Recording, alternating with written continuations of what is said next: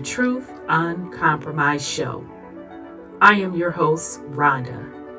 Join us every Thursday at 7 p.m. Eastern Time.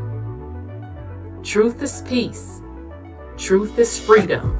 To love, live, and be. We are Truth Uncompromised.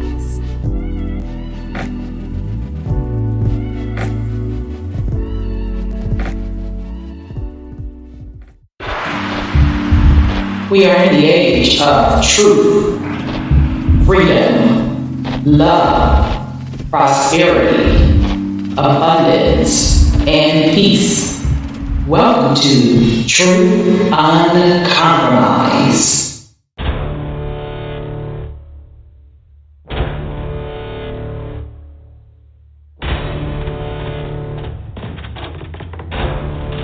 You have entered into a dimension of truth. Time does not exist, and illusions are shattered. The journey of truth is intense. The journey of truth will set you free. Consider this a warning as you enter the dimension of truth uncompromised.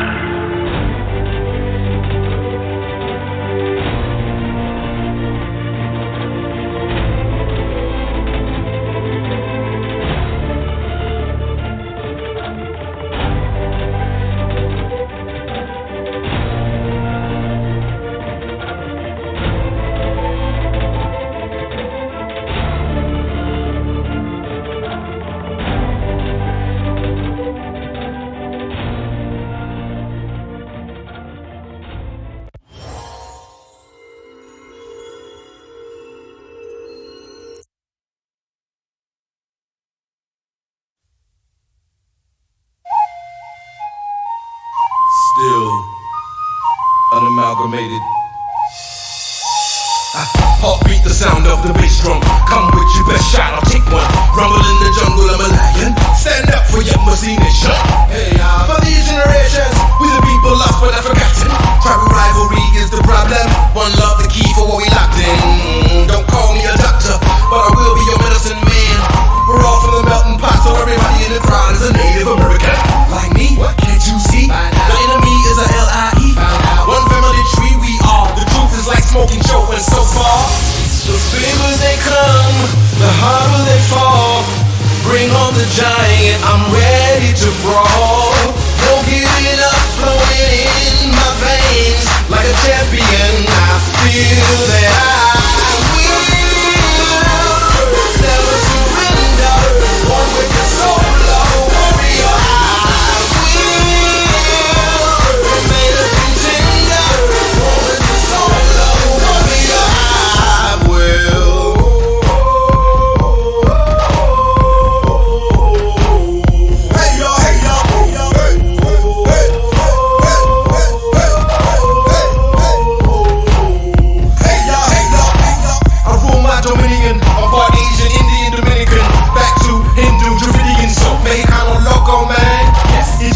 My description, I'm training hard for the mission. I'm a country boy from the south, and mama said knock you out in the ring like. The bigger they come, the harder they fall. Bring on the giant, I'm ready to brawl. Don't give it up, flowing in my veins like a champion. I feel that I will never surrender. One with the solo warrior,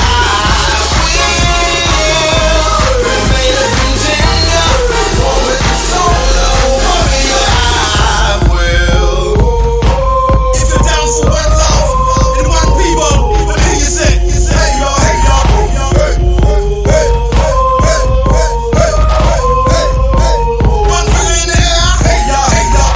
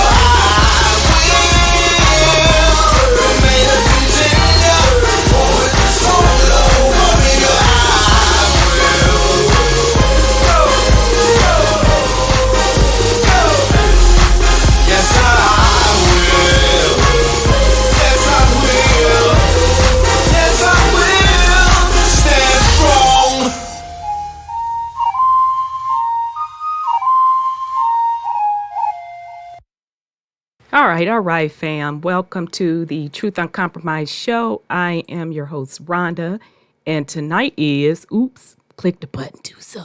My bad. All right. And tonight is 420. So for y'all that's, into your little stuff. So we have a great show planned for you. I know I had to take a break last week. It was so crazy. It's really crazy this week, but we're back this week. So we are on episode 12 of our series, Universal Language, Codes and Symbols. If this is your first time joining us, I highly encourage you to check out the first couple of episodes to get caught up. The purpose of this particular series is a few folds. Number one, to introduce the audience who aren't familiar with some of the principles of metaphysics, and also get into some discussions on how numbers really work in the universe, in this realm, how it's tied to spirituality. So I hope you get value out of this series. So with that said, let me welcome the fam. So shout out to Sis Flamethrower. Good to see you, sis. Haven't seen you in a minute. Hope all is well. Shout out to Sis Divinity. Shout out to RDT. Shout out to Sis Stephanie Cook. Shout out to Lance.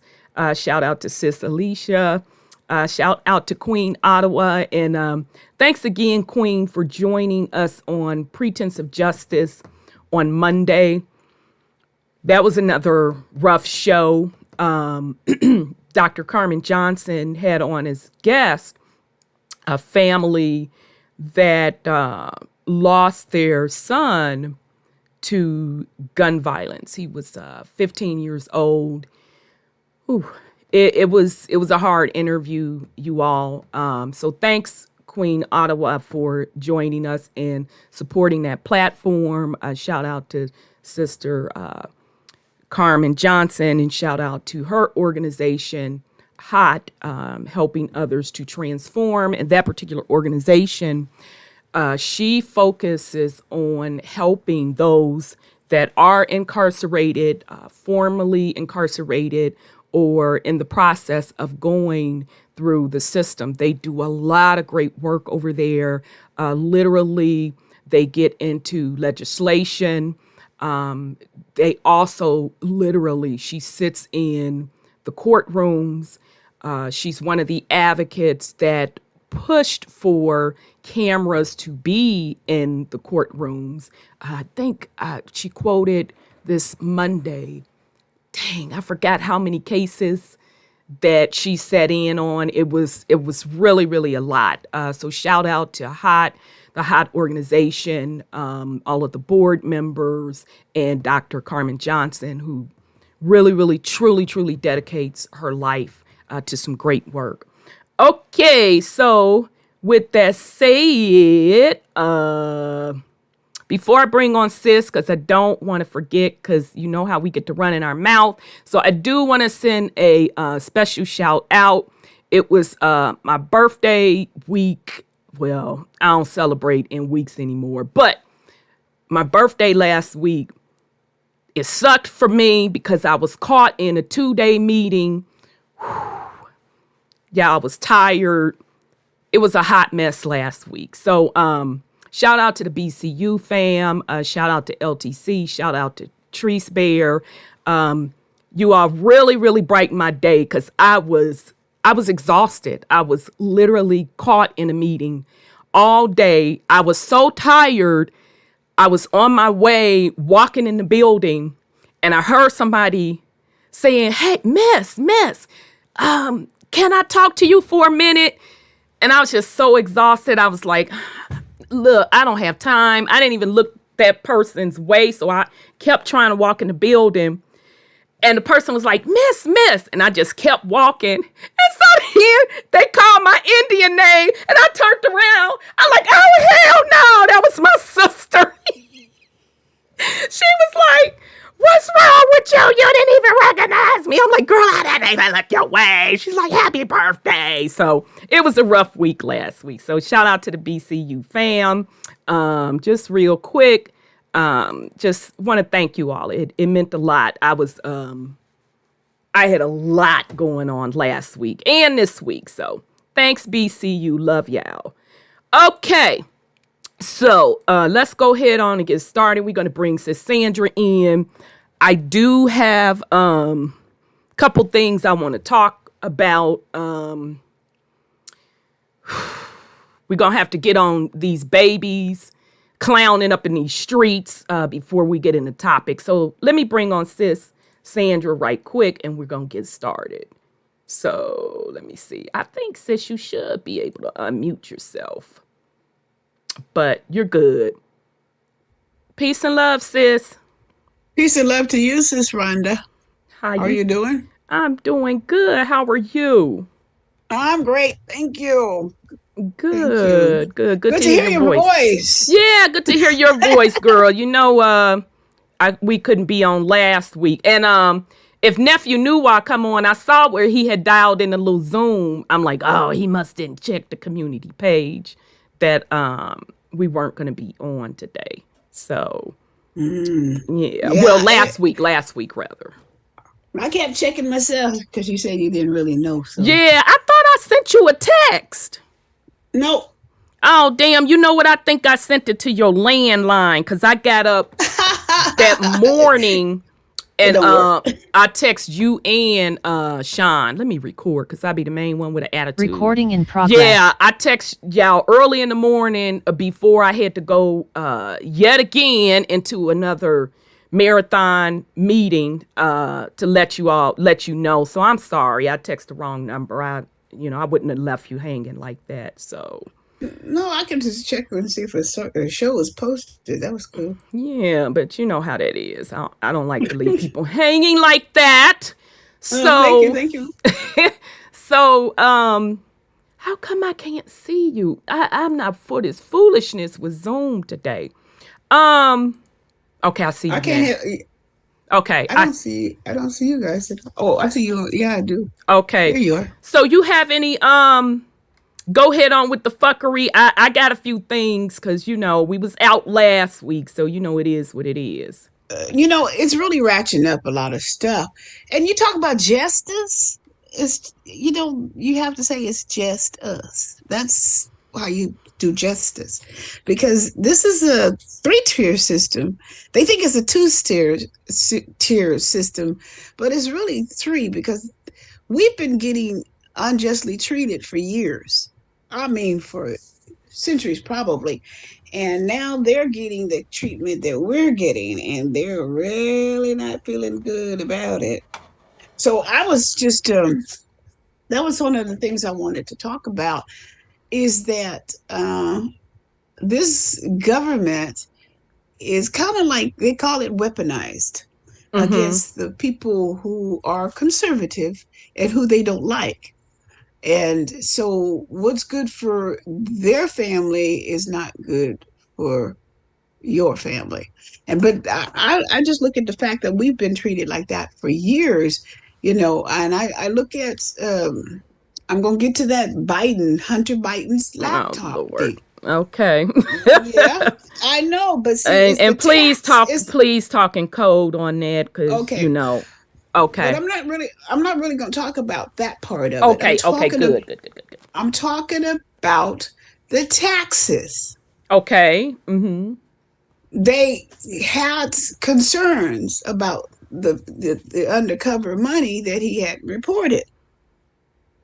And now it's out in the news. So this is news out there that they are trying to get one of the high Delaware tax officials at the IRS to go after him, and he's been blocked. To go after who? Biden or his son? His son. Oh, okay. Oh, and they're blocking. Okay. Yeah, and they're blocking him. Mm-hmm. Yeah. So some of the political high places is blocking that person from filing charges against him because the FB said they can't file charges, and they're blocking this Delaware high-ranking IRS official from filing the stuff. Interesting. So he asked for immunity. I mean, no, not immunity, but witness protection. I mean, whistleblower protection. Oh, I'm like, child. What is this? Okay, so the agent that was trying to bring him in for the taxes is asking for witness protection. Right, because the whistleblower protection. Okay. Yeah, asking for his protection because there are things that they have found on the big guy and the little guy, and but not the taxes, but the little guy is the one for the taxes so far. The big guy, they're finding about his link to that wonderful place I always talk about. The one over there that's right. Yeah, that country. And so they are blocking that. And yet in New York, old boy Trump got called in on some hush money, supposedly, to settle outside the court. And this Braggs dude called him in, but that ain't even my point. My point is, we talked about this before, is they had jails, Chinese jails in New York for the Chinese people that skipped out of China, came here, and they're arresting them. Yeah, they've been doing that, girl, because yeah. Matter of fact, damn, where did I see that story at? They allowed. No, this was it was a while ago. Yeah, it was a while ago, and they allowed the Chinese government to come over here, and set up was it a police station or something, baby? Several police stations. Yeah, and I was like, but I thought China was the enemy, though. They are, but these people have. They can't be. No. I'm sorry. Go ahead. I'll let you get yours. It's people in high places that's protecting them. Like, say, for instance, the mayor of New York, Adams. I forget his first name. He's the one who got up there. I think he was the one that got up there and told Marjorie Taylor Greene that she better act right in a peaceful city. When they were indicting Trump. And then the other one that was over there, so because what happened is they arrested 30 of those Chinese agents that's here. And before I think even before they were booked good, the Adams dude had him out of jail, and Graham, I think it was Lindsey Graham, the senator, had him out of jail. The ones that's having the jails, they put them in jail, and then they got them out right quick. So some sympathizers in our country is working with China to take down other people that won't keep them Bidens in office. Or prosecuting the Bidens. They're blocking all this stuff. And the reason I think they came over here for the Chinese jails is because when I was watching the January 6th rally, the Chinese people who escaped communism, it was a boatload of those people there supporting Trump.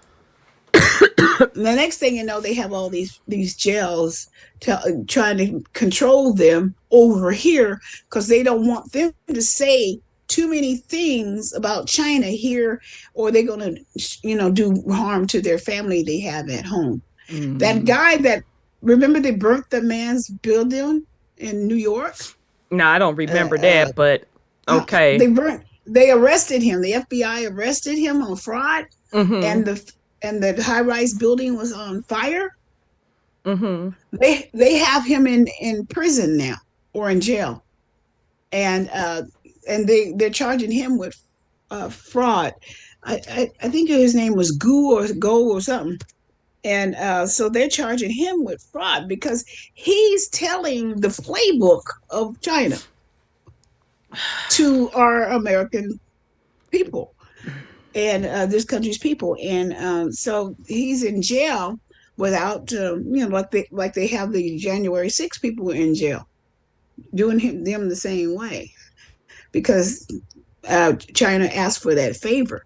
So there's people in high places that are helping them people establish their police offices and thing here in this country. It's when I was in more stuff, they were talking about China all the time. So they made their creation of people they claim, and I think China was the people. But they were talking about they were Chinese or Asiatics. That's what they call themselves, remember? So this is justice. There's a 2-3-tier justice system going on right now. And for those who are guilty, they're saying they're innocent. And those, like right now we have truth being lies and lies being the truth. So if you're on the wrong side of the justice, because there's no constitution hardly anymore that they recognize. Even the judges are not recognizing this organic constitution that we had. So our people have always been put in jail to finish out crimes. Sometimes they can't find nobody. Our people done gone whacked out and being out there like in Chicago.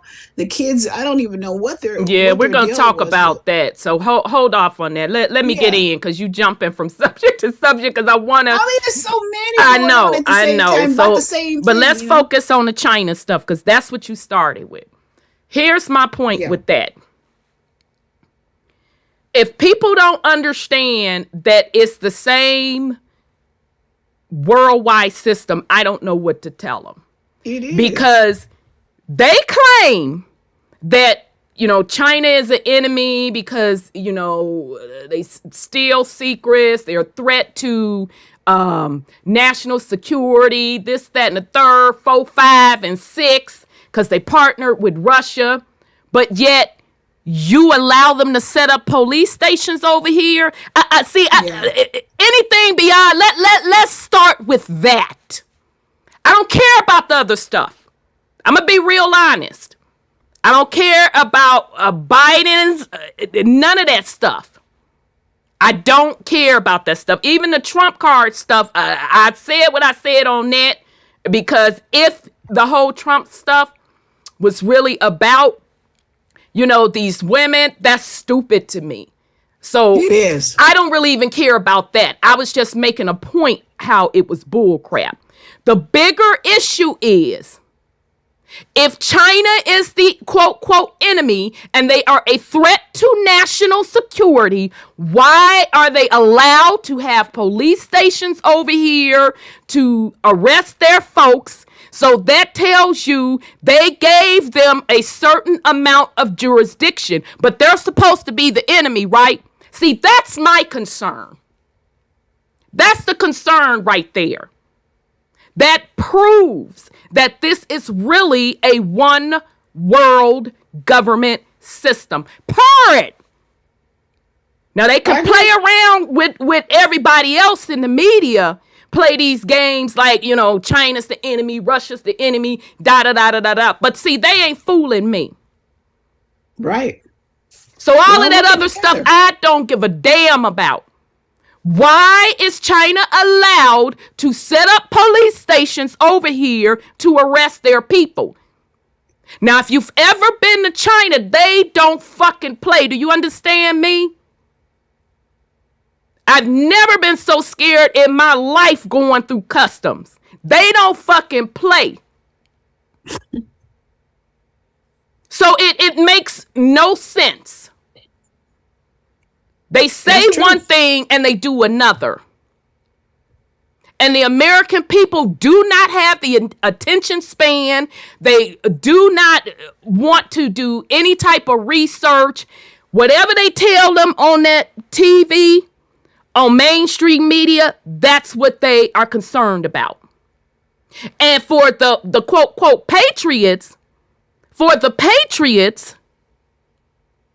that talk all of that other crap, why isn't that their concern? Exactly. So I'm not for the foolishness. I'm just not. How many weeks or months ago we talked about them police stations and they just find out about it now? I don't get it. They's a damn lie.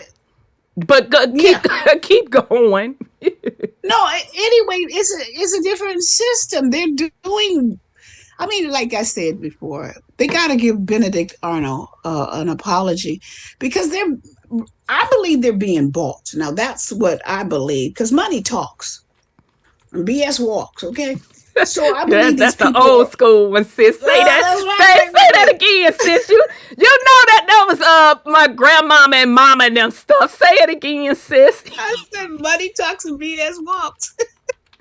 So you can't, you can't even say, that they're getting really. These people are not loyal. They're not loyal. They're not loyal to anything. If you give your swear allegiance to something, you at least need to swear the truth. But these people, the Republicans, they act like I don't know. They act like they're fighting a war, like gentlemen fight a war, and draw sabers, how they do that. And everybody draws their saber at one time. Forward, march. And it's all gentlemanly stuff, but this is really cutthroat stuff that's going down here. And they act like they don't know about it, and they're just putting it out in the news today or yesterday.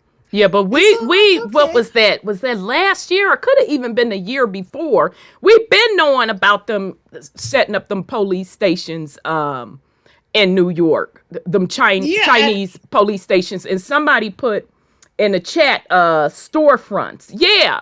We've been knowing about that. So okay. I mean, I'm sitting in here in my house minding my own business. I know about what Biden's up to. Come on now. That ain't but they're gonna go through this committee and that committee and this committee and that committee. And then they say they go by the Constitution. I say, yeah, okay. Constitution.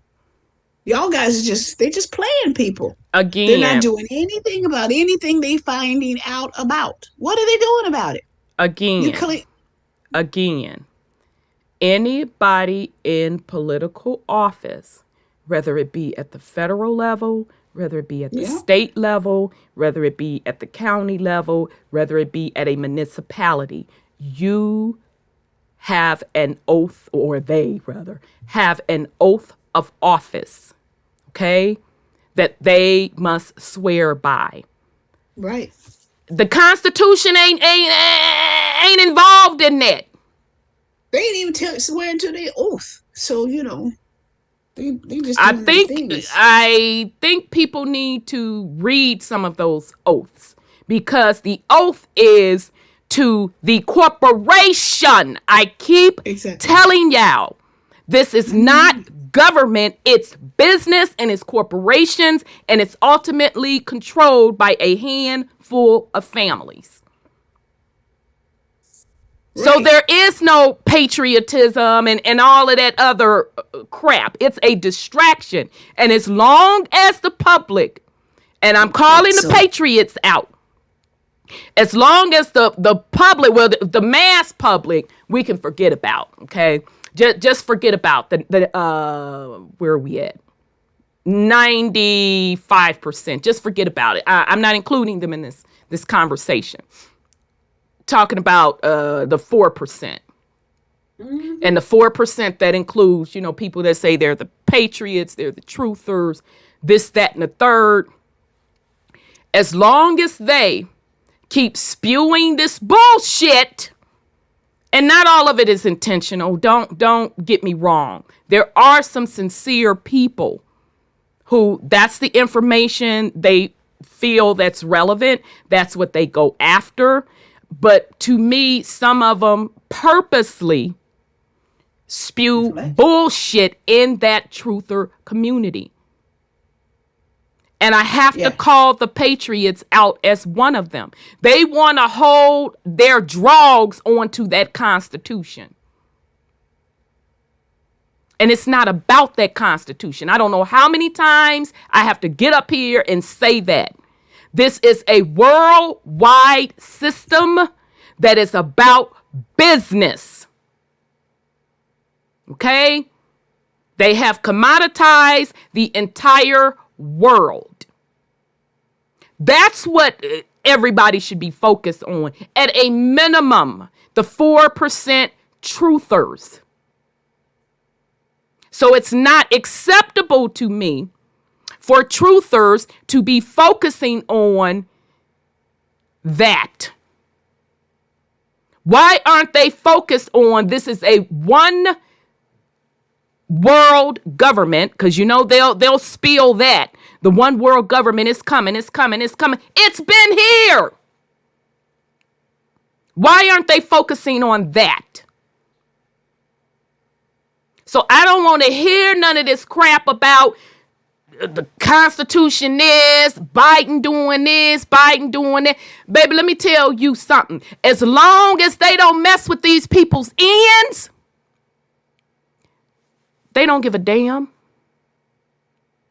They don't give a damn. They are appointed. They have to follow that oath. Their responsibility is to run the business, run them ends for those families. That's what this is about. That's why the world is in the state that it's in, because we allow the shit to go on. We don't focus on the real stuff, which is literally enslaving the planet. We consent to it. We're consenting to this shit. So I'm not interested in that bull crap that they're talking. You're not going to run game on me and talk about what China is allegedly and supposedly doing when you let them set up police stations. So I'm not trying to hear it. I don't even want to hear it. Because even within the U.S., there's jurisdictional borders between states, between counties, between cities, between municipalities. They even have to get permission from each other to do stuff. So you gonna try to convince me that it's okay for China to set up shop? Who gave them that jurisdiction? Focus on that. Truth or community. Focus on that. Otherwise, you're just talking hot air. I'm sorry, sis. Go ahead on. That's all I had on that. Shit. Well, I mean, you're absolutely correct. And since we've been, 2+ years now under this regime, and they can't still, talking, oh, we got this piece of paper and we got this.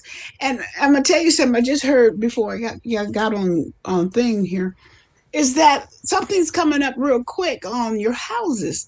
If you have better credit, that have good credit, they're going to charge you more money for down payment so you can help the little guy.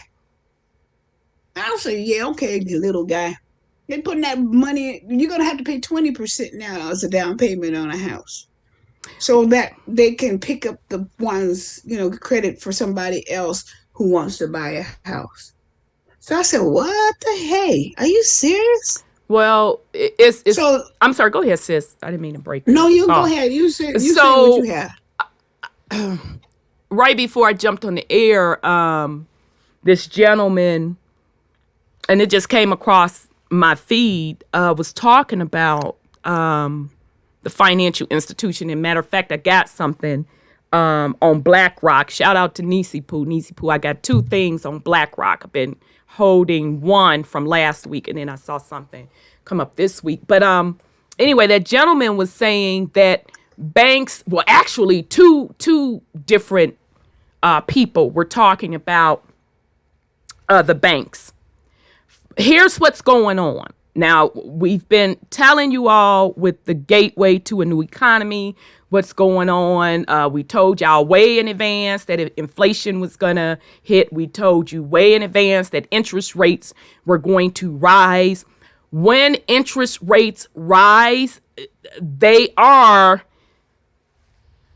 drying up the money supply. Okay? So that's what's going on. It is going to be tougher to get loans. So even the people that they're saying, we're going to, have people with good credit, make them put down more money to help people that don't have as good credit get houses, they're full of shit. Because those people aren't going to qualify for them anyway. And because the interest rates are so high, they're not going to be able to afford it anyway. So they're full of shit. Okay? They are drying up the money supply. Okay? Banks are literally putting out warnings that there is a huge recession up and coming. Companies are laying off. It started in the tech industry, and I am guesstimating that it's going to keep spreading out because they are going to pop the economic bubble. All right. And they'll tell you in the media that they're doing this because of high inflation. Like I've been telling y'all through Gateway to a New Economy series. That's just the cover story. That's the tactic or the tool that they use when they are ready to pull back money out of the system or put it into recession for a couple of reasons. A lot of times it's to get their buddies to come back in and swoop up everything at a low price and make more money. But most of the time, it's just a cycle to collapse and expand, collapse and expand, and collapse and expand. This particular time, as I keep telling you all, this collapse is going to be to switch out currencies. Okay. So even with that housing thing, that's not really the true story. Now, another gentleman was saying right before I came on the air, I saw his video, and he said that now car dealerships, banks, the big banks, and shoot, he had them on the screen and I should have paid attention, are now not loaning money to car dealers to finance car purchases. And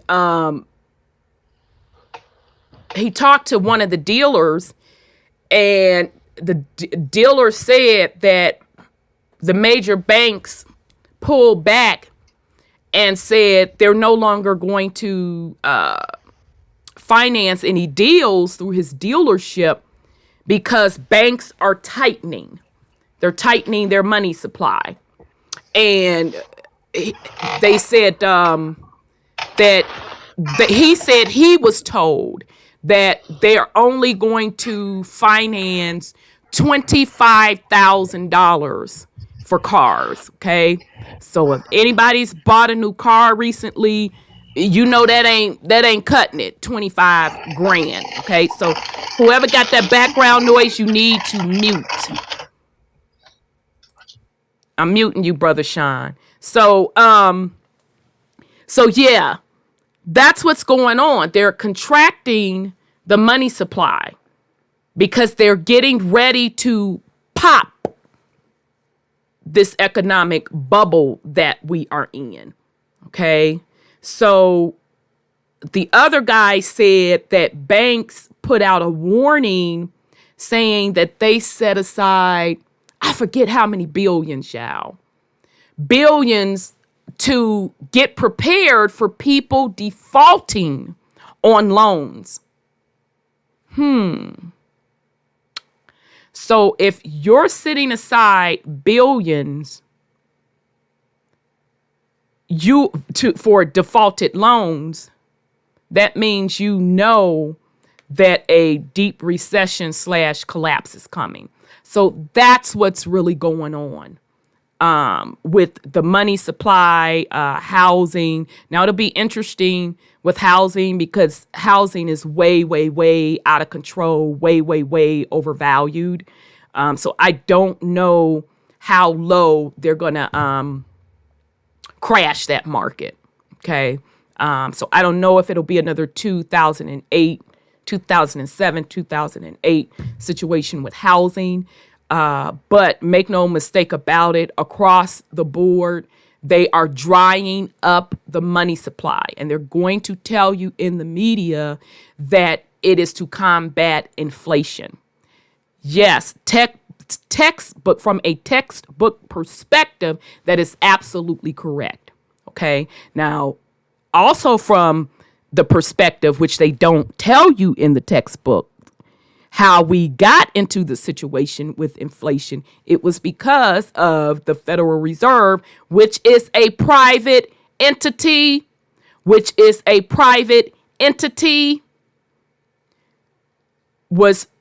giving out free money. It wasn't free, but it was at really, really, really low interest rates. Okay.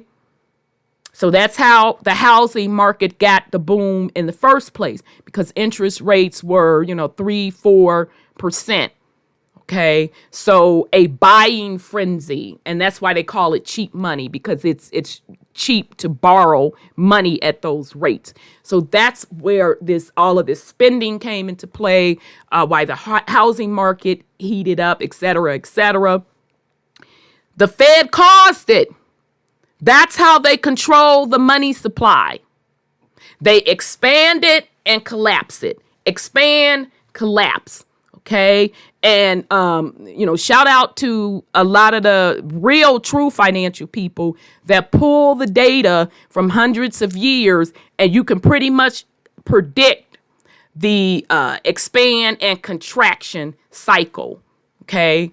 A lot of times it runs on a 7-year cycle. All right. So that's what that's about.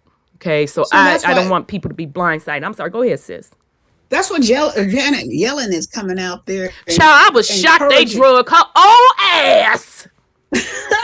Me too. She is encouraging money to be spent. Girl, she in the motherfucking press conference shaking and shit.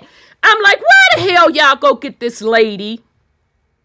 She wants them to give Ukraine more money. She wants them to, up the budget, and they're going to default on the debt if you don't up the money going out. That's what they want. That's what they're talking about. That's what she was there for. And I said, now why she come out of the woodwork? Child, girl, I thought she was, somewhere chilling with her great grandbabies, great grandbabies by now. And when they dug her up out the coffers, I'm like, oh, Lord, it is what it is. So them people, they don't run anything. The presidents do not run the economy. I don't know how many times I have to say it. They do not run the economy. The Federal Reserve controls the money supply. Okay? Which ultimately rolls up through the IMF, et cetera, et cetera, et cetera. So that's what's going on. Okay, so I'm sorry. Go ahead, sis. It's like the border crisis. It's only a crisis to the people who don't want to see them come in, but they need those people to make people broke in this country. That's what they need. They need people not to have jobs. They need that, because they don't have to pay you any more money, and they can get cheaper labor and all kinds of stuff. So, because that border is open to make the middle class people broker. That's what it's open for.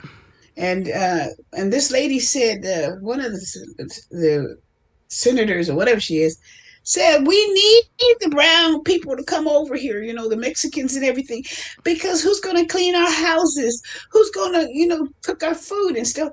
I'm like, whoa, okay. So they need low-paying people so they can enslave them, like they're doing, with the young people. They're putting young kids to work. So they don't want to pay anything. They want to be wealthier and you be poor. That's what they say. Well, I'm And gonna. Oh, I'm sorry. Go ahead, sis. if you get a house, they're not gonna want you to have the house. They're gonna try to take that from you too. They don't want you to have anything. That's what they say. You don't have anything and you'll be happy. So That's what they let's say. do a little unfolding. Let me see, Brother Sean. Trying to make sure that you can unmute yourself because you was killing us. You was, I I'm don't know like, what it was. I don't know. Yeah, I don't know what the hell that was. Peace and love, Brother Sean. How are you? Wholeness and power. I'm good. How y'all? We good. We good. It's good to hear your voice. Likewise. That was funny. Yeah. Yeah, and she had to make an appearance. She hadn't been seen for a while. She hadn't been voting on shit.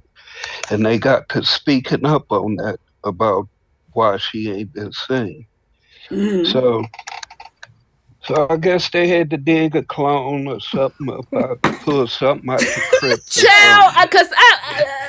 Child, they need to get that together then, because she be like, I'm like, well, god damn, what, you got Parkinson's? What the hell?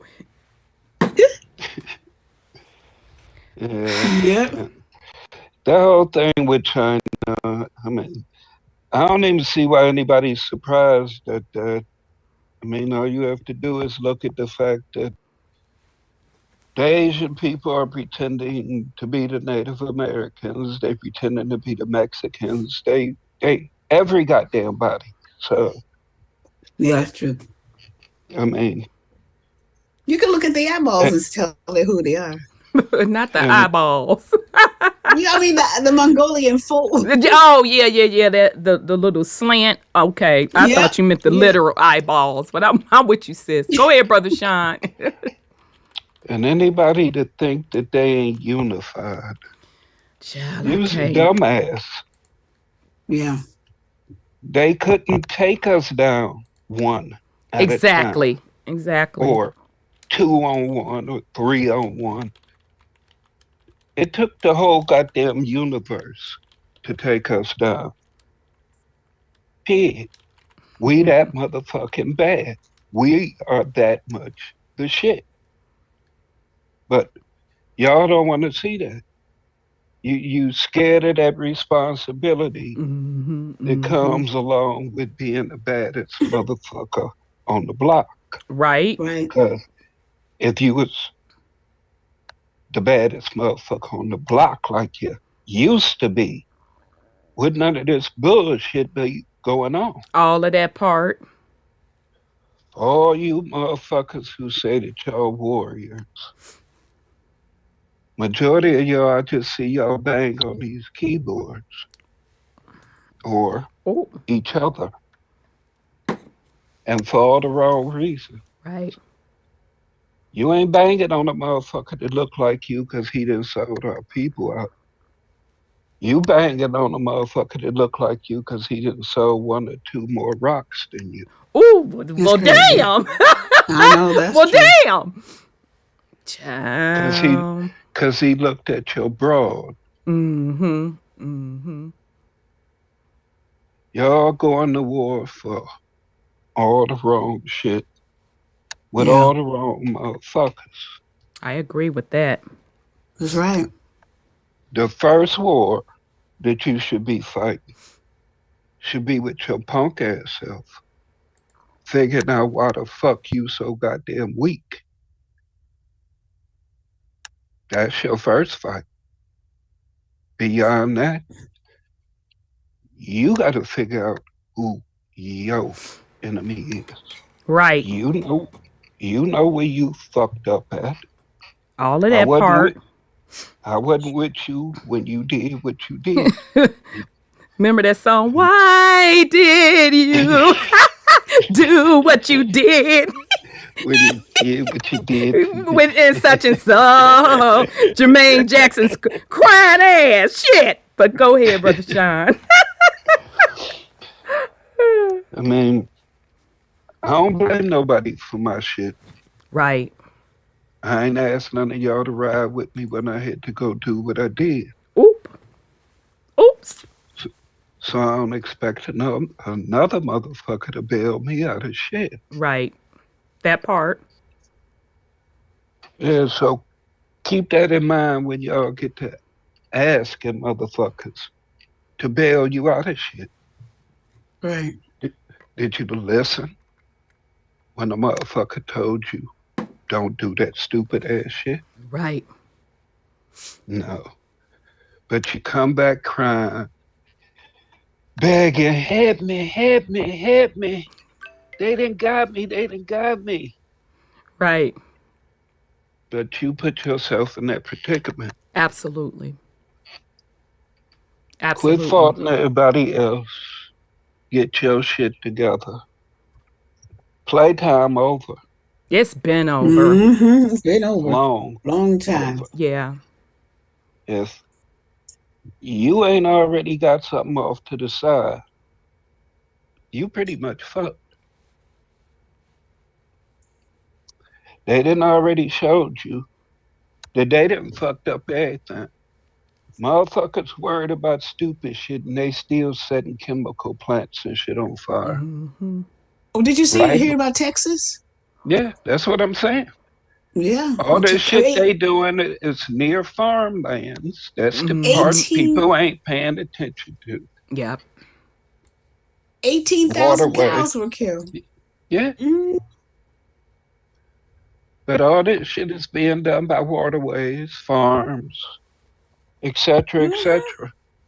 Right. And y'all ain't paying attention to none of that. None of it. Nope. Too busy caught up in politics and bullshit. Who talking about who and who said what. Right. Who allegedly doing this and allegedly doing that. Right. When you see that they actually burning up these goddamn chemical plants, derailing trails, killing off livestock, you see that they're actually doing this shit. You ain't got to wonder. Right. No. Right. Yep.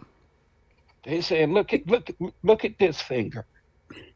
It's the middle finger the whole time, but it's zoomed in. Well, they just not keep zoomed. Telling you to look at that. Yeah, it's zoomed in. They just keep telling you to look at that finger, concentrate on that finger. Right. While they doing all type of other shit with their other hand. Destroy you. This, that, or the other. Yep. Then when you finally zoom out, you see that you was getting the middle finger the whole time. Mm-hmm. But I digress. No. Yeah, I'm sorry. Go ahead, sis. It's just like in the New York, the people who are in power are taking pictures with them. So, I mean, serious. You have to know the government's involved with it. You have to. You have to be stupid to know that the government is your friend. I said, why you guys keep trusting this stuff? You know, and people don't want to talk to me, of course, but you gotta wake up before you won't wake up at all. Yeah, yeah, and most won't. They put their very lives and their families' lives in the hands of someone else. So it is what it is, and that's what you get when you look to someone else to make decisions for you.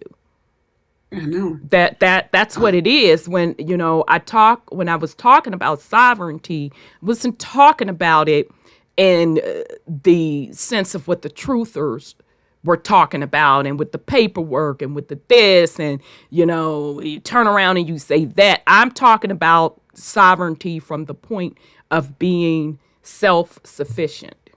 Okay. Because we have allowed ourselves to be so dependent on a system to feed you. I mean, literally for everything. Exactly. So it is what it is, that, people just focus on the wrong shit. And I see that across the board. That's even in, the 4% truther community as well. Okay. You do have some of them in there Now people want to talk about the preppers, because when you hear the term preppers, it's gotten better now since they shut the world down. But back then, when you would say prepper, people would have in their mind, like, crazy white folks with a bunch of guns, okay, that, live off the grid and they don't want the government messing with them, 4, 5, and 6. But when the world shut down, they weren't panicking because they were already prepared. Okay. Yeah, that's true. So, and of course, I'm not saying that, you have to do anything that's going to stop you from, feeding your family, et cetera, et cetera. But it's the small things that you can do. Hey, sis, Yes, sir.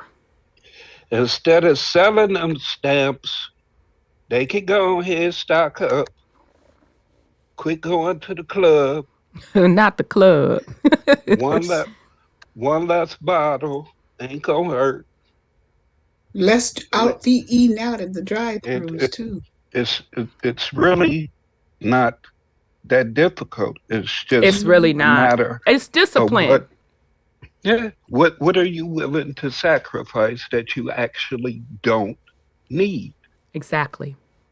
Now, considering what happened last time, and we've been telling motherfuckers for years that all you got to do is stop and this shit is over. Quit playing Exactly. the motherfucking game. But no, y'all let them shut everything down when they decided to. If they don't have workers, if they don't have people consenting to shit, the party is over.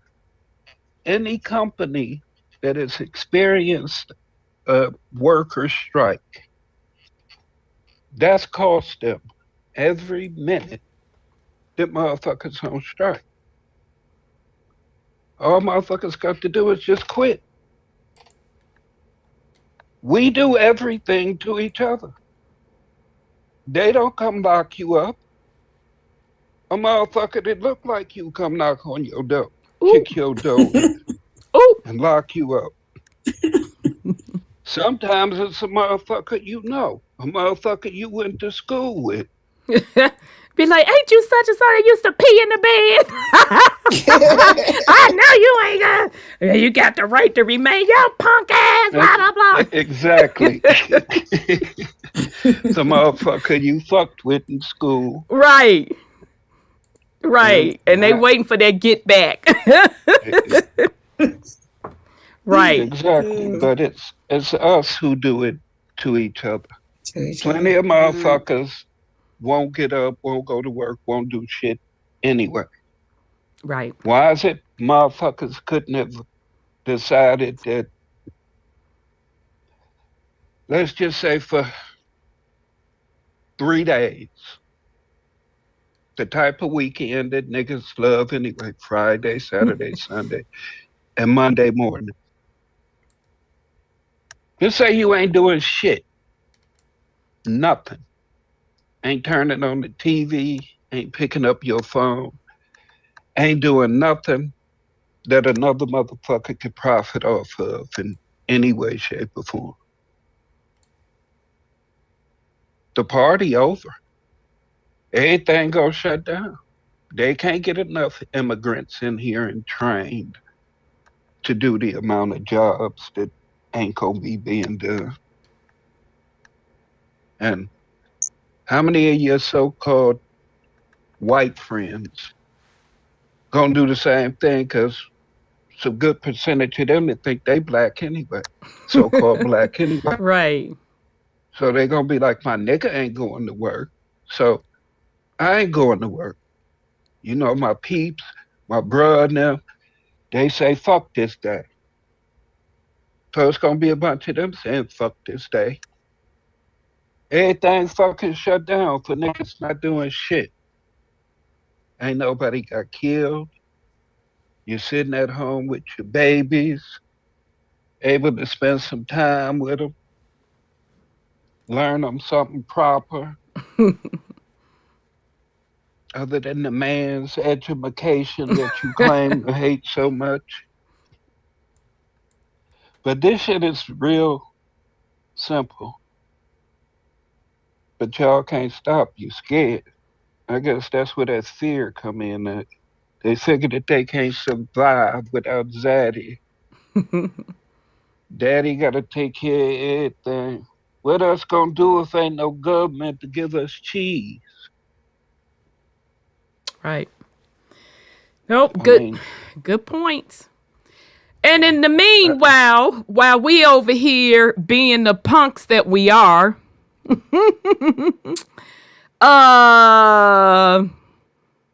Paris is about that life.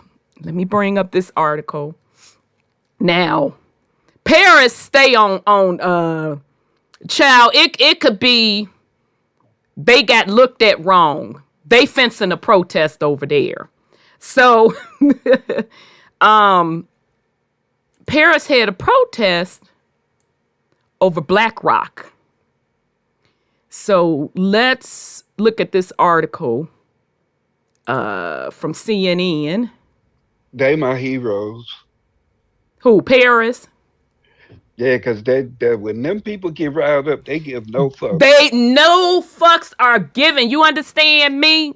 They don't, and I mean, they will literally protest over anything. They don't care. So, this particular article is from CNN. Protesters storm BlackRock's Paris office, holding red flares and firing smoke bombs. So I didn't listen to this video. So let's see what they talking about. You know they finna play their little commercial. Oh, child, CNN. Why you gotta do it to me, CNN? Why? Hurry the hell up, CNN. Shit, because they probably copyright strike me for the damn Charmin commercial music. Hurry the hell up, Charmin, man. Yeah. Everybody want to get paid, I guess. Come on. Get to the damn news feed. Come on. And then they don't even let you skip their little advertisement. Okay, oops. This is just into CNN. The video you are seeing here, these are protesters in Paris who've stormed the offices of the investment firm BlackRock in the middle of the city. In the video, you can see protesters are chanting, waving flags, carrying flares. Smoke is filling the building. It is the 11th day of nationwide demonstrations against the country's new pension bill. If you're unfamiliar, it raises the retirement age from 62 to 64. It has infuriated Parisians everywhere. CNN correspondent Melissa Bell is live in Paris. Melissa, can you tell us what you saw on the ground here? Well, this is where the main march is just preparing to get going, Caitlin. Let me show you around. The union saying just within the last hour or so that they stand united. They intend to continue their protest action. The 11th day here, there are strikes going on nationwide, and this march will get going shortly. The government for now, Caitlin, saying it's going to stand firm. But you mentioned those images a moment ago. Those were rail worker union workers who managed to occupy that building for about 10 minutes. And it's a reminder really of what we've seen the last couple of weeks. What had been largely peaceful protests since they began in January, really turning a lot more violent and a lot more confrontational with the police. And that's something we expect to see again today. 11,000 policemen that are out across the country to try and keep the peace. But some groups determined to turn these as violent as they can. For now, we're waiting to go. The talks that took place between the unions last night and the government collapsed. Once again, both sides failing to agree, with the government vowing that it will push this retirement age up from 62 to 64 and that it will not back down even in the face of these repeated strikes and marches. All right, so there you go. Shout out The to city custom damn cash it. card automatically adjusts to your spending. Shit. Hold on, y'all. Okay, shout out to Paris, but now Paris is known to be about that life.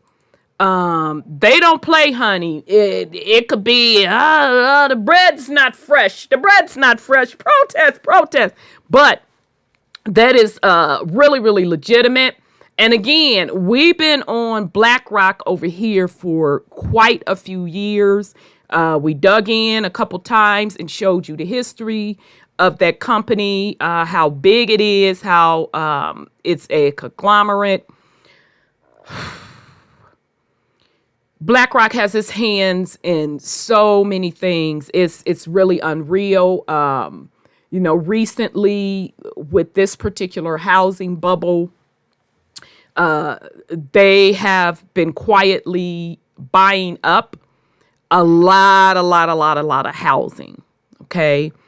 Just to name a few things, the train derailment in Ohio, we found out that BlackRock was somehow connected there. Child, I didn't forget how they were connected. But bottom line, they are a very, very powerful company, okay? Worldwide company, okay? So, second article on BlackRock. Hey, sis. Yes, sir. Mm-hmm. I think they're affiliated with the railroad. They part. Oh, that's owner. okay. That meant that. I'm like, I can't remember what, but that makes sense. Yeah, they're part owners. They got their hands in everything. Yeah, absolutely. Yep. Okay, so the second article on BlackRock. Okay, this is from Bloomberg.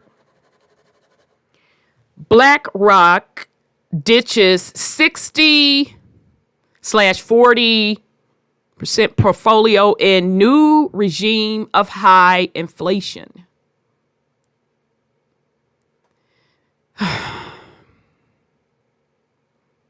Let me just see if I can listen to we can listen to the article. Let's see. Let me know.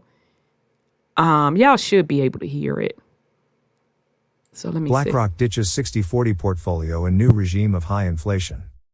BlackRock Incorporated strategists are ditching the 60/40 portfolio in favor of public and private investments as well as tactical holdings of bonds to navigate higher interest rates. Strategists from BlackRock Investment Institute, the research arm of the world's largest asset manager, recommend breaking up traditional asset allocation buckets, moving away from broad allocations to public equities and bonds, according to a Tuesday note. These old assumptions do not reflect the new regime we're in, one where major central banks are hiking interest rates into recession to try to bring inflation down, the strategist said. A Bloomberg US 60/40 portfolio index is up 6.3% this year after tumbling almost 17% in 2022 in its biggest annual drop in over a decade. However, BlackRock strategists warn this does not indicate a return to the persistent gains seen in the 4 decades since the early 1980s for the popular portfolio mix. The strategists recommend looking at specific equity sectors, such as energy or healthcare, and selecting companies with robust cash flows and resilient supply chains that can endure a recession.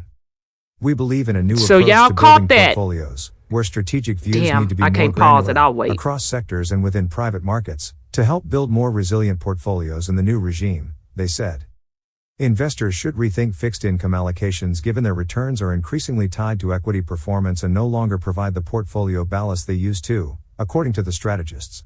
They favor tactical allocations to inflation-linked bonds and short-term debt due to attractive yields and the prospect that above-target price pressures will endure. We see interest rates staying higher as the Federal Reserve seeks to curb sticky inflation, and we don't see the Fed coming to the rescue by cutting rates or a return to a historically low interest rate environment. All right, so I played this article, and again, this was Bloomberg, came out a couple days ago. I played the article to, once again, tell you all what's going on. You always follow the money, follow the big players. BlackRock is a big player, and you could pretty much know how stuff is going to move. So even here, they're telling you all that a recession is coming. They're literally telling you that a recession is coming. Okay? So they're moving their stuff to bonds to get the higher rate. So they're not, what they're saying is they are not expecting the Fed to cut interest rates. All right? So I just, once again, wanted to show you all, always follow the money, follow the big players. Yeah, they're collapsing the economy, fam. All right. And recession is right around the corner. Okay. So there you have it with BlackRock and their shenanigans. So it is what it is. Okay. All right. So that's enough of that. Okay. So got to get on the auntie moment.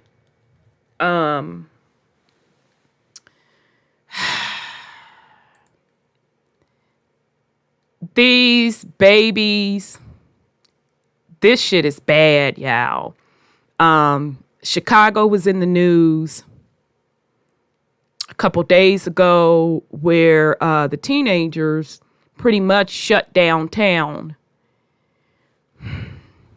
Let me go and play this video and then we'll talk about it. Shit, I should have just left it on there. I'm sorry. Go ahead, sis.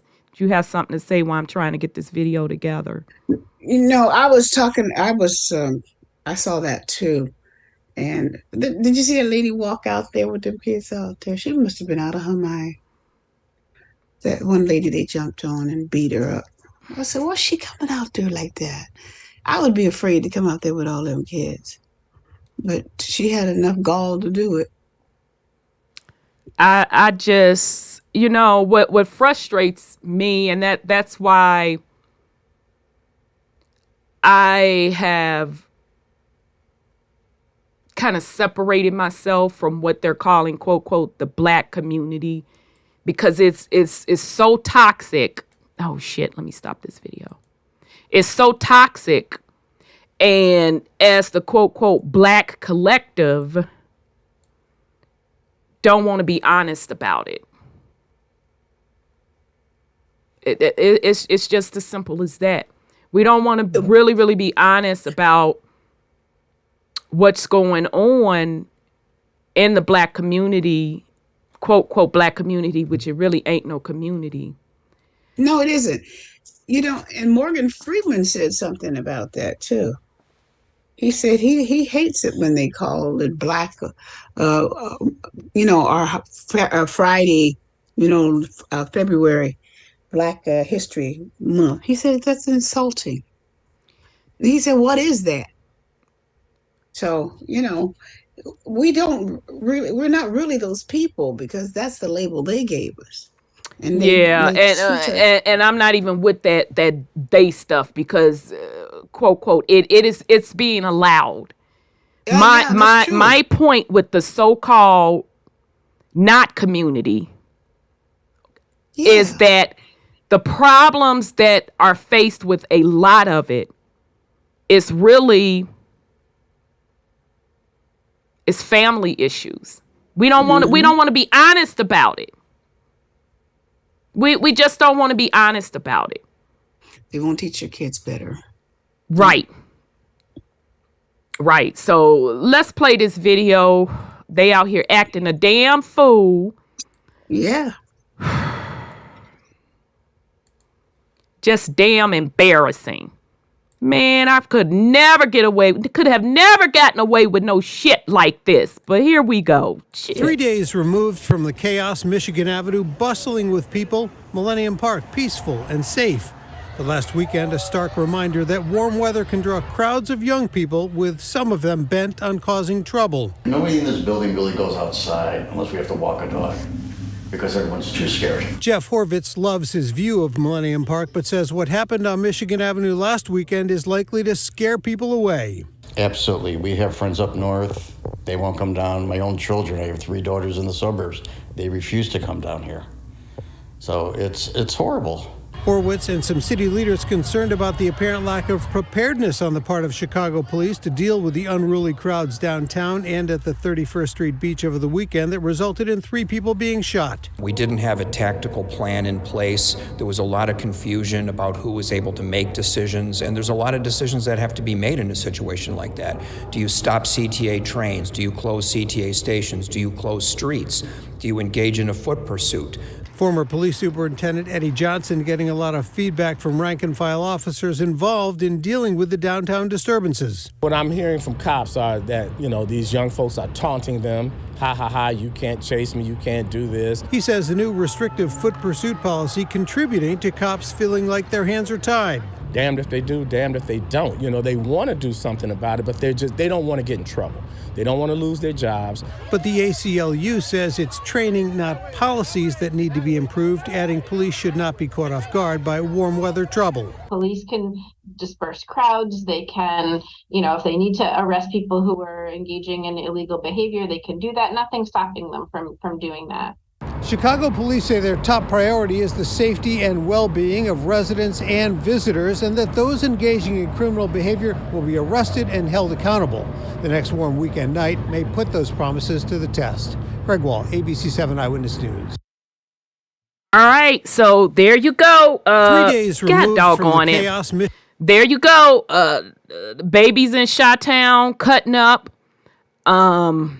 And that's just one example. We need to keep it real and be honest. Every time it get a little warm, the quote, not community, it's going down. But stuff like this, the not community, you don't want to talk about that. Okay? You don't want to talk about that because it's your children out there showing they monkey ass. And yes, that was even with Freaknik. And no, I was not at Freaknik, so you ain't finna find no motherfucking tapes on me. I wasn't at that shit. Okay? It wasn't going down. Okay, similar situation. They had to shut that shit down. Okay, and sadly to say, that was my generation with that bullshit. Okay, it started out like, a black college spring break, but folks didn't want to fucking act right. Okay, the same type of mentality and behavior, but we don't want to talk about that. Okay. So now these babies out here showing they ass. Where your parents at? Gen X, come get your motherfucking children. Millennial, that's some of y'all babies too. Mm-hmm. Come get your damn children. Why are they out that hours of the night clowning like that? But that's the shit that the not community don't want to discuss. But as soon as it's, white on black, there's press conferences held, this, that, and the third. Baby. Come on, y'all. Aren't y'all embarrassed? That shit is fucking embarrassing. I'm sorry. Go ahead, Brother Sean. But aren't we supposed to be children of the sun? Ain't the sun and heat supposed to empower us? But it seemed like when summer come around, they show their monkey ass. Yeah. It's just, they're well trained. They learned the lessons well. And that whole Freaknik thing, Boule set up. Yeah. People forget which colleges and it started. Spelman started the spring break-a-majigga. And that's, my mom wasn't having it. I was like, I want to go to Spelman. You're not going down there. I want to go. I don't give a damn where you want to go. You're not going to Spelman. But yeah, Spelman started that, and according to them, that wasn't their intent. But I hear what you're saying. I'm sorry. Go ahead, Brother Sean. Yeah, but the Boule, they never admit to what their true intent was. They always say that ain't what they intended, when that's exactly what they intended. I mean, you can take it all the way back to the Alabama foot wash. That has turned into a freaknik itself. Child, I don't even know what that is. What? What's that? I like to do that, miss something. Foot wash. Foot wash. Foot wash down in Alabama. Okay, I'm not hip, but okay, that's okay. It's held every 4 years, the fourth Sunday, September. Okay. I was always told about that coming up, that my family was actually one of the families that started that. Okay. Down in Farnsdale, Alabama. Okay. Which, yeah, that's where some of my people from.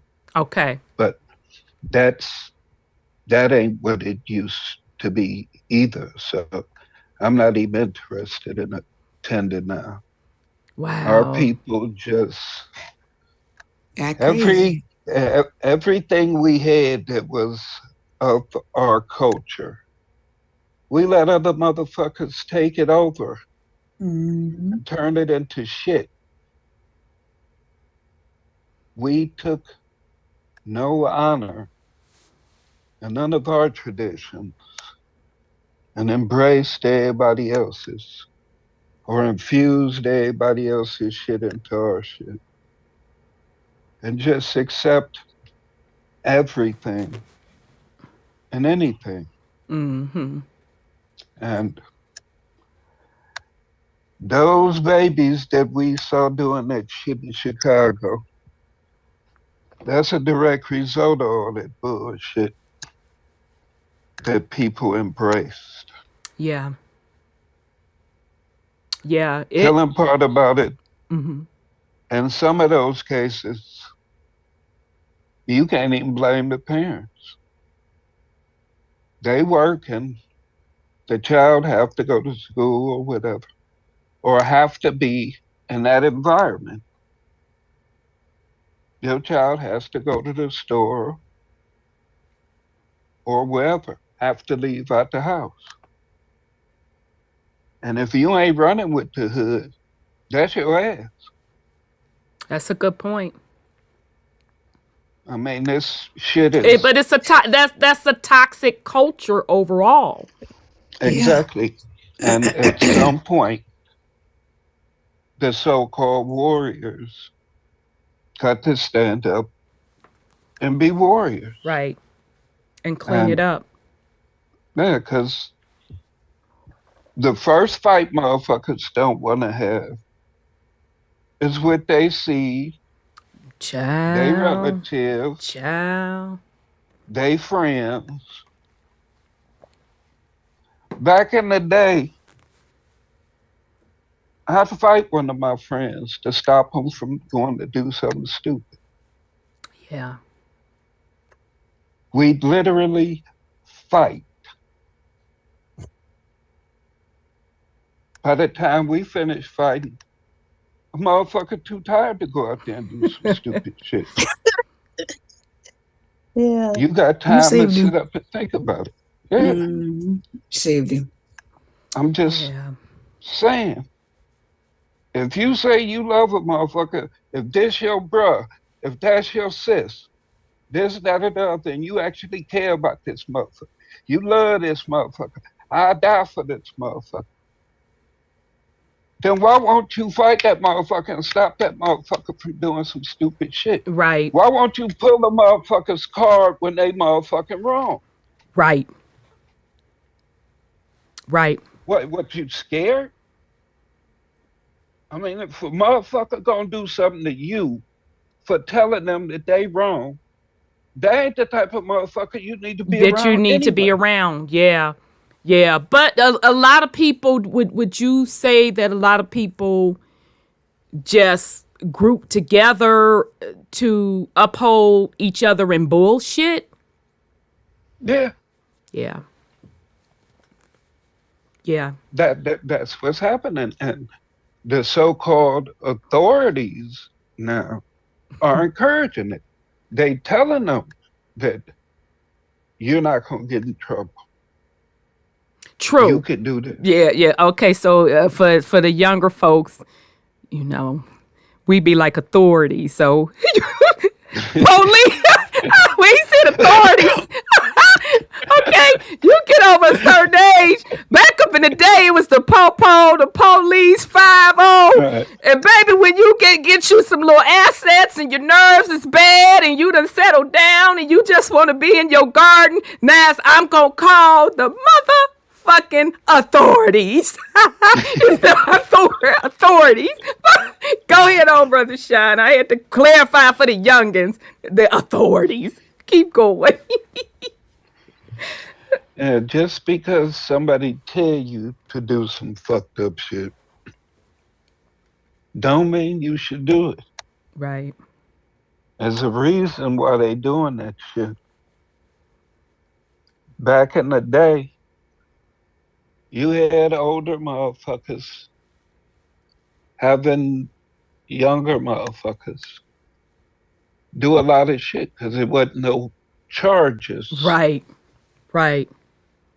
It was only certain things that they could be charged with. Right. And then the po-po turned around, took a page right out that book. Everything that we do is emulated, good or bad. Yes, that's true. That's true. We showed them the best ways to fuck us over. Right. All they do is sit back and watch us fuck over each other. Right. They ain't got to do much work. They know niggas sell out all the time. Yeah. Right. Let me offer this nigga right here a couple shekels. Right. He'll do whatever I want him to do. And he do. Right. And then they know exactly what you're going to do because they've been watching you. They've been pushing your buttons along the way. Mm-hmm. And somewhere along the way, they're going to send somebody to help you get back at that motherfucker. Wow. Yeah. To make sure you motherfuckers keep beefing. They ain't got to do shit but come in, clean up the blood stains, pick up the money in the yayo. Uh-huh. And it's been a good day. Yeah. All your shit at the auction. Right. Well, you know. So you basically just rented the shit for a little while. Ooh, that's a deep way to look at it. That's the whole way it is with this whole so-called reparation thing that motherfuckers think they're going to get. All you're going to do is turn around and spend the money right back with them. And give them back, yeah. Mm-hmm. And be fucked up all over again. That'll be a reset within itself. Yeah, that's true. It's not like we take it and build the infrastructure and establish our own banks and our own currency and be like, fuck them. No. We gonna deal with all their companies and spend all our money with them because we don't own shit. Exactly. But I digress. No, great point. No, he's right. Matter of fact, I was wondering, you know, that Lightfoot chick, she's the one who passed that "Don't Chase Them" law, right? Because Mayor Lightfoot with the ugly ass pantsuits. Yeah, and her little strange looking face. Anyway, she's the one who passed that "Don't Chase Them" law. Well, you know, the first thing teenagers are going to do is run, and so if she passes that, that means nobody's going to get arrested, and she knows that, and they know that. They're going to keep acting. You choppy, sis. For it, right? Yeah, your phone is or whatever you're on is choppy. But yeah, Lightfoot was a straight disaster. But part of it also, we have to keep a little bit in mind. it's also, and I was told this years ago, before what we see now is going on. This is probably like 20 years ago. I was told by someone that was on the police force in Chicago that they were telling them to scale back on arresting for certain crimes because it was an insurance thing. Because it was an insurance thing because when incidents jump off, they have to pay out. Oh yeah. So a lot of the police officers were either quitting or they're like, well, to hell with it, because what would happen is if an incident would jump off, then their rep, and I don't know the specific departments and stuff within the police force that gives representation for the police when something jumps off, wasn't backing the officers when stuff was justifiable. Now that was the police union. Yeah, police union. But I think they get a rep or something like that when something jumps off. And internal affair. Don't quote me, but one of them organization, it could be both of them, weren't backing them up. Now this was 20 years ago. I was told this, and so a lot of the officers was like, well, I'm not finna get myself hemmed up and something go down. And if, the union and department is not going to stand by me. Okay. So I'm just throwing out that little factor. Lightfoot was a straight disaster. Don't get me wrong. And I'm not trying to justify for her bad wearing pantsuit ass at all. I'm just giving you all that side of the equation. But here's the bigger picture on all of that. We should not have to have someone else police our children.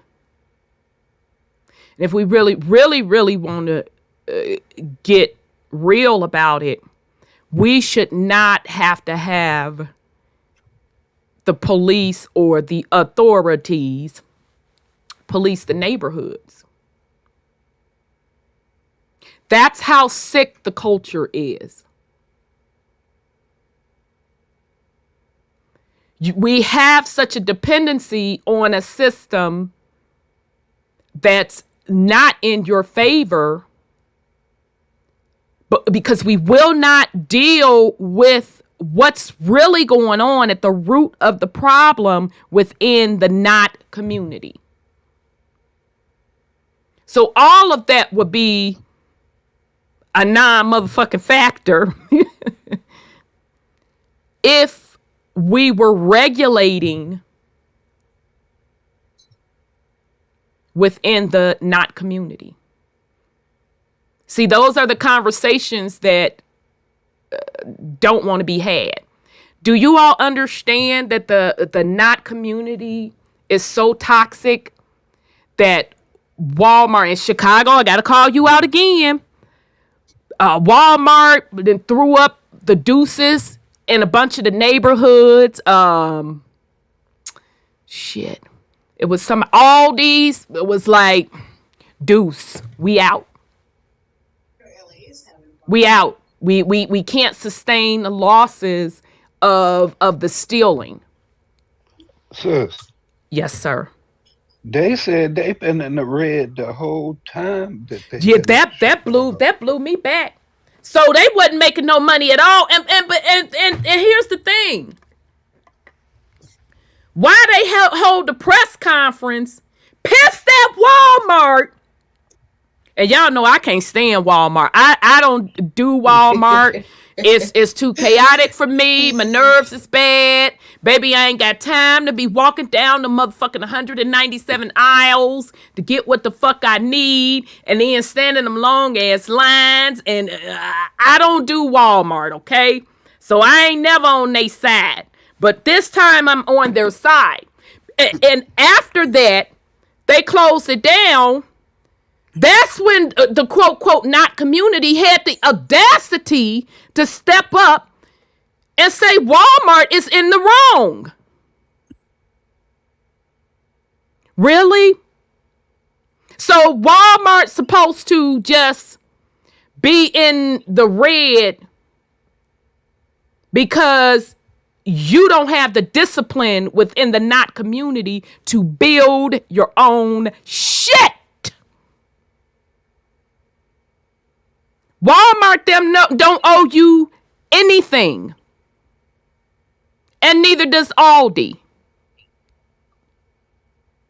See, these are the things in the not community we don't want to get real about. So now these neighborhoods in Chicago that were already a food desert, okay? It's already a food desert. It's going to get worse. So instead of holding a press conference saying this is exactly why in the not community we need our own infrastructure, we need our own Black-owned grocery stores, businesses, you get up there and blame Walmart? Do you know how fucking stupid you look? I was disgusted. You don't want to talk about the fact that these people was in the red from all of the thefts, this, that, and the third, and it was still already a food desert. It wasn't like you was getting the freshest of the meat, the best of the vegetables, none of that in the first fucking place. But you want to get up there and blame a company that's literally in business to make money, but was losing money for leaving. But you don't want to talk about the root problem, which is infrastructure, which is business ownership. See, these are the things in the not community is why it cannot move forward. Because until folks get off their asses and build your infrastructure, you'll never get any results. Until folks get serious about really getting control of your household, creating healthy households, you're always going to be in the same situation. It is not anyone's responsibility to do those things for you. Yes, sir. Another thing about them people you talking about, when they come to your own trying to do something, you don't want to pay a motherfucker what he wants. That's so true. Give me the hookup. Give me the hookup. Give me the hookup. Give me the hookup. Give me the hook. No, motherfucker, you gonna pay the full price. But go ahead, Brother Sean. You want to try and tell a motherfucker what you gonna give him or her. Right. But everybody else you deal with that's of a lighter complexion, they can overcharge your ass and you happily give them every goddamn penny. They even got motherfuckers right there at the counter for you to go ahead and take out a credit account. Right. Oh, you don't have to use no money right now. Just let me put in your information right quick. Oh, yeah, you qualified. You can go ahead and get $400 worth of credit right now. And you do it. You're going to sit up there and now pay 3-4 times the amount for something. But a brother or a sister got that stuff, you're going to try and jew a motherfucker down on the price. Oh, man, Sean, we dating ourselves. You know you ain't supposed to say that. You know, back in the day, woo! You know that was our mom and them. And I had to get on my parents. You cannot say that. You cannot say that. Oh, my bad. But sorry, go ahead, Brother Sean. And try to get. You're going to haggle with us about the prices. Argue, tear the stove up, do all type of stupid shit. come back later, break out the windows, try and rob a motherfucker. Everything. Right. That's one of the reasons why people don't want to put shit back into the That's a great point. Hood. Or move back in that motherfucker. Right, but continue. You gonna kill a motherfucker. Because you gonna want to kill a motherfucker. Take something, this, that, or the other, instead of building your community back up, investing in your community, like other motherfuckers do. But money passed through their community 7, 8, 9, 10 times before it leaves.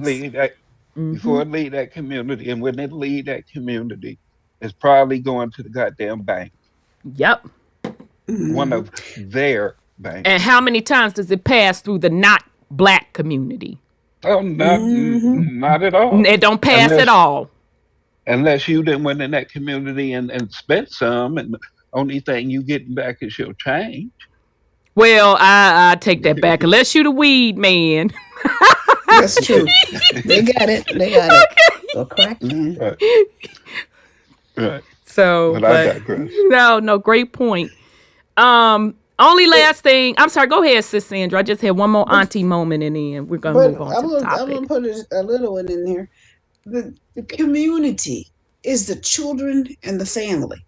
And if the families don't know that they're responsible for taking care of their community, which is in their house, then we'll never get better. I don't know how they don't know that.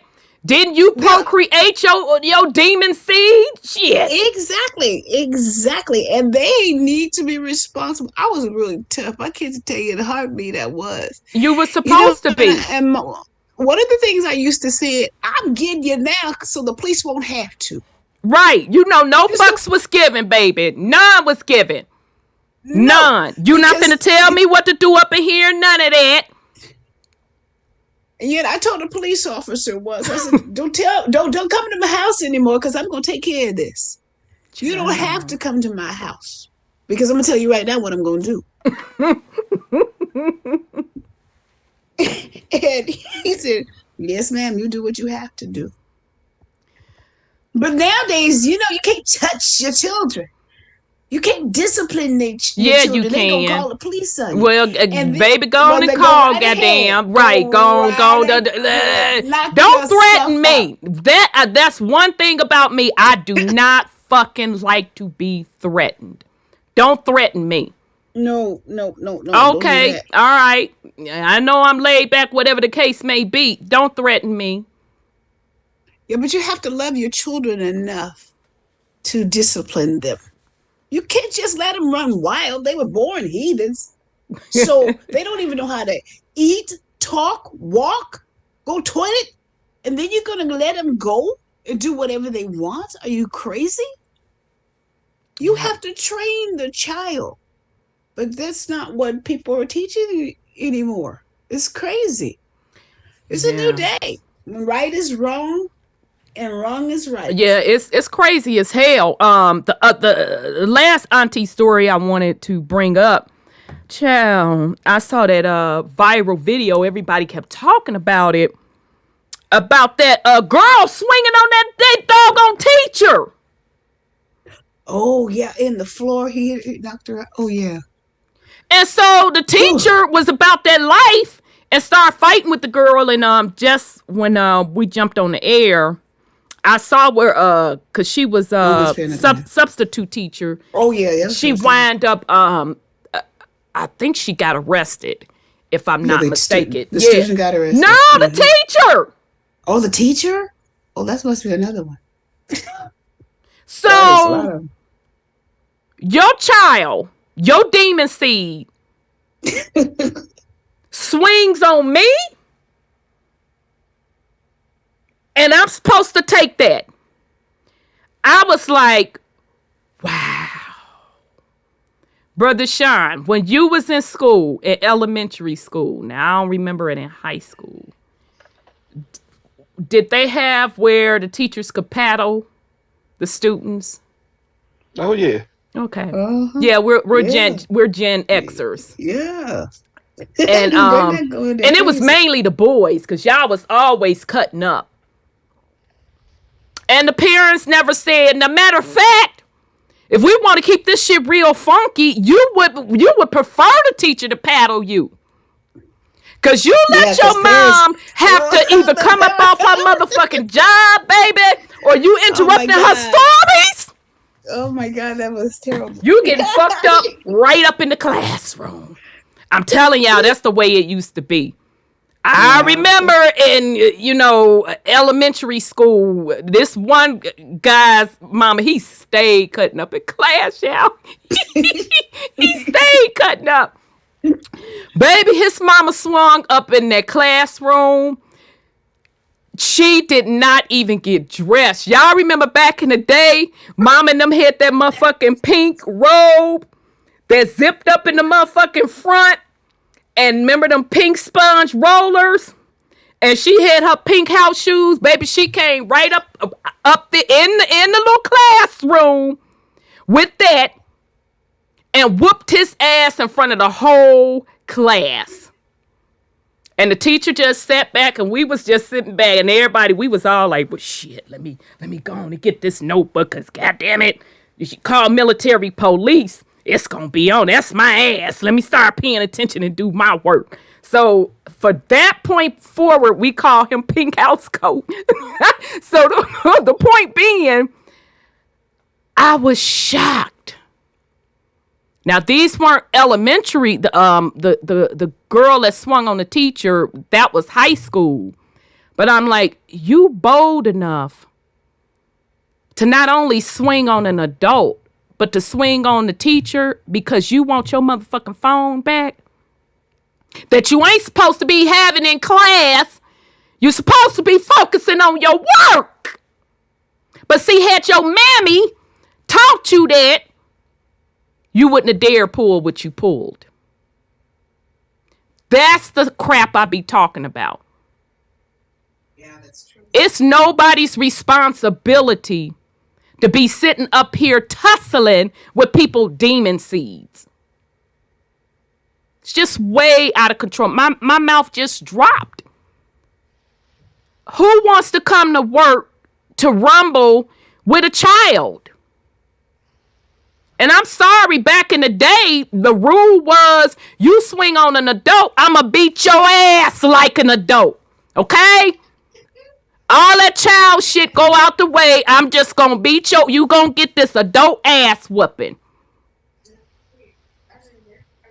So it is what it is. So the not black community, it's in shambles. It's really, really in shambles. And until people get serious and really take accountability and look at their root structure in their own family, and as the not black community starts being truthful and calling people out, calling each other out on this fucked up behavior, nothing's going to change. Nobody is coming to save you. It's not the government's, quote, quote, government's responsibility. It's not more programs. None of that's going to help if you have a fucked up home structure. Okay? And in the baby's defense, if they were never, raised with that particular structure, hey, they don't know any better. This is what it is. Okay? They don't. But it makes it rough for the parents that are, trying to do the right thing.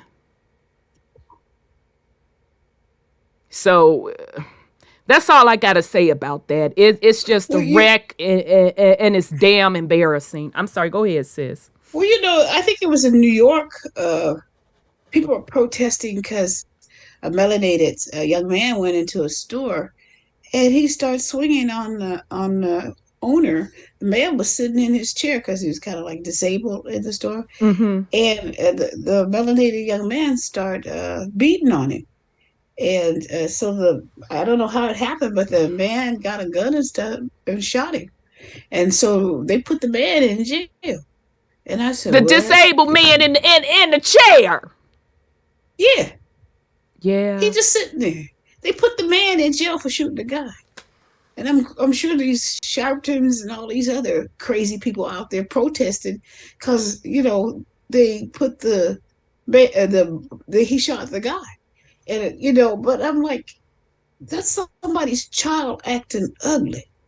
I mean, he was acting ugly. The man wouldn't even say a word to him. And he was trying to hit him upside the head and everything. And I'm like, what? Yeah, it's... I'm telling you, that's somebody's child. They make me itch, okay? And my allergies ain't even cutting up tonight. They just really make me scratch with this foolishness. It's ridiculous. But the truth is, shit. Everybody is somebody's child. Even that elder old age. that was attacked. That's true. Yes, exactly right. Child. And that That's child, true. that one that was hidden wasn't trained right, obviously. Or didn't pay attention to training. I don't know. It's crazy. That may not necessarily have anything to do with it. People make choices. Absolutely. They make forgetting. choices. Absolutely. You don't know what frequency that child is on. Yeah. You don't know what they was watching, what they took. You don't know the type of environment that they came up in. Yeah. No, you don't.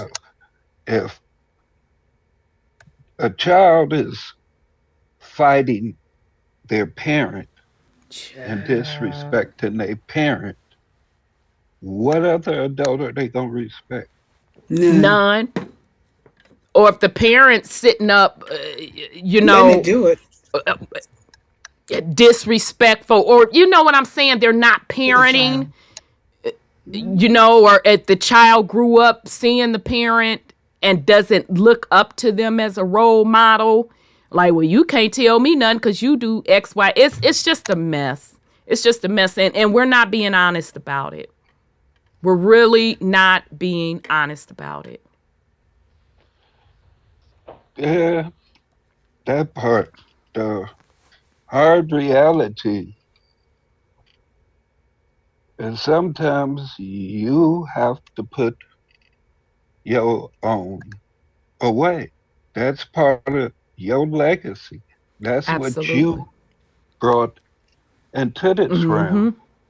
If you notice with every serial killer or whoever is infamous for the taking of lives, one of the first things they talk about is the parent, who they were born to. Yep, they do.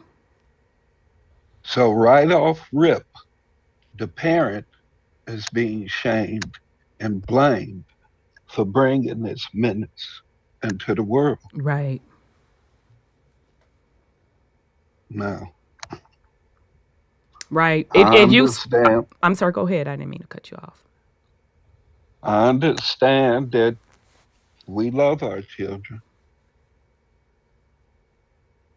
Sometimes that child ain't there no more. Wow. You in love with that vessel, but it's some type of other entity that's in control of it. That's deep. And I digress. No, you're right. So, all right, that's enough of the Annie moment. It's depressing as hell, but I definitely wanted to talk about it. Yeah, that's a good point. A couple of good points. Shout out to Brother Shrugs. He says, yeah. Oh, well, I'll do Shrugs and then I'll do Sis Nonias.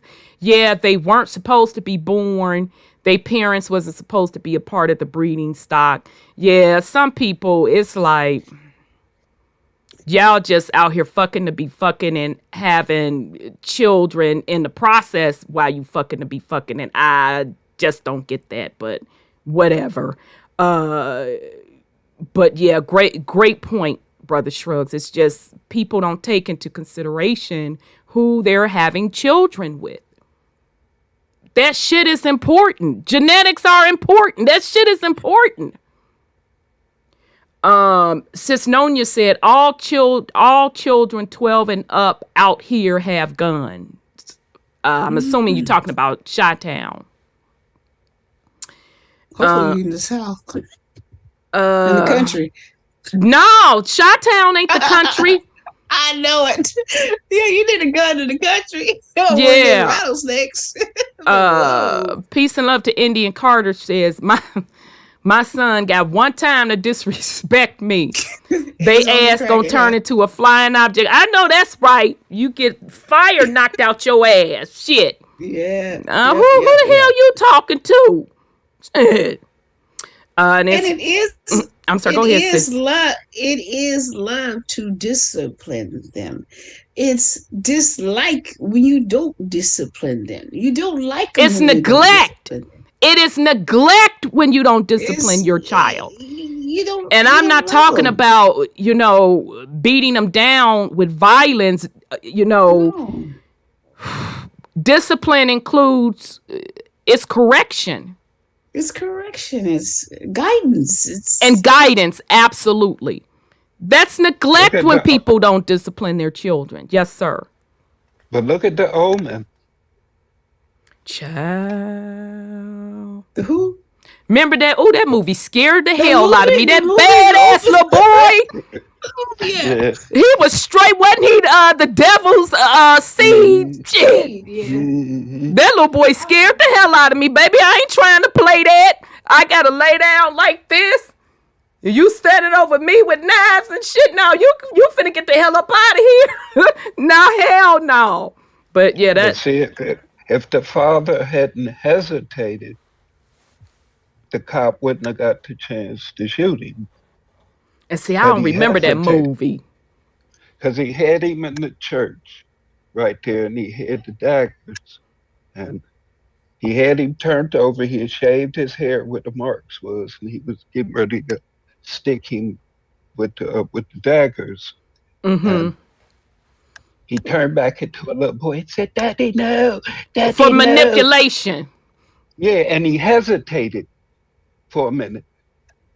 And then when he got ready to go through with it, that's when the cop had gotten there and shot him. Had he not hesitated, he could have saved the world a bunch of goddamn headaches. So wait, the cop, because I don't remember the movie, y'all. It was so traumatizing to me. Yeah, the cop shot the father. Shot the father. Okay. Yeah, I don't know, y'all. I guess I would have to reincarnate to do another cycle if something like that came through my motherfucking womb. Because I'd be like, you know what? All right, I'm have to take this demon seed out. Okay, I know we're going to talk about the Akashic records tonight. All right, y'all. Go on and goddammit, go on and record this. Because I made a mistake, y'all. Shit. I'm going to have to take them on out. So I know I'm going to have to recycle back in. Sorry, go ahead, brother. Divinity said an entity had entered this little boy. No, that was genetics. No, the little boy's body was found. The skeleton of the baby was found where a jackal's was. Child, he was born of a jackal. This is making my nerves bad, and I'm itching. I was terrified of that movie. I'm like, what in the demonic shit is this?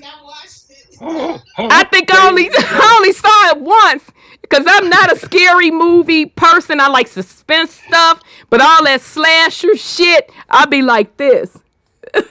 So I watched it once. That's why I didn't remember it. But yeah, I ain't finna lie. I'm like, I'm gonna have to take your motherfucking ass out. Matter of fact, let me get your derelict ass dad. Nigga, you better take him out or I'm gonna take you the fuck out. Matter of fact, I might have to take both they funky asses out. Because it ain't my genetics. Mama first. What? Oh, no, bitch, you ain't taking me out. That movie would have ended so quick. Near. Then the credits roll, and I done took his motherfucking ass. Yo, you thought I didn't see you? Mm-mm. You ain't taking me out. Mm-mm. You done lost your mind. The nanny was on his side, though. She gotta go, bitch, you going too. All y'all going, because if you think I'ma be in my establishment laid down like this with one eye open, you's a damn lie. All y'all can go. And if the animal on your side, the animal can go too. Hell no. I can't do it. It was a dog.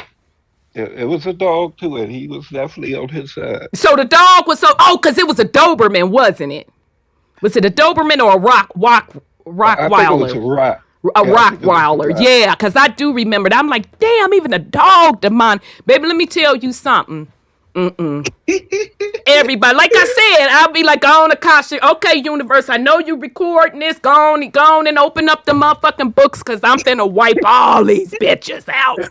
I can't even do it, okay?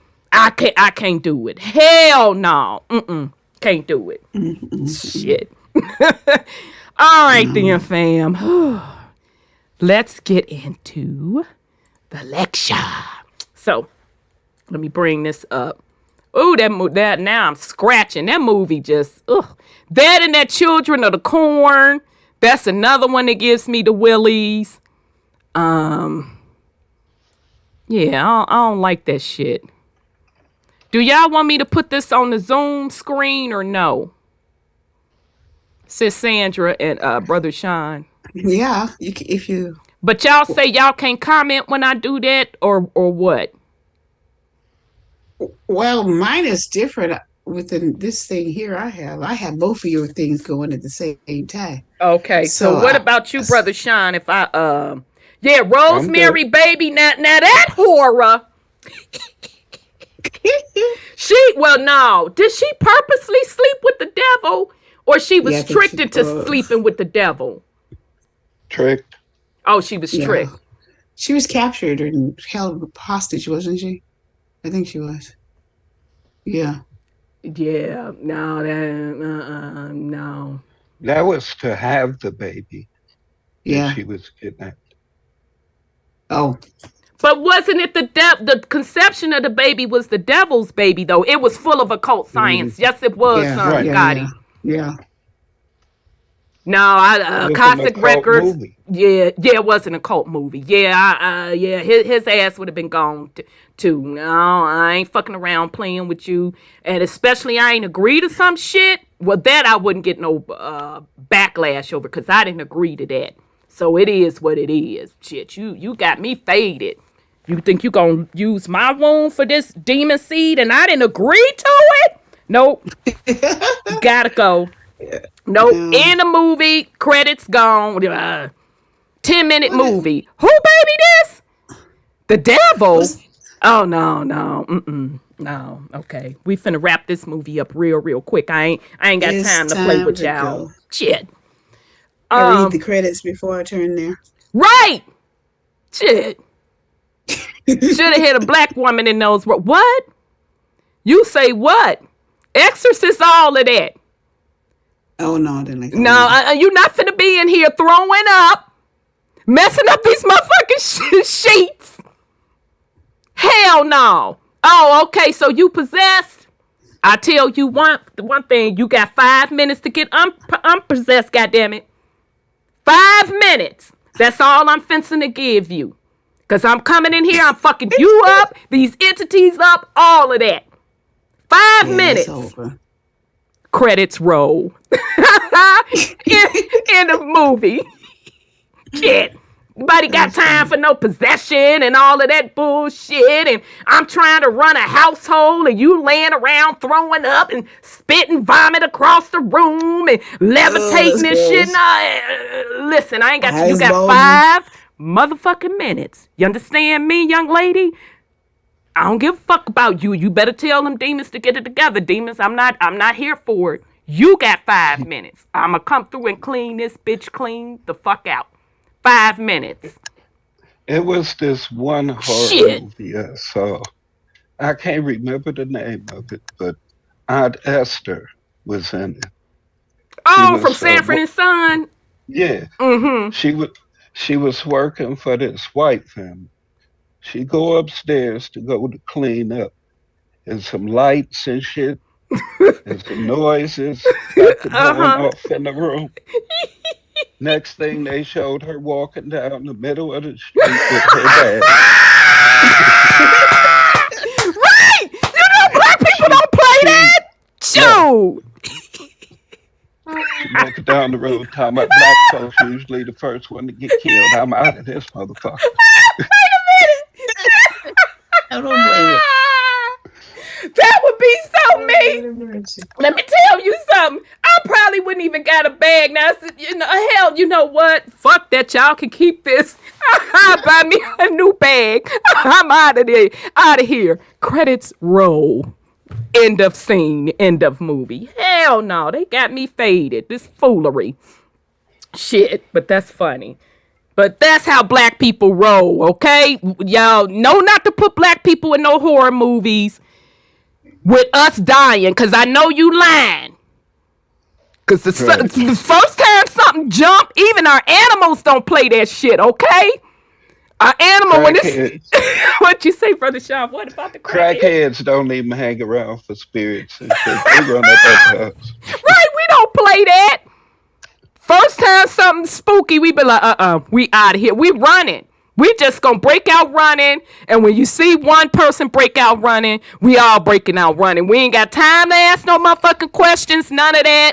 We gonna start running. And then when we get in safety, what happened? What happened? Girl, I saw blah, blah, blah, blah. Black people don't play that. Hell no. Shit. Okay. Oh, wait a minute. Nuwa, you on? Nephew, you on? Let me make sure. To the no. Okay. No. Right. Right. Hell to the no. You got me faded. How you doing, nephew? I'm doing good, Auntie. Can't complain. Good. We're here. Good Good thing. evening, Uncle Sean. Good evening, Auntie Sandra. How are you doing? Oh, listen, power. Shoot. Also, good evening, family, YouTube. Good evening, everyone. Hope all you're doing good. Glad to see all you back. All right. So let's get into the lecture. All right. So this is universal language and codes. So, we went over all of this. We're not going to go over it. So we went over universal laws, karma, polarity and binary code. What is binary code? Numerology, how to break numerology down, how to reduce every number down to a single digit, and kind of how gematria works. And remember, this is the most important slide that is going to be in this particular series. Because we are eternal souls having a physical experience, okay? So that's why even, for those of you that follow the Bible and that's your faith, that's why Jesus said, is it not written in your law, I said ye are gods, okay? And the reason that was said, because you have the ability to access different realms, different information on different planes with your spiritual body, okay? That's who you really are, all right? You're just having a physical experience, all right? All right, so we talked about, I'm sorry, go ahead, nephew. No, I was saying it's a matrix where I just said we're not living the true experience that what we see in front of us is not really what's happening. Remember, Exactly. our eyes is picking up information and giving it to our brains to process. So what actually are we witnessing? Because remember, it's all frequency. Right. So. Exactly. Okay, so in numerology, you always have master numbers. 11 equals creation. 22 equals double creation. 33 equals higher consciousness. All right, and we talked about the flower of life, and so I'm not going to go over that. We went into Kabbalah. Okay, somebody mute. Okay, we went over what Baphomet is. So you can go back to the earlier episodes and catch up on the details of what we went into. We talked about sacred geometry. We talked about how everything in the universe has a frequency. even down to the snowflakes. And that frequency can be measured and calculated, right? And we talked about the musical scale. You can reduce each one of the frequency hertz down to either a 3, a 6, or a 9, okay, which basically follows or represents a wavelength, okay? And this is also the ideology or the sacred geometry or the sacred mathematics that Nikola Tesla used in his work, all right?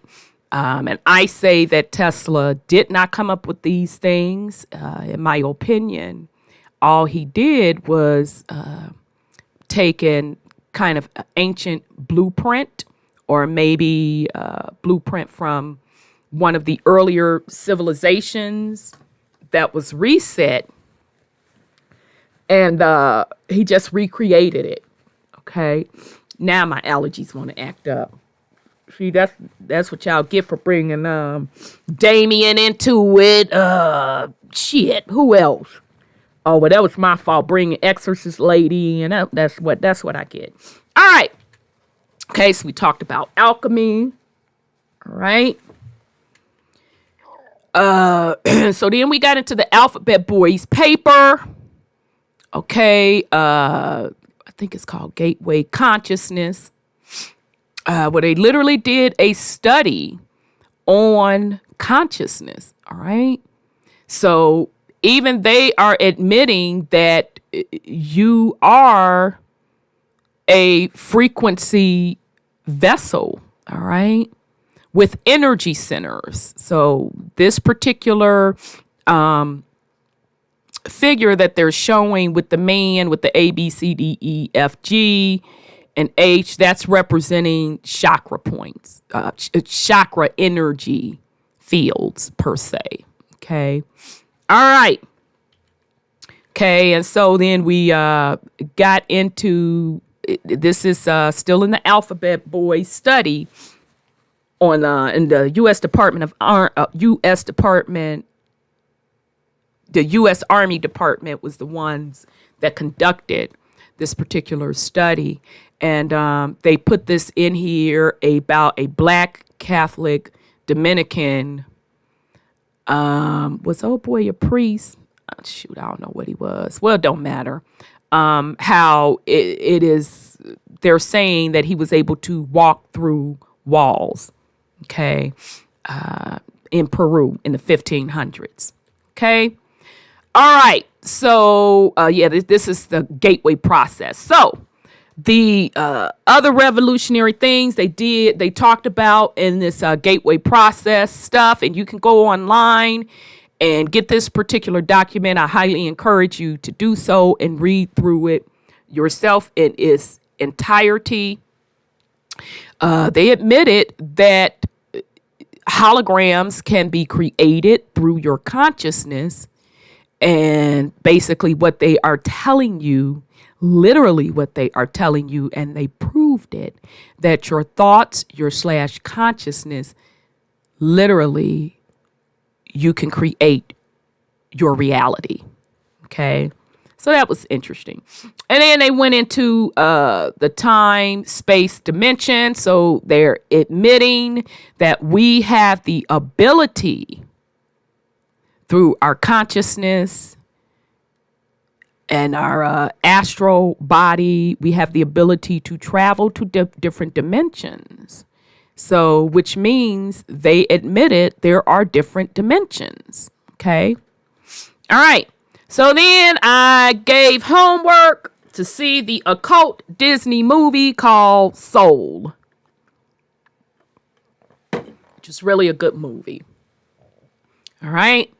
So the movie Soul depicted the great beyond, which in the Alphabet Boys gateway process documentation or study rather, they call the great beyond the absolute. And when I was watching that movie, I'm like, get the hell out of there. Because the first picture is from that study, and the picture below is showing you the exact same thing from the Soul movie. So they call it the absolute in the gateway process study. Okay, so meaning where all souls go to the absolute. But in the Disney movie, they called it the Great Beyond. And it just totally blew me away that they depicted it the same. I'm like, wow. Okay. So then they talked about how the universe is basically a hologram, and it has a torus field. Okay, so shout out to all of the metaphysics teachers, the Bobby Hemmids, the Phil Valentines, the Dr. Dilbert Blairs, that were talking about this stuff for decades. Okay, all right. Right then we went to my boy. Shout out to Martin Kinney, a brother from the UK. He was way ahead of his time when he kind of mapped out how the physical earth really is today.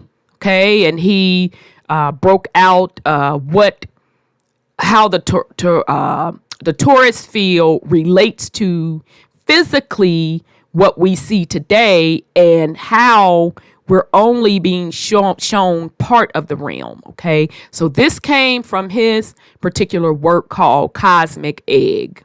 All right, so we last time we met, we kind of went through that video, and so I was able to pull the second part of that video. I do want to go over it. Let me make sure. Yeah, this is part 2. Oh, and we also went, shout out to Vibes of Cosmos, shout out to Vibes, because we lined up what Martin Kinney was saying with Vibes of Cosmo work on how the earth is really structured, and they were pretty much both on the same accord. Okay, so I know you all enjoyed Martin Kinney's Cosmic Egg. For those of you that was your first time seeing it. So I did want to kind of go over some of his part 2. So shout out to Martin Kinney. This is some great work, brother. Okay. All right. So we are going to go. Hold on a sec. Want to go to part 2. Let me cue up this vid. So hold on a second.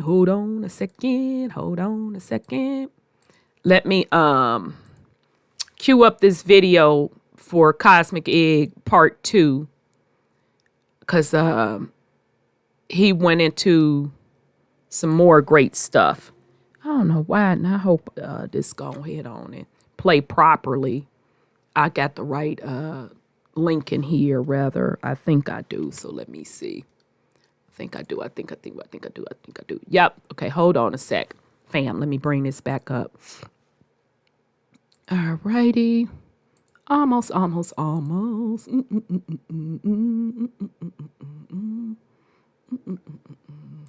Hold on. Okay. All right. Display capture. All right. So let's just recap on what we've discussed so far, what we've established so far. We've established that our universe is inside a torus field, a giant torus field. What most ancient cultures refer to as the cosmic egg. Similar to this, right? This is the top half of the cosmic egg. And we live inside this torus field. We've also established that there is a cosmic vortex that runs through the center of this cosmic egg. This is the cosmic highway that links us with the multiverse on the outside. Okay? We've also established that on the inside, the earth is pretty much flat, or it's a pyramid bhumandala, as I like to call it. that runs across the equator inside our torus field, okay? With 4 concentric rings of land, right? At the center, where the cosmic axis or the cosmic highway runs through, where we are, the second ring, the third ring, and the fourth ring, and the torus field on the outside, okay? We've also established that each of these worlds has its own toroidal field, okay? So torus field within a torus field within a torus field within a torus field. 5 in total. 4 on the inside, the 5th one being the outside one, the cosmic egg, okay? Right, we've established that each of these toroidal fields also has its own sun and moon. Saturn and Jupiter revolving around the outer torus field, Mars and Venus on the next toroidal field, Apollo and Artemis, or our sun and moon, on our torus field. But in the center, there is only one androgynous sun and moon, which is Mercury on the inside, okay? On this torus field, the aurora borealis, okay? Right. So we basically said it looks something like that, okay? Torus field within a torus field, right? With all the suns and all the moons, okay? Right. The next question, or the next natural question, would be, well, what's above these toroidal fields, okay? Above that, above all the toroidal fields, we've got something known as the firmament, okay? This is where the stars are. This is what we see when you look up at the sky in the evening. All the stars and the constellations. This is the firmament that sits above the last inner toroidal field, the one that Saturn and Jupiter revolves around, okay? So that will be the cosmic egg on top. In fact, So just a quick Jeopardy question moment for the grad students. What is that ball at the top and that pole thing that he's holding? I'm going to play the Jeopardy music. Are you all on mute? Y'all shouldn't be on mute because I don't think I did. Put it on Zoom. We're here. Huh? I'm here. Okay, because The I ball know. at the top? Yeah, what's that? What does that ball on the top represent? Do do do do do do do do do do. Think about I vibes wanna of Cosmo work. Do do do do do do do. Saturn. No, The dome, I think. No? no, he showed you the dome. Let me. Oh, Yeah. The cosmic egg is what you said it was. Well, actually, he was saying. Okay, hold on, because we gonna get to that. at the top. okay? Above that, above all the toroidal fields, we've got something known as the firmament, okay? This is where the stars are. This is what we see when you look up at the sky in the evening. All the stars and the constellations. This is the firmament that sits above the last inner toroidal field, the one that Saturn and Jupiter revolves around, okay? Okay, so Indian Carter is giving you all a hint. What that ball is on the top, that's the Polaris, okay? So you're right, Indian Carter. So that's representing, y'all know the Polaris star, what they're calling the northern star. Nope, it's not the sun. I'm born. It's No, the one that doesn't move during the rotation of the right. stars. It doesn't move. Okay, so what is that attached to? What drives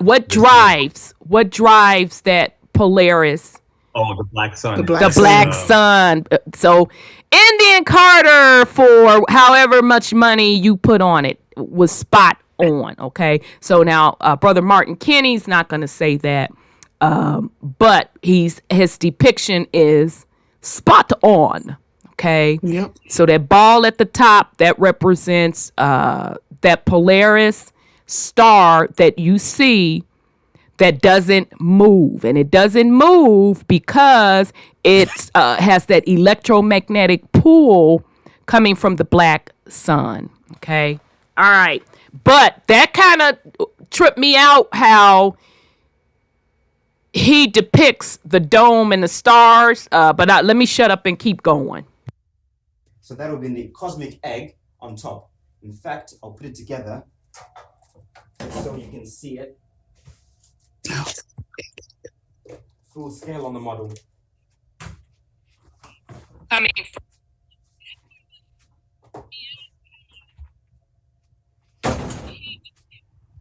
mute up because I can hear feedback from the live.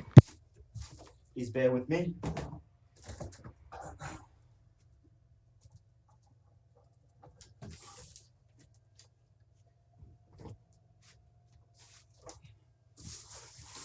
Okay. So hopefully, okay. So that's what it looks like, right? This would be the firmament inside this torus egg, okay? The sky that runs across, okay? So it's almost like a dome, okay? So we're sealed off from these realms above. And I'll explain all that in a second, right? So when we're looking at it from underneath, when we're sat on the earth, we're seeing all the constellations revolving above us, okay? So pretty straightforward, really. So that's the firmament, okay? So this firmament on its axis, right, is revolving, okay? There's motion, everything's moving above us, but the terra firma we're standing on is obviously not moving, okay? So this axis is revolving, it's turning the firmament with all the stars and the constellations and everything else. In turn, it's also affecting the motions of these toroidal fields that are spinning around us, like we discussed earlier on. Those toroidal fields are also carrying the suns and moons around, which is causing our days and nights and seasons and times, okay? And that in turn, that motion is also creating our weather, our winds, our currents, flows, airstreams, everything else. So it's one big system working together. It's a network starting from the cosmic vortex. Okay? So you notice with this model, just like Vibes, a Cosmo model, what's really moving. Okay. And the toroidal field. Right. And shout out to Kenny because this model is wicked, bro. Didn't he lay this out? He laid this out to get all this information. Like, damn. He got it downloaded. He got this downloaded for sure, because he laid this out. I mean, way ahead of his time. Together and to see the whole picture is amazing. Yeah, and so here's the thing. If we are moving in space, nephew, you know how many miles they claim we moving? Oh, go bajillion. Yeah, however many, I don't know, child. Don't start me the line on they lie. If we are moving through space, why do we see the same stars? Right? How come we haven't seen nothing new in the last billions of years? Exactly. We've seen nothing new. But I thought according to them, we were moving on a spinning ball through space. So that means we're supposed to be seeing different constellations, and that's not the case, right? Auntie, I got the number for you. What's the number? 67,000 miles per hour. We're supposed to be hurling through space. What's 6 plus 7? Well, 13. What does 13 mean in the occult? hidden. So 67,000 miles, huh? Okay, then. So even with their 67,000 miles, that's a code for 13 hidden. Mm-hmm. And how fast are we supposed to be rotating? Oh, how fast the Earth's supposed to be rotating?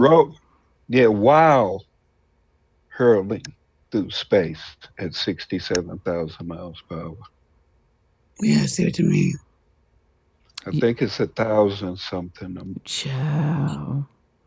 We all should be vomiting and throwing up. Now, I don't know about y'all, but I can't. That means we'll never get to them Star Trek galaxies like they say. Oh, wow. I can't personally keep spinning around, spinning. But okay, what the hell ever. I'm sorry, go ahead, Brother Sean. So basically what he's saying is the way that the toroidal field moves, that's basically how they account for the Earth tilt. All they watching is the way that the toroidal field Excellent point. Excellent point.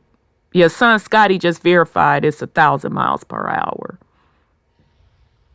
That's what they claim. And we know that's not true. So what you're saying, Brother Sean, when they talking about the Earth tilting, you're saying it is the toroidal field or the toroidal field. That makes sense.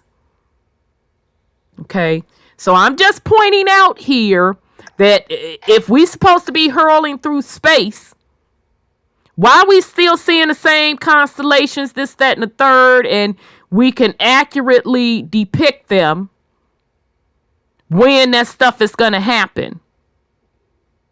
Because we're not hurling through space at 67,000 miles per hour, nor is the Earth spinning around on a solid ball at 1,000 miles per hour. Now, I can't say that the toroidal field, maybe that's moving at 1,000 miles per hour.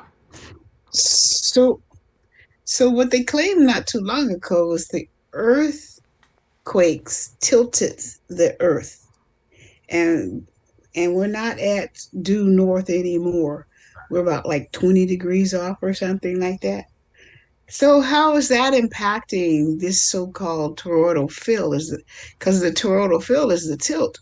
So we didn't go off the due north like they're claiming. Because we did. Coast, you gotta we did, because those of us that garden, the seasons changed really bad. Well, yeah, it's the seasons change, but we know the position of the sun also. Yeah, that's it. Yeah, and the way the sun is setting and the way the sun is rising, it has changed.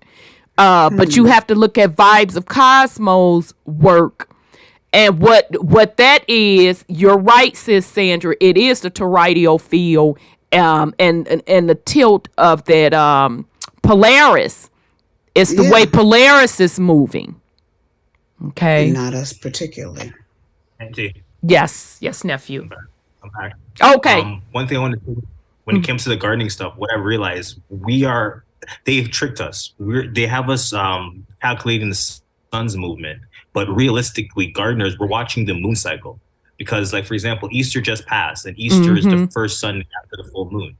And we know for gardeners, okay, that full moon is now our key. That's the summer. Not summer. Hold on. The spring equinox has begun. So we now are getting prepared for our growing season. So where they have us looking at the sun as a reference, it's really the moon cycle that we are supposed to be counting, in a sense. How many moons have you been here, and how many suns have you seen? Because it's the moon cycle that's really the let's say the effect. Whatever is happening, that's what's really giving us the movement. The sun is just happening by itself, but the moon has something to do with the seasons and to do with how things are actually affected in this realm. Even your cycle, as we say, the female cycle is affected by the moon. Okay, so let's back up back it up. Yes, the North Star has moved. Yes, absolutely. Let's back it up. What is the moon? Reflection. It's a reflection of the black sun. Refraction of the right. black star. So what are women's cycle? And that's so sweet that you remembered that. No, ain't that precious? Him remembered. What are women's menstrual cycles really tuned to? The black sun. The black sun, exactly. Remember when I was telling y'all, not telling y'all shit. I act like I wrote the book and I was sitting there chilling with them and documented and this, that, and the third. You downloaded it. 4, 5, and 6. You're a portal.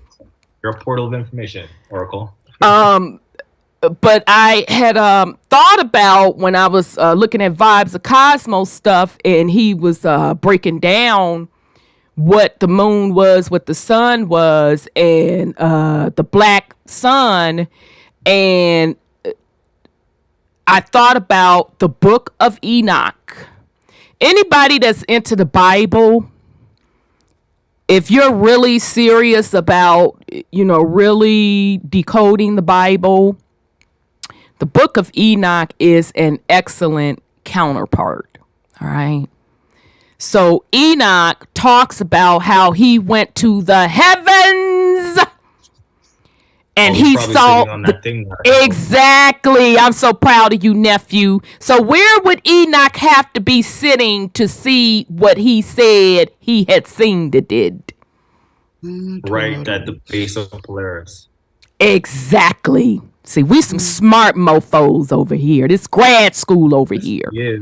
The Northern Star. So again, when Enoch is describing the gates, he described the 4 corners of the earth and the pillars, and he talked about the gates.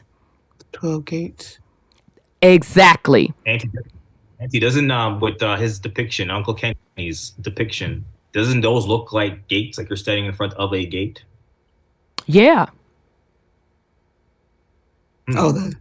Yeah. Uncle Kenny was on some shit. Yeah, he did a hell of a job. No, Seti, beloved, this is still not the absolute. No, this is just our realm. This is just our realm. Absolute. Look at me, absolutely. But yeah. Pun intended. Yeah, pun intended. Right. This is still within our realm. Wow. Okay. So in the Book of Enoch, that's what he was describing. He had astral traveled. Notice what I said. He astral traveled with his spiritual body to the top of the realm. And that's why he was able to look down. And when he looked down, he was able to see those gates and the different gates that represented that electromagnetic coil or the black sun. So back to the question, what are women's menstrual cycles tuned to? I'll say the original energy field that was laid out by the, as Brother Odell said, the Onis, the original female energy that planted us, our seed energy here. No. Because remember, the black sun is sitting on top of said energy line. Okay. Because the gates that Enoch described were literally the moon cycle, but we know what the moon is. It's just a refracted light. It's plasma. It's not a solid ball. Women's menstrual cycles are tuned to the black sun. The black sun is the override of the natural organicness of the planet. Okay. So that's what women's menstrual cycle is tuned to. It's not the moon. It's literally the electromagnetic field or frequency coming from the black sun. Okay. All right. So let's continue. But yeah, this model is just incredible. All right. Let's continue. Look like a cake. Is, clear enough. Okay, so what that would look like is something like this. Okay, now interestingly enough, okay, we talked about the planets. I suppose many people will be asking, what about Uranus and Neptune and Pluto? Okay, so I think Uranus and Neptune are the two realms above. Okay, so Uranus is the firmament above us.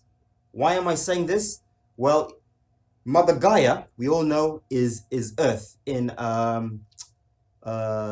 Greek mythology. Okay, Gaia was married to Uranus, right? The planet Uranus, as they tell us, Uranus was named after Gaia's husband, Uranus.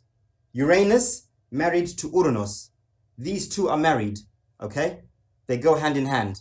Same thing with Kemetic Egyptian mythology, okay? You've got Mother Geb. She was married to the Egyptian god Nut. And Nut is always depicted as the sky, okay? So Uranus, Nut, Uranus, same thing, okay? They also tell us that Uranus and Neptune are kind of planets, but they're exoplanets. They don't go in the same category as these 7 wandering stars, okay? They put in a different category, and that's the reason why, okay? Pluto the planet Pluto was named after the Greek god of the underworlds, and that's because Pluto is the firmament below us. As above, so below. There's a firmament above us, but there's also a firmament below us, okay? Below the great sea, the great deep, the Gabadoka Ocean, as the Vedics called it, okay? So that tells me syncretically that there is a firmament and what the firmament is, and that shows you how I've come to that conclusion, okay? Above that, you've got Neptune. Neptune was named after the keeper of the waters, okay? Which waters? The waters above and the waters below, okay? So Neptune is the keeper of the waters. This is the next realm. By the way, these realms above the firmament are very transcendental. We cannot go to these planets naturally. We all know that, okay? These are luminaries. These are suns and moons. We can't go to the sun or the moons, okay? Outer space does exist, like I said. It's beyond these Van Allen belts and these lands beyond. This would be outer space, okay? Definitely, we cannot go up here. This place is very, very transcendental. It's spiritual. You can only go there as a soul or a spirit or a star. All the same thing, okay? This is the only time you can go up there, and I'll explain all that in a minute, okay? So mainstream science tells us that there is Uranus, Neptune, and I'll explain how the heavens work. So there are 4 heavens and there are 4 hells. In fact, the Vedics say there are 7 heavenly realms and 7 hellish realms. Again, So just to reiterate, we can use the book of Enoch as an example when Enoch said he went to the heavens. So very good, nephew, that you caught that he had to be in the upper echelons within the realm. That's how he was able to look down and see the gates. And shout out to Brother I'm Born. He made a very good point. He said Enoch was also referring to the gates as the constellation. So absolutely, if he was above at the heavens, then yeah, he could see all the way down through here to the electromagnetic coil gates, and then he could also see the dome constellation. So that's a very, very good catch. All right. We'll go through that in a second. So mainstream science tells us that there's the Milky Way galaxy, Andromeda galaxy, and the Omega galaxy, and then the point of singularity. Okay? This is where Polaris is. Polaris is right at the top, okay? Right in the center of the axis, the cosmic axis. Right? Everything is spinning around Polaris, just like we witness with our eyes. When you look up at the North Star, Polaris, you see all the stars are revolving, yeah, around Polaris. See, we some bad mofos over here. This is Big Brother. So when you see that triangle with the eye that these elites show us, this is what they're trying to tell us, that Big Brother is watching. Okay, unfortunately, they're twisting it and usurping it and making it very occult. It shouldn't be an occult thing. This is something everyone should know. Okay, This is Big Brother. This is our Father. This is Brahma looking out for us, basically. Okay? So, right. Let's see what mainstream science says before we move on about the universe. So mainstream science tells us that we've got the 7 planets, right? We've got Uranus. In fact, they're saying the beginning was the Big Bang, the point of singularity, okay? This is where the Sirius star system is, so they tell us. But they make it very, they try and make it like it's a physical thing. But these places are very much transcendental. They're not physical places. These are spiritual, very higher divine. They, you know, we shouldn't try and debase it and make it sound very, very simplistic, because it's not. It's extreme. It's way beyond our comprehension. But I'm just going to try and relay it the way we're taught in schools. Okay. The Big Bang, point of singularity. This is where everything begins. The next galaxy is Omega Centauri. Okay. Below that is the Andromeda Galaxy. Below that is the Milky Way, or Uranus, the firmament. And then we've got all our wandering stars below that.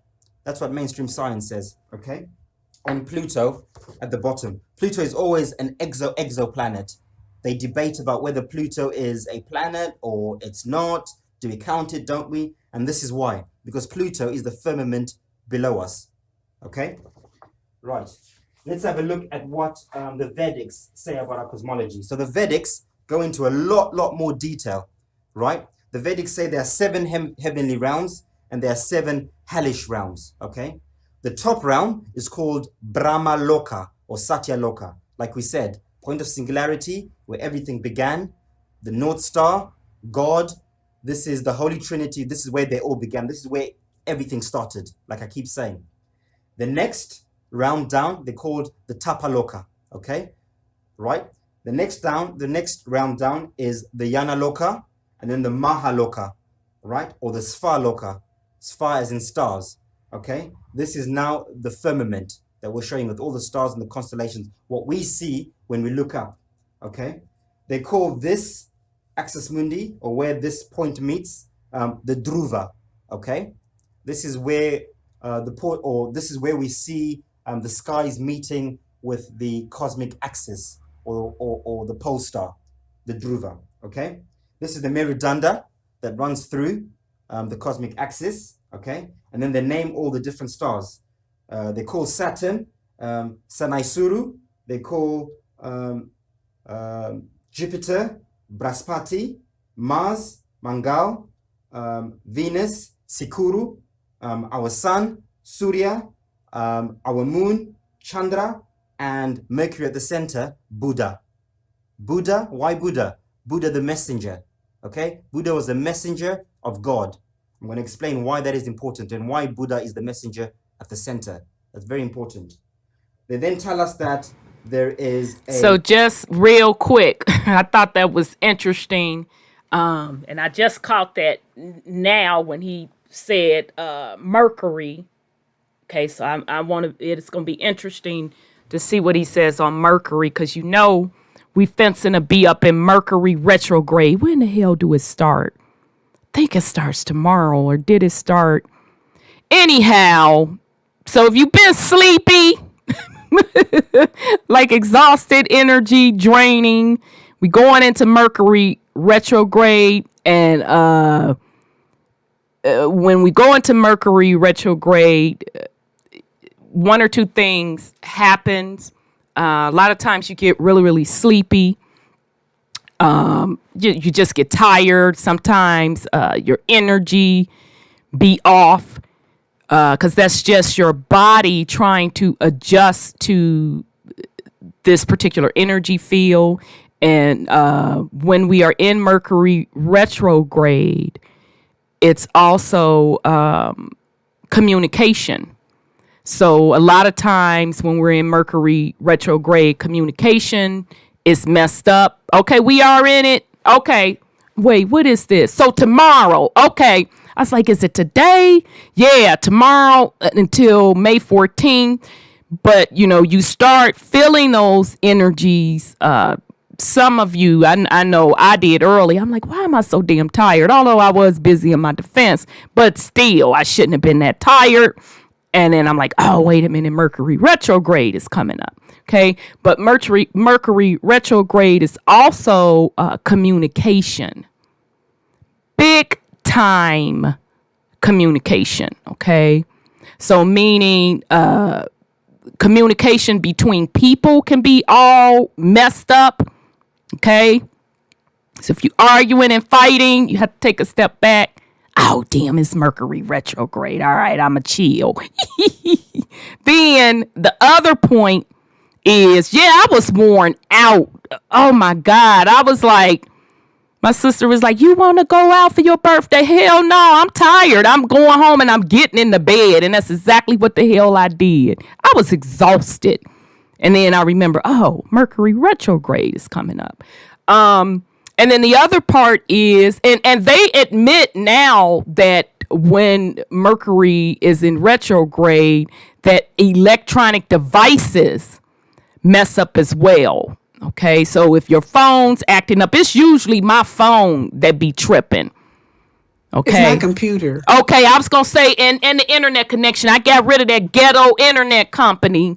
I haven't had that problem with my new internet or internet, like I say, it's internet. But yeah, so when you start having phone problems, and computer problems, electronic problems, they admit now that when Mercury is in retrograde, that happens because Mercury is all about communication.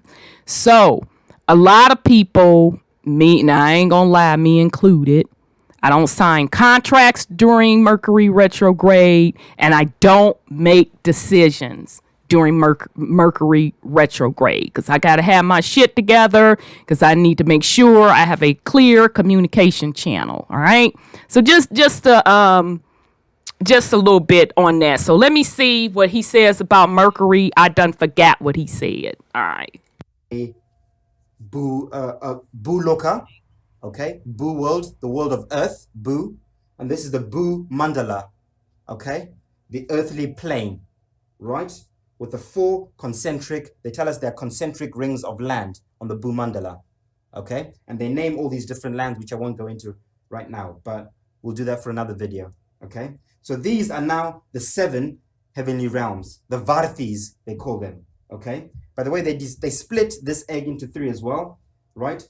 The Swag Lokas, the heavens, the Boo Lokas, the middle realm, and the Bata Lokas, the hellish realms, okay? So now we've got 7 on top. What are the 7 below? The 7 below are the first part of inner earth. So remember we said there are 2 parts of inner earth.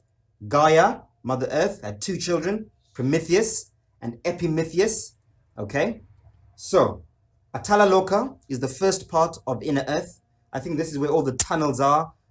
I'll explain that in a second anyway. The next realm would be the Vitala Loka, okay? That's the next hellish realm. Below that, you've got the Sutala Loka, which is the great deep in the Gabadoka Ocean, the great ocean, the turtle. We always see it depicted in many ancient depictions of the earth, the flat earth, sitting on a turtle. This is the turtle. This is what that means. The turtle is the great ocean below us that the earth is sitting on. It's not an actual turtle like people say. It's the great ocean. Below that, we've got the 4 hellish realms. The Talatala Loka, the Mahatala Loka, the Rasatala Loka, and the Patala Loka. And then you've got Shiva in hell, so to speak. Okay? So that's the 7 hellish realms. 7 heavenly realms, 7 hellish realms. All right, so I just wanted to point out real quick, as he's going through this, what I want you all to keep in mind when he's talking about the 7 realms above, the 7 realms below. Now you all should understand why the number 7 is important.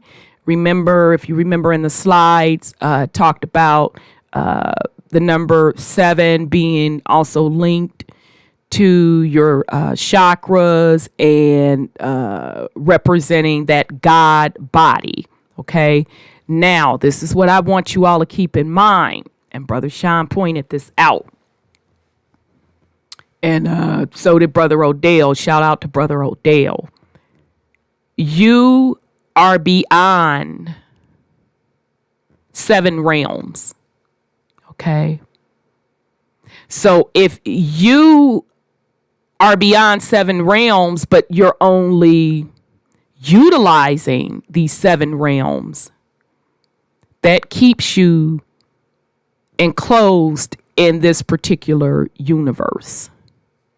All right. So, which means you can never get to higher dimensions to get additional information, right? So you have the ability through your consciousness, right, to access beyond these 7 realms, okay? So even within our own universe, because that's what he's showing you now, our own universe, you can transcend with your spiritual body from the physical side to the higher realms. But you are an eternal soul having a physical experience. So you have the ability to go beyond this realm. You have the ability to go beyond the 7 realms. Okay. So I just wanted to point that out. Somebody made a great comment. Son Scotty did. He said, and what do we know about Mercury in the old tech building? Part of the alchemical process. And that is an excellent catch. So what Son Scotty is talking about, shout out to the Mud Flood community, because that's where I had first heard that information about the, these old buildings that they showing us right up in front of our face, with literally those mercury balls that sit on top of those buildings. And the Mud Flood community cracked that code that was natural free energy technology, and those balls that sat on top of those buildings were filled with mercury, and it was to capture energy out of the ethers. All right. So that's a great, absolutely great catch. All right. So let's see. Because I probably have to fast forward because there was something else in here I wanted y'all to see. So let's see. So the Vedic scriptures go into a lot of detail. They even go into figures, how big this Bhumandala is. They say it's 8 billion miles across, 8 billion kilometers across. Okay? They give so much detail for those who want to read into that and study that. Let's look at what the Norse said about the universe. Okay? So the Norse also divided it into 3. They've got Valhalla or Asgard, which are the heavenly realms. Okay, they've got Midgard, Middle Garden. This is where we are. Okay, and then they've got Helem, which is the hellish realms below us. Okay, so they've got Valhalla, where Odin is. Sorry, abode of Odin. Okay, you got Gimle, the 3 realms: Gimle, Valhalla, and Himmelborg. These are the 3 heavens that they talk about. These 3 up here. The 4th one being the abode of Odin. Okay, and then you've got the Alfheim realm. Okay, Alfheim, I think they called it the realm of the little elves. Little elves referring to the stars, because that's what they saw. When they saw the lights in the sky, they called them the little elves. This is Alfheim. Okay, they're named, and of course you've got the Bifrost Bridge. Okay, as in the Cosmic Highway, Bifrost Bridge, self-explanatory, right? They named all the planets. They named Saturn, Woden, Jupiter, Frigg. These were named after gods. Mars, Tyre, Venus, Freya, the sun, Suna, our moon, Mani. Okay? And then they named Mercury, Hermod, was also a god of a messenger of some sort. Again, that is very important. That messenger is very So Mercury, messenger, communication. Okay, so when y'all hear folks talk about Mercury retrograde, it's literally about energy. Okay, so I knew it was something in here. I knew he was going to get to it. I just didn't remember what part he was going to get to it at. Okay, so again, when you hear them talk about Mercury retrograde, always know that that is the energy for communication, messaging. So, you know, depending on how your body is tuned up, just be mindful. You know, if you're all over the place or you're really sleepy, I know for me, Mercury retrograde gets me some of the times, a couple times throughout the year. Okay, but it is truly communication, a lot of communication energy when Mercury is in retrograde. All right. important. Of course, these all had their roles. The most common ones are obviously the messenger and Saturn, time. Saturn's always associated with time, father time. And I'll explain exactly why that is in a minute as well. Okay. The Norse also described these lands in great detail. Okay. They called this whole part Midgard, the Middle Garden, but they also called the crater continent. I'll show you.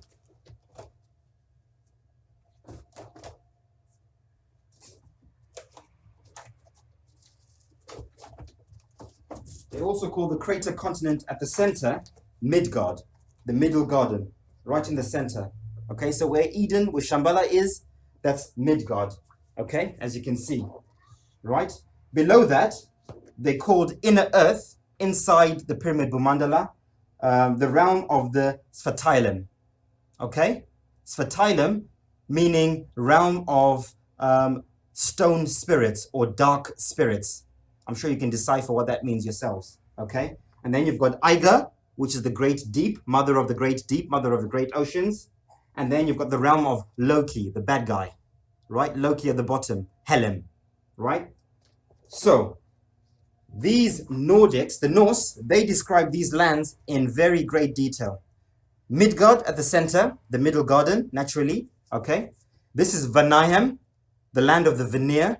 Vanir referring to children of God, okay? The gods in Asgard at the top were called the Aesir gods, the gods of the gods. The gods, where we are, the Vanir, were children of the Aesir gods. So they considered the beings that live here to be children of the Aesir gods, of the gods of the gods. Vanaheim. It's interesting because where I come from, in Africa, in Zimbabwe, the Shona word for children is Vana. So I was trying to decipher what Vanaheim was. I couldn't figure it out. Okay, so I used etymology, again, something that I've learned from Santos and syncretism. And I connected the dots. Well, Vanir, Vana, children. Vanir were children of the gods. Vanaheim, land of the children of gods. Vanaheim. And that's how I came to that conclusion. They then tell us there's a place called the Nephilim, okay? The realm of frost and ice, okay? This is the Nephilim, the ice wall. This is what they call the Nephilim, okay? And beyond that is where the Jutoinum live. Beyond the Nephilim is the land of the Jutoinum, the frost and ice giants, so they call them. So we see in a lot of mythology, they talk about the Nephilim, fallen angels, right? In the Bible, it talks about the Nephilim, fallen angels, right? Well, you can connect the dots yourself, you know, how that's all linking with the Bible. Norse mythology and the Bible, connecting right there. Beyond that, they say there is the Muspelem, okay? Muspelem, the land of the fire giants, or the fire demons, whatever that means, okay? So you've got Midgard, Vanaheim, the Nephilim, ice wall, Jutoinum, beyond the Nephilim, and Muspelem, okay? Underneath that is where you've got Svartalem, like I said earlier on, the realm of the stone giants, okay? Or the dark giants. Oh, not stone giants, the stone dwarfs or dark spirits, inner earth, okay? This is where maybe you get a lot of conspiracy theorists or alternative researchers who talk about the reptilians. Perhaps this is where they come from, these reptilians that we're always talking about, from inner earth, inside the Bhumandala, or possibly from the great deep, who knows, right? Doesn't really matter at this point. Okay? I could do the same thing with Norse, or with the Greek. I syncretized the Greek as well. The Greek, Uranus, like I said, Uranus. Uranus was married to Gaia, right? You've got Zeus at the top. You've got Hera, who was Zeus's wife, so that's the next round. You've got Poseidon. You've got Polos, which is the North Star, and Zeus. They named the planets. They named this the ether, by the way. They actually named it the ether, right? They named the planets. Saturn was Kronos. Jupiter was named after Zeus, so Jupiter is Zeus as well. Mars is Aries. Venus is Aphrodite. Our sun was Apollo. Our moon was Artemis. And then you've got Hermes, the messenger, again, at the center. Kronos for the time, Hermes the messenger. Okay, Kronos is first, time. Hermes is the last one, the messenger. All of these also had their own different roles and their own different things, okay? Then you've got Mother Gaia with the two children, Prometheus and Epimetheus, okay? And then at the top, you've got Atlantis. This top bit is Atlantis, the concentric rings of Atlantis. The center, as you notice, is a crater continent now, okay? This is the sunken continent of Atlantis. This is where that myth comes of the sunken continent. Remember earlier on I said, I think there was a capstone, okay? I think this land was not always a crater, but something happened for it to become a crater. It was actually above, so it was a proper pyramid. Interestingly enough, if you look at the pyramids in Egypt, yeah, the Great Pyramid in Egypt, it's missing the capstone at the top. I think that's symbolical. The ancients were trying to tell us something, okay? So if you go to Egypt and you look at the biggest pyramid, I forgot what it's called, the capstone is missing. On our pyramid on the earth, the capstone is also missing. Okay? Interesting. It's now a crater. So they were telling us something there, right? Back to this, okay? And then you've got Pontus, below Mother Gaia. You've got Pontus, who was the keeper of the seas. And then you've got Hades, right? In Tartarus. They call Tartarus hell, and Hades resides in Tartarus. Okay? So that's Greek mythology, right? And then the chaos on the outside. You could do the same thing with the Egyptians, okay? Right? The Egyptians, you've got Amun at the top, right? Amen, Amun, God at the top, the creator, right? You've got Neith, his wife. You've got Hathor. You've got Nut, who's married to Gaia, okay? The husband of Mother Geb, not Gaia, Mother Geb. So Geb and Nut are husband and wife. The firmament above us and the earth below us, okay? They also named all the stars, all the wandering stars, okay? Saturn, now this is quite controversial. This is just my own secret. This is not confirmed. This was just me coming up, trying to decipher it myself. It could be wrong. If someone can correct me, that'd be great. But I think Osiris is Saturn. That's Osiris, okay? Isis is Jupiter, okay? Herdesher, for sure I know, is Mars. Sekhmet, again for sure I know, is Venus. Ra, for sure I know, is our sun, Ra. I think everyone knows that. And Khonsu is the moon, okay? And then you've got... So, I'm trying to decide how much more of this I want to go through. I think I'm going to skip ahead, but I think he did an excellent job taking all of the different what they claim are mythologies, from the different civilizations, and they're all saying the same thing. And they all pretty much more accurately depicted what the true universe is made up of. Okay.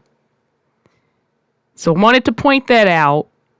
And then I also just want to remind the family that you match up what Brother Martin Kinney is doing with Vibes of Cosmo work. And it's the same thing, only difference is vibes explain that the toroidal fields and the motion of the black sun, which, is driving all of that, and the refracted light from the toroidal fields is what creates in the sky what we're seeing as Saturn and all of the other planets and even the sun and the moon. And as a matter of fact, last time we were on the air, I played the Vibes of Cosmo video, and I didn't show you. Vibes of Cosmo showed how those toroidal fields move in conjunction with the black sun, and how what we see as these planets like Mars and all of that jazz are really just reflections of all the different toroidal fields. Okay, so Saturn, that's why Saturn has all of those rings around it, because all of the rings that are shown on Saturn are showing all of the ethereal / toroidal fields below. Okay, and even Saturn itself is really a combination of all the other refracted lights in those different ether fields.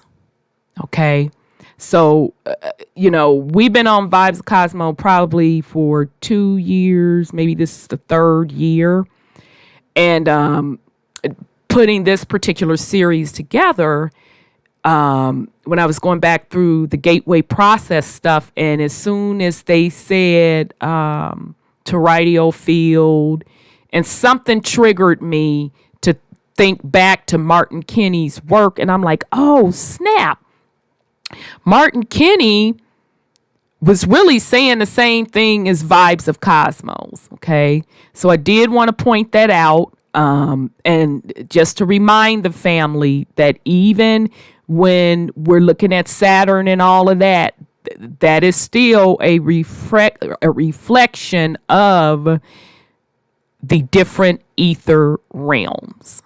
Okay. All right. So that's why you can zoom in. Okay. And shout out to Santos, because I think I first saw that information from Santos. He talked about how when you zoom in, like the different stars and the different planets and stuff, how you can see they aren't solid like they tell us that they're solid. They're moving around like energy. Okay. And that's because it is a reflection of the different ether realms. Okay, so I do like how he's going through each one of these particular civilizations, and they're all saying the exact same thing. All right, but let mainstream science tell you that that was all mythology. So they took what the ancestors were saying, and what's not in here are the American ancestors who, believe it or not, a lot of this stuff that these other civilizations talk about, they really got it from the American ancestors, okay? What they're calling, South American, the Aztecs and all of that. That's where it really came from. And I didn't know that. Shout out to Legendary Top Cats. I didn't know that. That was one of his lectures. Well, actually, his series that he did, my mouth about fell on the floor. Okay, so I'm kind of giving a little spoiler alert on my stuff, because even with the ancestors laying out the Mayan calendar, shit, I'm just going to go on and give it away, y'all. Because since my nerves been bad, because Mercury retrograde coming up was fucking with my nerves and I was tired, I ain't get a chance to map it out like I want to. I see it in my head. I got the message. I just ain't map it out. So I give a spoiler alert and I'll map it out. And that's going to be in a future show. But actually, that Mayan calendar is deeper than I thought. It was really laying out the universe. When I re-looked at it, I said, oh shit, wait a minute. This was the original map of the universe, that Mayan calendar, all right? So all those other civilizations took on the same. So they're all saying the same exact thing. All of them. Okay? All right, but I'll get into that once I get it together to map it out and bring it into the correlation of stuff. So let me see. So he done went through them. Let me see what he's saying right here. Okay, let's talk about the ages. Okay, in particularly in the Indian cultures, they talk about the 4 ages. Okay, these are ages of consciousness. So everything is cyclical in life. You know, there are peaks and troughs. There are times when consciousness is up, and there are times when consciousness is down. For all the beings that live on the Bhumandala, there are different beings, different races, different nationalities, all along this Bhumandala, okay? So this is what we might call aliens beyond our ice wall. We might call these aliens, but they are beings just like we are beings here. And they will call us aliens as well. So aliens do exist and outer space does exist, but it's not like we've been told or you know, that it's on the planets, it's on the lands beyond. Okay, so this is really important. Really, really important. I need to explain this. The ages. Okay. Now, y'all know we talk about the ages here all the time. Talk about the 4 ages. Okay, the Kali Yuga, the Dwapara Yuga, the Treta Yuga, and the Satya Yuga. Right? The bronze. No, the iron. The bronze, the silver, and the golden age. These are 8. So stop. We talk about the ages here because y'all hear me talk about the clock. Okay? That astrological clock with, you know, our astro signs, all of that. Y'all remember I was singing the Float On song? We was going through people's different signs. Okay? In that Bible, I'm sorry, go ahead. Float on. Float on. Right. So, with those particular ages, shit, now I done lost my train of thought. That's what damn you, Mercury retrograde. I done lost my thought. I was going to fence in the talk. Oh, the Bible. Okay, so when I talked about the clock, okay, the precession of the equinox and how each astrological sign represents an age. And I told you all those that are, you know, Christians and into the Bible, I told you that when they talked about like the ram and the bull and all of those different things, I was telling you that's code in the Bible for ages. Okay? So different civilizations named the ages different things. Okay, so what I think what he's about to go into are like the Bronze Age and all of that jazz. And you hear them talk about that stuff in the Bible too. Always note they are talking about astrology and specifically the ages. All right. And remember, those of us in grad school, we understand that even with those ages, that's a part of the clock, which is tied to technology, i.e. the black sun. Okay, so I just want to stop and bring that into perspective. So let's see which civilization he's describing. And again, the Mayans were the baddest ones to do it. Okay, they were the ones that calculated these ages to precision. All right. Okay, but I think this is the Indie culture that he's about to go over, how they describe different ages. So ages of consciousness, okay? These ages are determined by many things. They're determined by the constellations above us, right? In Greek mythology, these would be the gods. Everything above in these realms, these are the gods and goddesses that look after us, the big brothers and big sisters, okay? The suns and the moons that revolve around us, these were called the Olympians. These are the demigods that look after us subconsciously, okay? They determine the ages. And we, on the earth, on the Bhumandala, we are all the titans, okay? So, because he's getting into mythology, but I always want you all to be able to equate mythology to the actual science. So I'm stopping this for another Jeopardy moment. So, what drives the ages? What drives that clock? I just gave the answer about 5 minutes ago. I'm talking about from the true science perspective. This is Jeopardy moment. Anyone?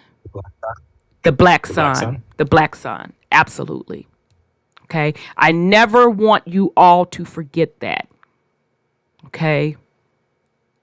So yes, it is energy fields, but the science, the true science behind that is a piece of technology called the black sun, which is really just an electromagnetic coil. Okay. That electromagnetic coil sits on top of Mother Earth's natural ley lines, which are the crystals. All right. Okay. So I might have to fast forward through this if it's still a bunch of mythology, because I don't want to confuse you all with that. Just want you to get the highlights of the mythology, but I always want you to be able to, from a true scientific perspective, marry the two to understand how the mythology translates to true science and how that translates to the metaphysics side, which is the consciousness / energy side. The soldiers that are living out the whole script of the whole thing. So all of this is a stage, okay? We are on the main stage. We are we're on the stage of creation, on the Bhumandala, okay? And these are the directors, if you want to think of it in movie terms. These are the ones directing the scripts and the programs, right? I'm glad you said that, brother. I'm saying that, but don't think that we don't have free will. We do have free will, but on a grand scheme, there is a script within that narrative. Otherwise, you just... So he is describing the Matrix. Okay. And this is why I say it's a computer program. All right. Just be crazy to be chaotic. There has to be a cycle. There has to be order to all of this. None of this is just random and chaotic. There's an order. There's a cycle. There's a system to all of it. Okay. So, interesting enough, I noticed something very, very interesting, right? These toroidal fields, the Van Allen belts that are around all the Earths, okay, these are constantly growing, expanding, and contracting. Okay, this is what creates our ages. In the Vedic scriptures, they talk about a 26,000 year cycle of consciousness. Every 26,000 years, we shift within that 26,000 years from the Iron to the Golden Age. So every 6,400 and whatever years, we go from one age into another. So, just stop, because I'm going to bring you back to the clock, the astrological clock. All right? So, I want you to think about the zodiac signs. I don't know why my stubborn ass got to be the first sign out the gate, the Aries. Okay, but whatever the damn case. All right? Each one of those ages, to go through all of the astrological signs on the clock, that's a complete 26,000, I think is it 25,960 years? And so if you want to round it up to 26,000 years. So what he's describing is going through all of the ages. That adds up. So going through the Aries age, okay? You Bible people, when they talk about the ram, when they talk about the ram up in the Bible, they talking about the Aries age. Okay? When they talk about Jesus, associating Jesus with the fish, they're talking about the Pisces era. Okay? That's why Jesus is represented by the fish. Okay? So all of you alien folks, when they talk about Inky, Binky, Linky, them, specifically Inky is also represented by the fish. So that's why, in my opinion, that's when that particular, because I think they were regular folks personally that probably just came from another dimension. They just had technology, and I'm talking about the Anunnaki. Okay? So to me, in my opinion, Inky and them stepped on the scene and did their technology and terraformed the realm. Okay. Now, I'm still on the fence about a couple of other things, but I'll get that message when I get it. I ain't going to confuse the matter. I'll leave it alone for right now. But to me, in my opinion, Inky and them came on the scene, installed stuff, and when the clock was instituted, it was in what we call the Pisces age today. Okay. Now, just another thing about the Pisces age, we are no longer in the energy of Pisces. We are in the Aquarian age. Aquarian age represents water/ether. Okay. So what he's describing is 26,000 year cycle where things expand and contract. Damn it, keep hitting this mic off. Where things expand and contract. He's describing going around that energetic zodiac calendar, one full cycle. Okay. Now, again, the Mayans were the baddest with it because they stopped their calculations in 2012. Okay. Because something huge was it happened. Okay. And remember when 2012 hit and people was talking about the end of the world was happening because the Mayan calendar stopped calculating this, that, and the third. Okay. But we knew that it was going into another age, but we also were like, wait a minute, this gotta be something huge. All right. Okay. So I just wanted to explain that when he talks about the 26,000 year cycle, they call that the precession of the equinox. All right. Okay. And even within that, there are ages, which are what we call the zodiacal ages. The age of Aquarius, the age of Aries, the age of, all the zodiac constellations. And those are all conscious ages. So there are smaller ages within bigger ages within bigger ages. Now stop. Damn, I'm giving away all my stuff. That's okay. I'm going to still map it out. So that's why on that Mayan calendar, if you look at it closely, I'm like, oh, shit. They mapped out the universe. And they were describing ages within ages within ages. Okay. So I'm going to leave it alone. But I'm kind of leaning towards the reason why they stopped it at 2012. I'll leave it alone for now. All right. Okay, so everything is cyclical. Okay, so there's a 26,000 year cycle. And then within that, there's a 6,400 year cycle. Within that, there's a 2,100 year cycle. Okay, we've just... So, sorry I have to keep stopping it because I want you all to understand this stuff. Because this stuff on how these ages occur is really what the 1% base all their decisions on. It is not on the Julian calendar. That is a knockoff. And it's not accurate. Okay? They base their decisions off of this, the cycles. Okay? All right.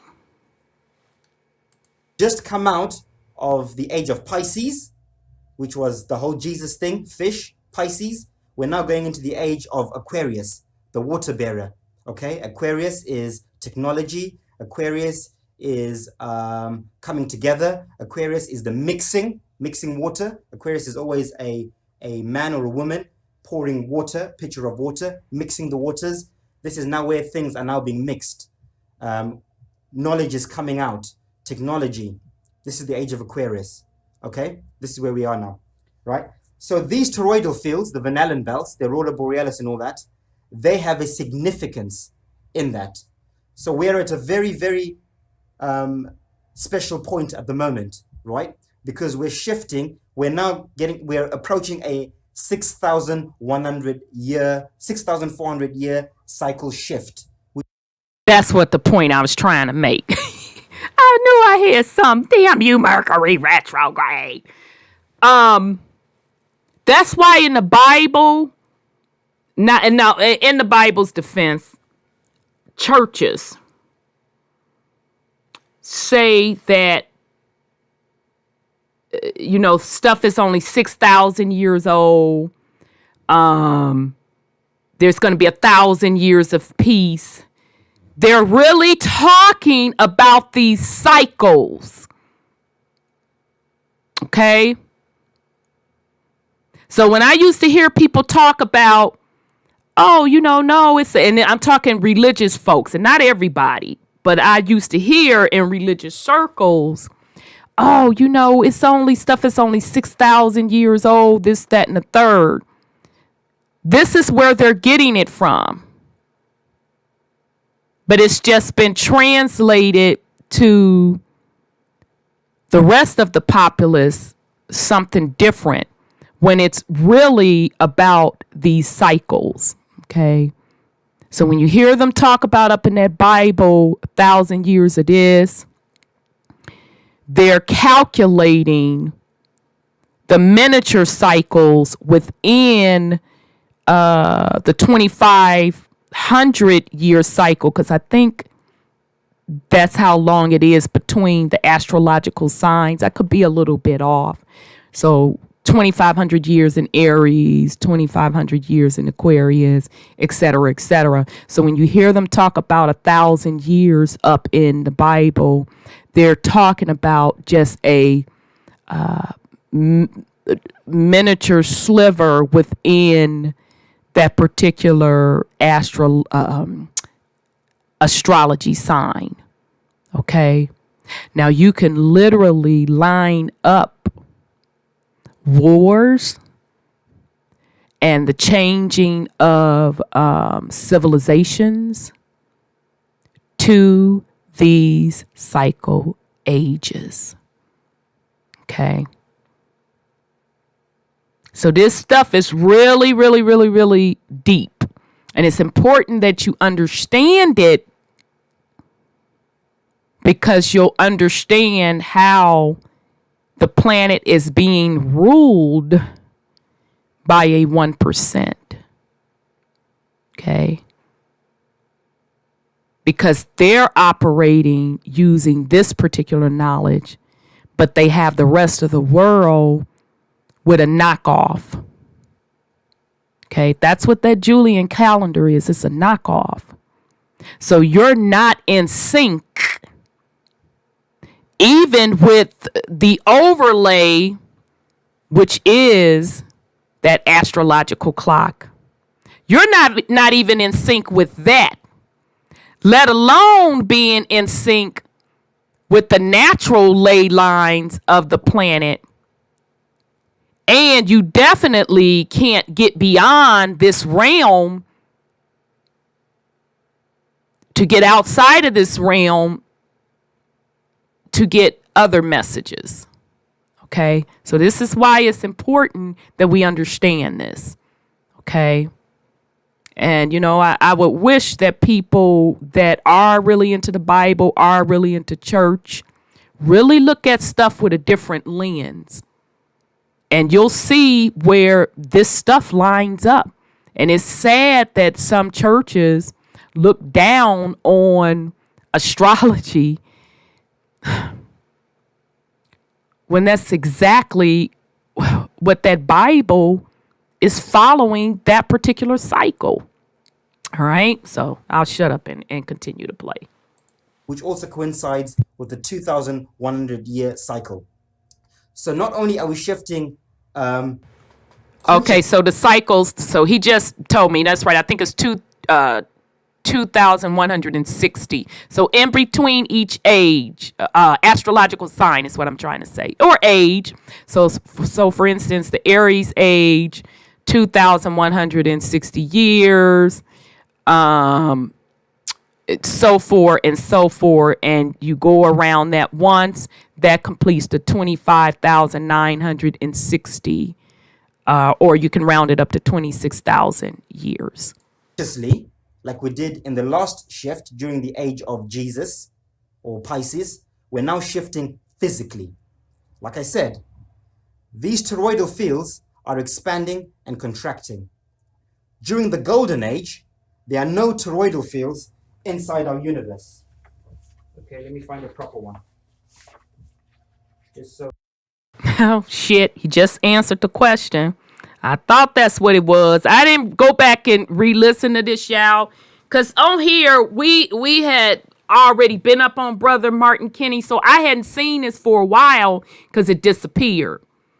So what I'm trying to say is I was tossing in my mind, why did the Aztecs, the Mayans rather, why did they stop that calendar at 2012? And then when I got the download, when I looked at the calendar again, I said, oh shit, this is really not just a calendar. This is mapping out the universe. He just gave me the answer. They stopped it because what they're calling the golden age is really lifting off a lot of this stuff that's been going on. So shit, he just gave me my answer. And if that don't make sense to y'all right now, that's okay. That's okay. So we can see it properly. Okay? There are no Taurus fields in our universe in the golden age. Everything's connected. We are at the peak of consciousness everywhere in the universe. Stop. Sorry, y'all. I got to keep stopping it. Okay? So you do y'all understand what he's saying? I mean, nephew, Brother Sean, says Sandra. Is it making sense? Because I want to make sure that it does. Because this is very, very important what he's saying. Oh, yeah, definitely. I've been hip to Martin Kinney. Yeah, I'm loving it. So again, what he's saying is this particular age shift is so important because all of these toroidal fields will be lifted. So remember when I said I want to turn that motherfucking clock over? I want it gone? Damn. That's why the Mayans stopped the calendar when they did. And it's really not a calendar. It's really the map of the true universe. So that would mean, remember I've been telling y'all that their black sun technology is breaking down. I've been telling y'all that since we've been talking about the black sun. He's also given us another confirmation. That's why this particular age shift is extremely, extremely, extremely important. Your energy and consciousness is going to be extremely important, and you can do big shit, amazing shit. But you gotta be prepared. Okay? This is why the 1% is struggling trying to stand up AI because they want to put your consciousness focus on something totally artificial, an artificial matrix, when you will literally be free from the constraints of the technology, i.e. the electromagnetic coil that were creating these toroidal fields. You will literally be free from that. Okay? That's what the true golden age is about. Yes, nephew. Well, that would correspond to why they're so bent about locking us down physically, one, and on a mentally level, two. And as we know, they're trying to put hokey pokeys in us. So it's to deactivate that absolutely gene code coming online. So if they get us to mentally lock ourselves down, as they did friggin' back in 2000, and we, let's say, manifest that energy, then when the veil is lifted, essentially, when the gates finally do drop, we are locked into their paradigm where we should have been freed. So realistically, we're free, and their goal is to try to recoup whatever control or whatever paradigm they have over us previously. But technically, as you're saying, it's over. It's just, are we going to walk into that truth and accept the beings that we are, do what we have to do to bring forth that energy how it should, or let them continue to poison our water, food, mindset, and so forth. It's a choice. It's by consent now. Absolutely. Abso-freaking-lutely. Very well, perfectly said. So what are you going to do? Are you going to take this opportunity that the ancestors literally told us were coming? So I am assuming whatever shook down back then for the ancestors to map out the universe, they knew exactly how long that particular overriding per se was going to take place. So what Reset. are you reset? It's a huge reset. It's a universal reset. Okay. So what are you going to do? You going to AI it? And that's your choice. Go on, hey, baby, AI, do what you want to do. Get you a little robot, old man, old lady, do your thing. Yes, nephew. Well, that's another thing, as you mentioned it, is the AI movement that's just happening, which is, again, reinforming this choice. Because instead of you tapping into self and bringing forth, let's say, the inspiration that Mother is giving us, you're now allowing AI to dictate to you how you should think and feel about life. And basically, you're giving your creative essence to this AI now. because they're telling it everything about you, and it's just spitting back some what you think is knowledge, but just random text, do this, do that. And instead of tapping in and getting that inspiration or getting that wisdom or that that feeling that something needs to be done and acting on it, no, you're waiting on technology to tell you when to act.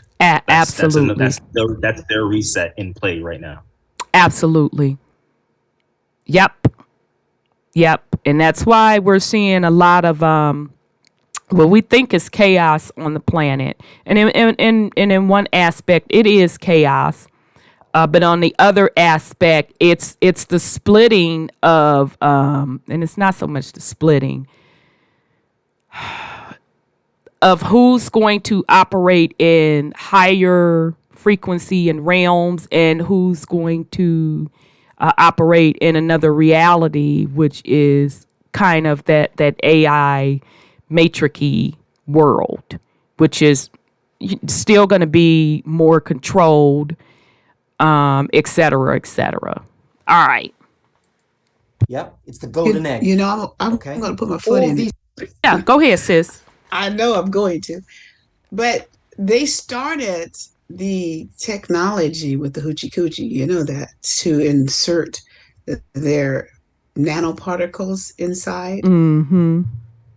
And I also understand that the chemtrailing is nanoparticles that they're putting into the atmosphere, and they're going to put it in your milk and your foods. So that will take you to that obedient, rebellious person they want you to be. You will be happy and you'll own nothing kind of stuff. But they're starting that already. Right. They have started it. I'm sorry. Go ahead, nephew. Well, Auntie Sandra, check this out. The particles that they're also putting in the air is diminishing the light source that we would get our, let's say, energy from.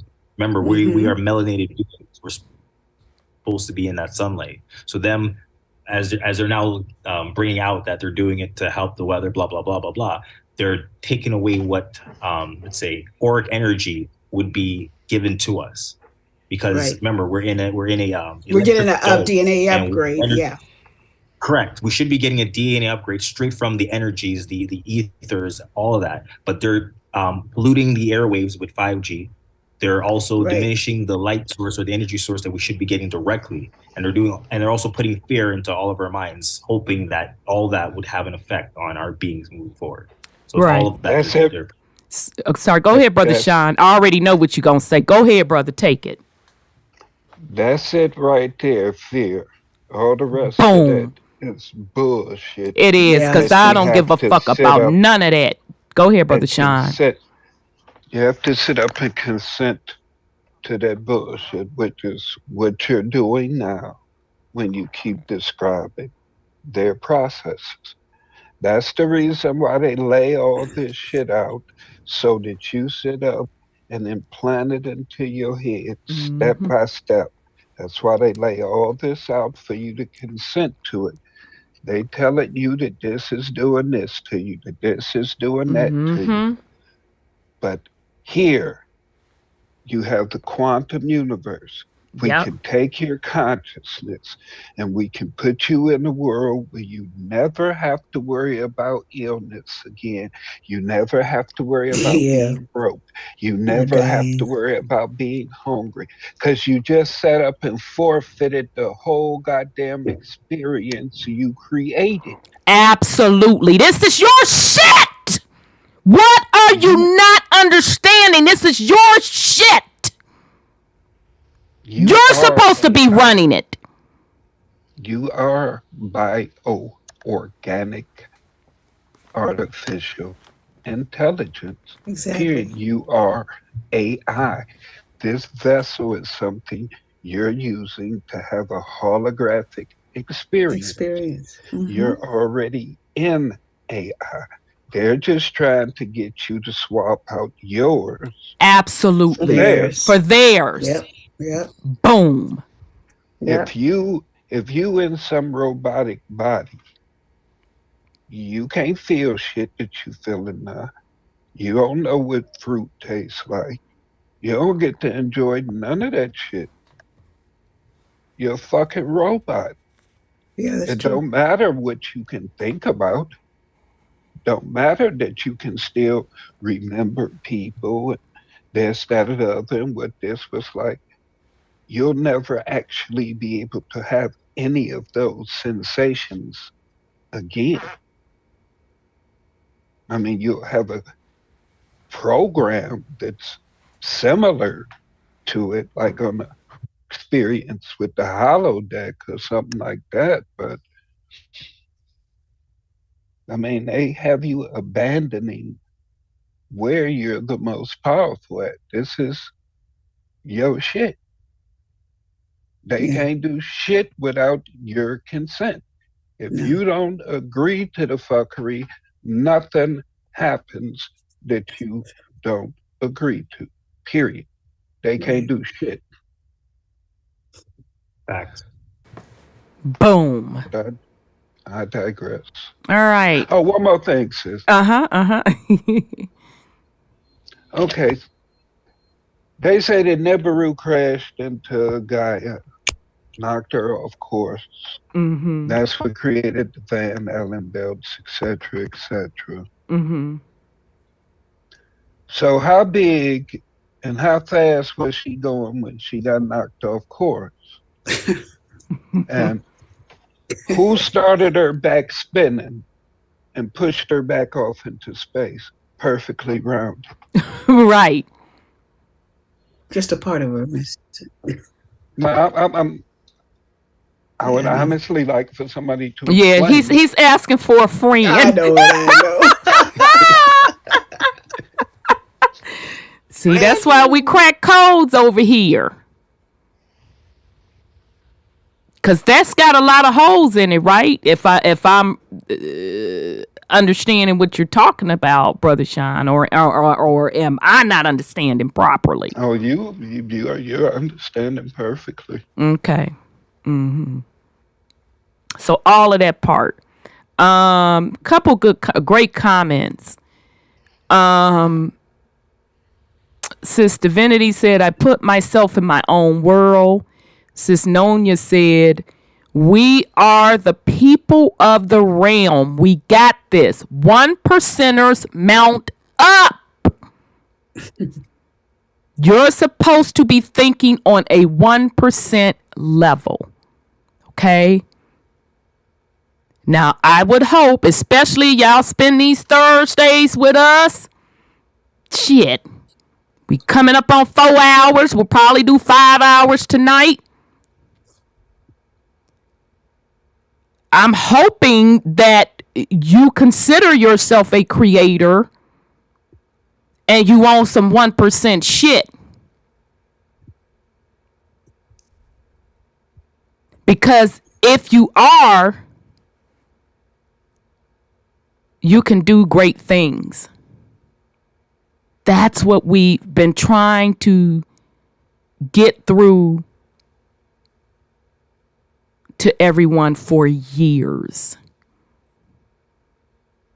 You're not a victim. You're having an experience. Okay? You agreed to come and have this experience under some excruciating conditions. You had to strip down a lot of stuff to have this experience. So now the constraints that were in place, they're being taken off. What are you going to do? And this choice is still yours. And don't get me wrong. If you want to go off and experience AI, get your robot old man, your robot old lady, go on and do you, boo. Shit, that's your experience. Or you have the opportunity to really do great stuff. You create your own reality. You're responsible for it. And you are so powerful, even when you chose to come and have this experience with these constraints, you were still powerful, because even within the constraints, you still had the power to create your own reality. Okay. All right. So let's continue. These toroidal fields expand outwards over time. It's almost like the cosmic egg is breathing in and out. The womb of creation breathes in and breathes out, breathes in and breathes out. And these toroidal fields follow that breath created by the axis mundi. Okay? So when God, okay, is breathing in, okay, Brahma, this is when the torus fields are spreading out. This is over thousands of years. And breathing in, the torus fields close again. We're now in the dark age. Out and in. At the moment, we are ascending. We're on the upward cycle. Okay? So the torus fields are expanding.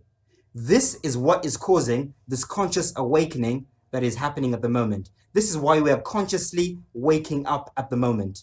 Because we are picking up the frequencies, okay, of this toroidal field at the center, the aurora borealis, coming from the messenger, okay, the demigod Mercury, Hermes, Thoth, Buddha, at the center. Remember, everything is interlinked.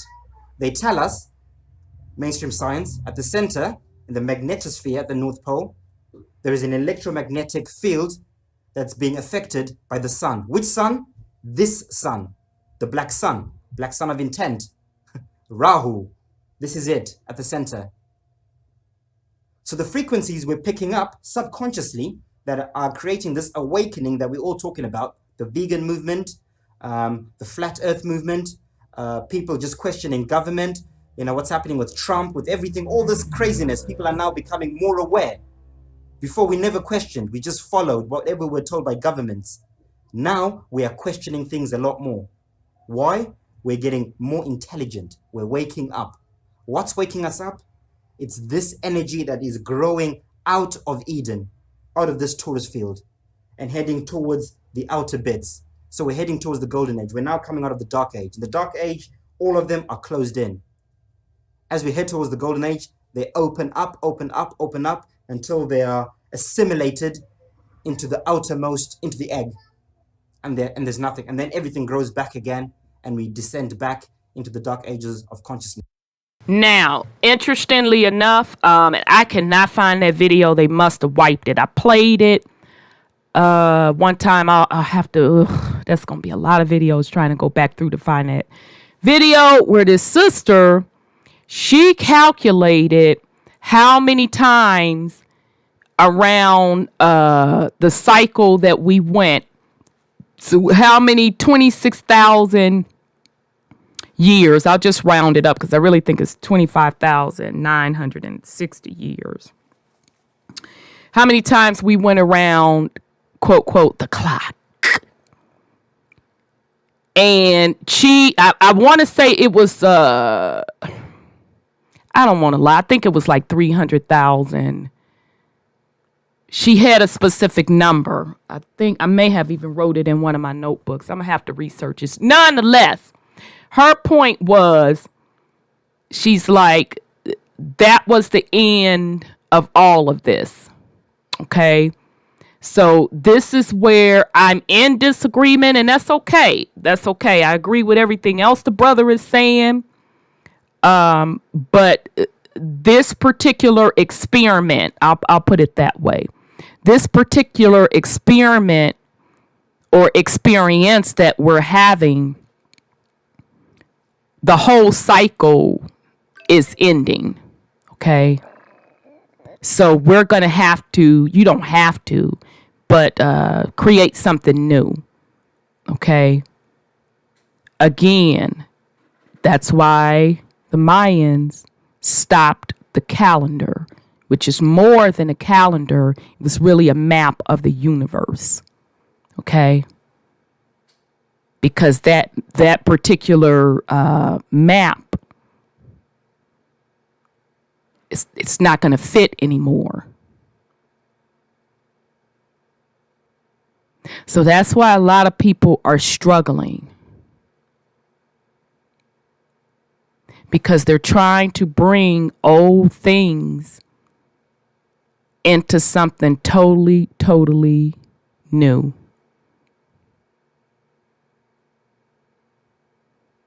No, sis Nonya, what she was trying to calculate. Oh, so you think it's, no, 26,445 years. Okay, thank you. Yeah, 26,2645 years. That's just one time around the entire clock. She calculated how many times we went around that clock. And she gave a specific number, and I'm like, damn, this the coldest shit I've heard. I'll have to try to dig it up to get that exact number. But the point being, even she picked up that clock. Well, she didn't say clock, and then I picked it up in a different way. That clock gotta go. All right. The Mayans, that's why they stopped what they're calling a clock, but it was really a map of the true universe.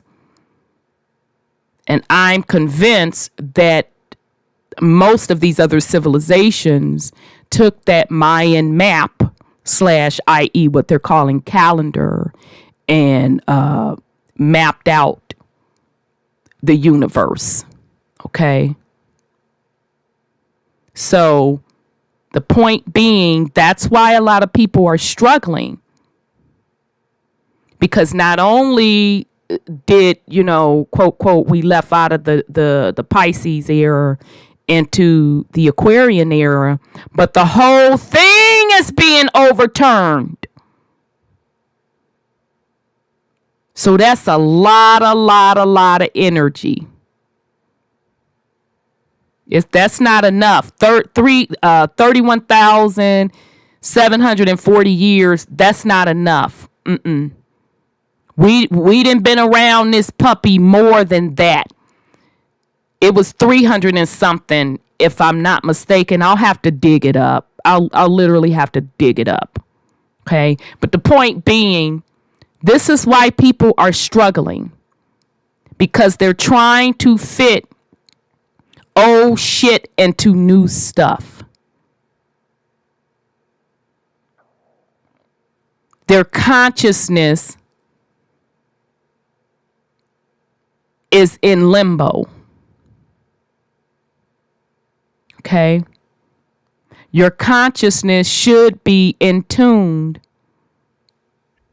with the naturalness of the planet. Okay? Of the realm. Auntie? Yes, nephew. I would say your Mother Nature has increased her frequency and she's asking us to match it. Absolutely. But other people enjoy this low vibration, and that's where they're going to have the issue when this thing actually is, they don't have a choice at that point. Absolutely. They're either going to have to be part of that frequency or they're going to get wiped out, essentially. Yeah. That's pretty much it, because they won't be able to hold the frequency. That's pretty much what it boils down to. So that's why it's important. Just be mindful. Be mindful of, the way you move. And, if you keep struggling with stuff to try to change or whatever, really, do some self-inventory. One of my theories is a lot of this violence is because the frequency is making these people violent.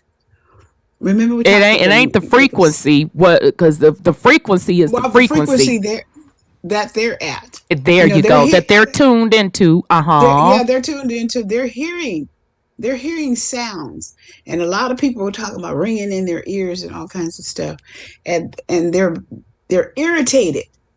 They're really super irritated. They don't even know what they're irritated for.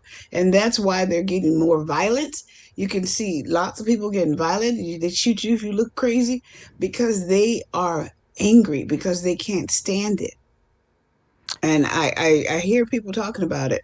Yeah, and I'm in agreement with you on that. And so, another way to put that is they can't hold the new frequency. No, they can't. That the planet is putting out. Mm-hmm. Because even their mainstream science had to come out and admit that the frequency is speeding up. They didn't call it frequency. They called it something else. Rotation of reverse or something like that. Yes, nephew. For me, the biggest thing is the fact that all these quote unquote secrets, or the fact that they were calling us conspiracy theory, all that information that they were hiding is now forefront information. They can no longer hide it. The stuff that they hid in the past, let's say like the Jeffrey Epstein stuff, we never would have thought anything about that back in the 90s. But look how blatantly it's open. Biden with his family, blatantly information's open, yet still their frequency is acting like it doesn't exist. We're all screaming and shouting. We're getting banned for talking about it, but that's because they're trying to limit the rules that we have on changing their paradigm. Right. Yeah, everything's open now. Right, exactly. Everything's open, so there's really no limiting. Number one, that is a violation of universal law. And I keep pointing that out, and I'm doing it for a purpose. Because every thought, every sound that you put out there, it goes through the ethers. I am purposely doing that to put it on record. Akashic Records, I know you recording it, and I know you done recorded what they said, so you can go on and record this also. When you call yourself blocking these messages, you are in direct violation of universal law. And you are going to be dealt with, and some of you are being dealt with. You are in direct violation. But excellent point. Okay, let's continue. Great stuff, y'all. Sorry, y'all. I hope y'all are enjoying this or getting a lot out of this. I didn't intend to play this whole thing because I actually have a lot more stuff to go through. But we'll get through it next week. But he just dropping so much stuff. Yeah, he dropping so much stuff. Everything's closed off again. This is the time for it to get physically back because again, and as you said, it's off the internet. So this is us. Exactly. Okay. So likewise, the toroidal field around where we are, around here, is also spreading outwards. It's also opening up. Okay. So you hear NASA, they were telling us, or mainstream science, for a long time they were worried about the ozone layer opening at the North Pole, okay, which would bring an end, which would be the end of the world, which would destroy the world, the ozone layer. Well, there's some truth in that. The ozone layer is this torus field growing out, and it will destroy the world, but not physically, metaphysically. It will destroy the paradigm. A new age will come in. That's the apocalypse they're worried about. Their paradigm, these elites that run the world, they're worried that their age of ruling over the masses will end. And it is ending because people are waking up. We're questioning now, right? We're not just following. We're now researching and thinking for ourselves, okay? Because the ozone layer is opening up, okay? This torus field is growing at the center, and we are picking up the frequencies. Well, most of us, some of us, not everyone will. This happens really slowly, okay? There's a process to it. It can't happen in an instant. It has to happen slowly and gradually. Some will pick this up a lot quicker than others. Some are waking up quicker than others. Some need time. Some won't wake up. Some will die asleep, and that's fine, and they'll reincarnate. They might wake up in the next reincarnation, okay? And likewise. So this outer field is also expanding, okay? The Van Allen belt. They're telling us that very soon they'll be able to leave the Van Allen belt. They're very excited about going to Mars. They were saying that we can't leave the Van Allen belt, but soon humans will be able to leave the Van Allen belt. Okay? And that's because the frequency is changing, A, and B, the Van Allen belt is growing outwards as well. Okay? So there'll be holes in this ozone layer as well. Right? So this is a very special time for everyone on this Bhumandala. I think the people out here, or the beings out here, they're also having their own conscious shift of some sort, right? Some of them will probably be getting ready to come in, the good ones, and the bad ones will be getting ready to go outwards. Because in is always good. You want to go in and up rather than out and down, which I'll explain in the next video. Okay? So this is what's happening. This is the conscious shift that is currently taking place, right? We need to be picking up these frequencies, and we need to be aware of what's happening, okay? In the Bible, by the way, it talks about the North Star. There's the story of the birth of Jesus Christ, right? And the three kings were told that when you see the North Star in the sky, that is what you should follow. Follow the North Star. And that North Star will lead you to where Christ is, where Christ is being born. Okay? So that story is an allegory of what's happening now, right? Our ancestors, or we, were trying to tell our future selves something. Because Okay. Know this gonna ruffle some feathers if you up in the church. Okay. That's why I told y'all the most important slide in this particular deck is the one that says ye are gods. Even up in the Bible, that's what it says. That's what they said. Jesus, who is known as the Christ, said what he was describing was you are that Christ consciousness. That's why ye are gods. Okay. So what Brother Kenny is saying is the ancestors told us that. Okay. And, he kind of went metaphysics on us and said, that was us telling our future selves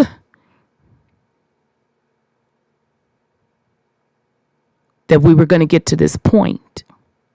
So now what I want y'all to think about, because I got to talk in code, a certain pandemic situation, and please, panel, do not say it because I don't feel like the smoke with YouTube. They called it that particular pandemic thingamajig.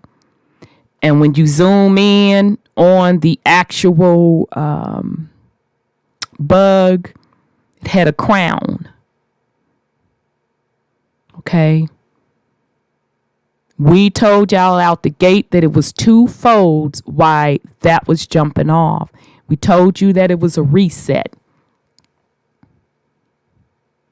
We told you that it was a reset on the physical level with the financial systems and all of that. But we told you ultimately why that was happening, because we told you it was a shift in the age. And it was going to be huge. And your consciousness grants you access to higher realms. You would be able to get to them more easily. That's why this is really all about keeping your consciousness within a lower realm. Because once you access higher realms, that's a wrap. Okay? That's what this is supposed to be about. Your future self knew that and was just waiting on you to catch up to your future self.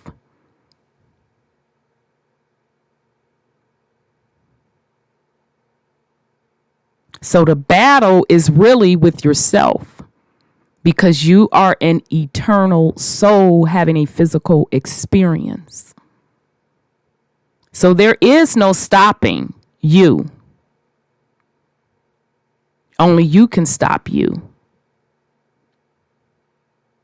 Nothing's more powerful than you. Now, if you let your consciousness tune in to a they and a we and what they won't let you do and 4, 5, 6, and 7, so be it. Okay? But at the end of the day, this is about your soul journey. What experience you wanted out of this. This is why it is important that you never lose sight of what your soul purpose is.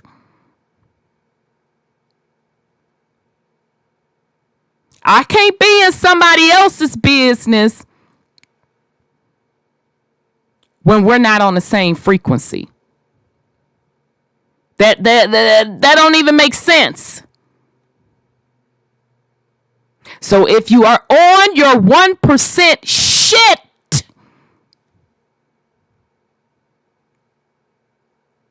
you're supposed to be moving in 1% circles.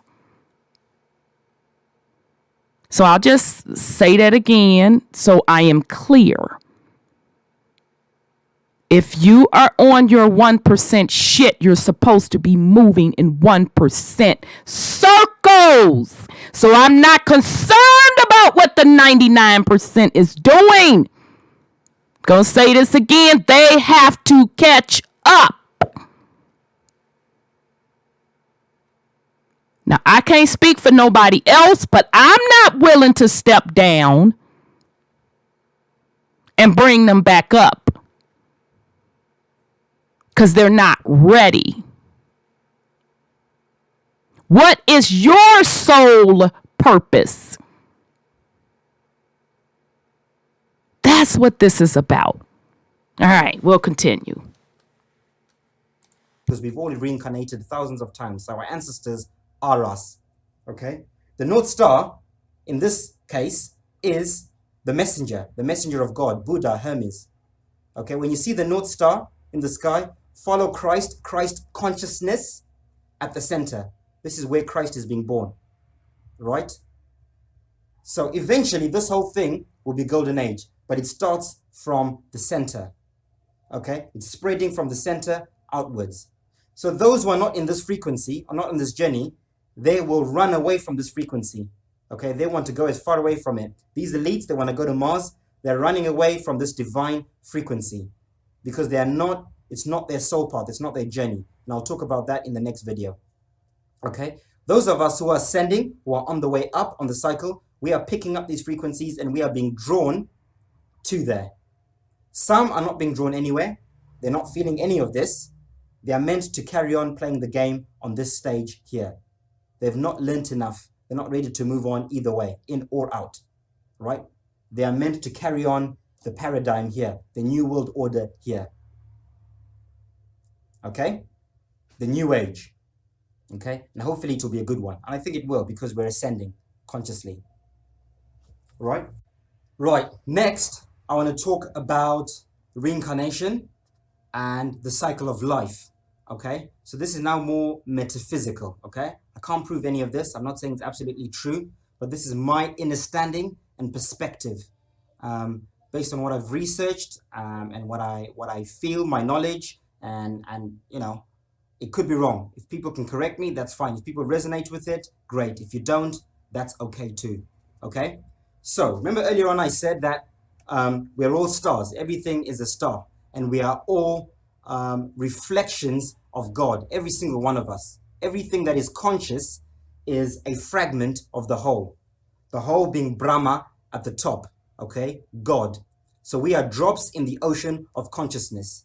Okay, so in the beginning was the Holy Trinity at the top, okay, and they birthed many souls, including you and me, right now. Okay, we are souls birthed out of the whole, out of God. It tells us in the Bible, God breathed air into Adam, right? So that air is consciousness.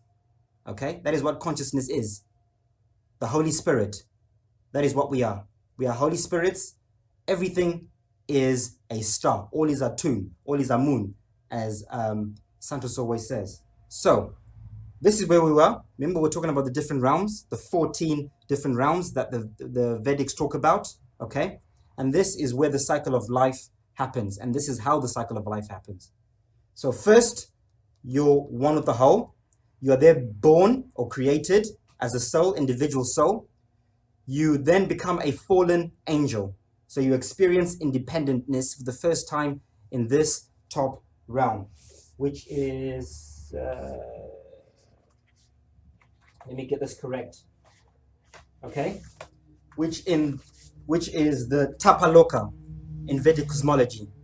This is where you experience your first life as a single soul, as an individual soul, right?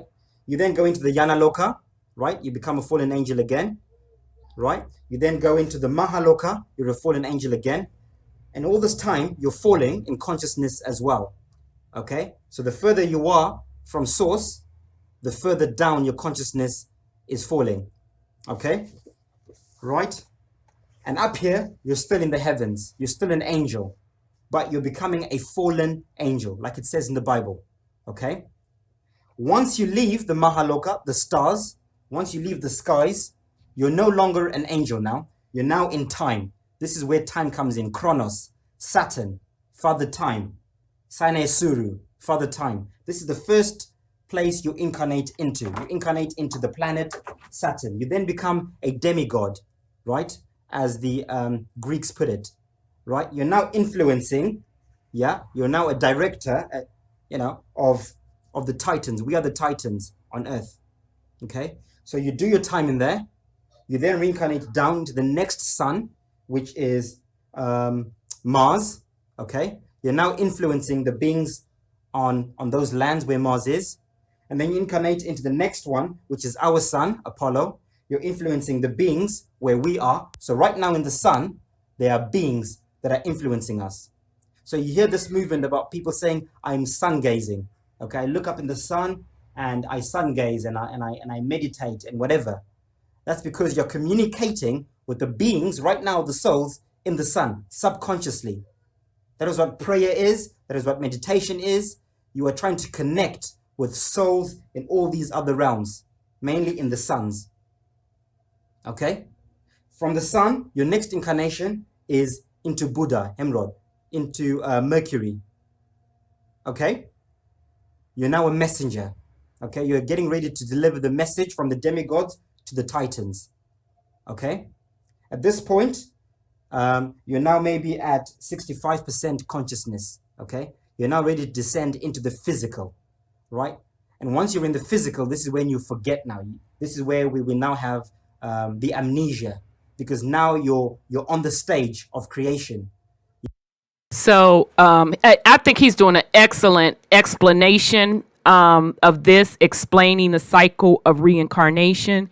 Shout out to Brother Odell, who gave us a depiction also of reincarnation. Very similar concept. I also wanted to point out that that's pretty interesting.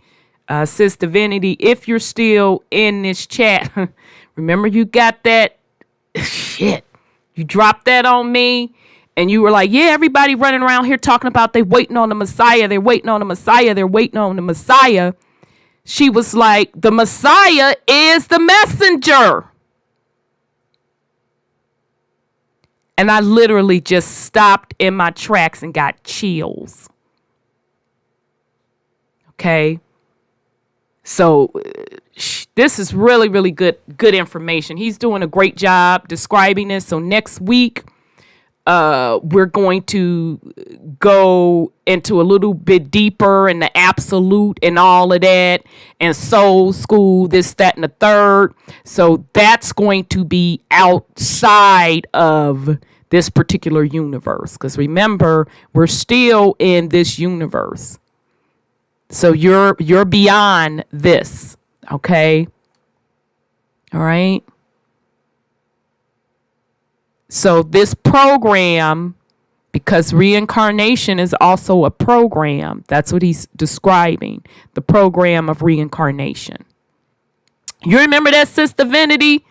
So you see how how he showed where the messenger is? I'm like, damn. All right. You're now truly an actor, acting out the directives and the ages and everything else. You're now experiencing your own simulation, as well as the collective one of wherever you are. So your first incarnation is into Shambhala, Eden. This is where you first become a fallen angel. You do your time in there, right?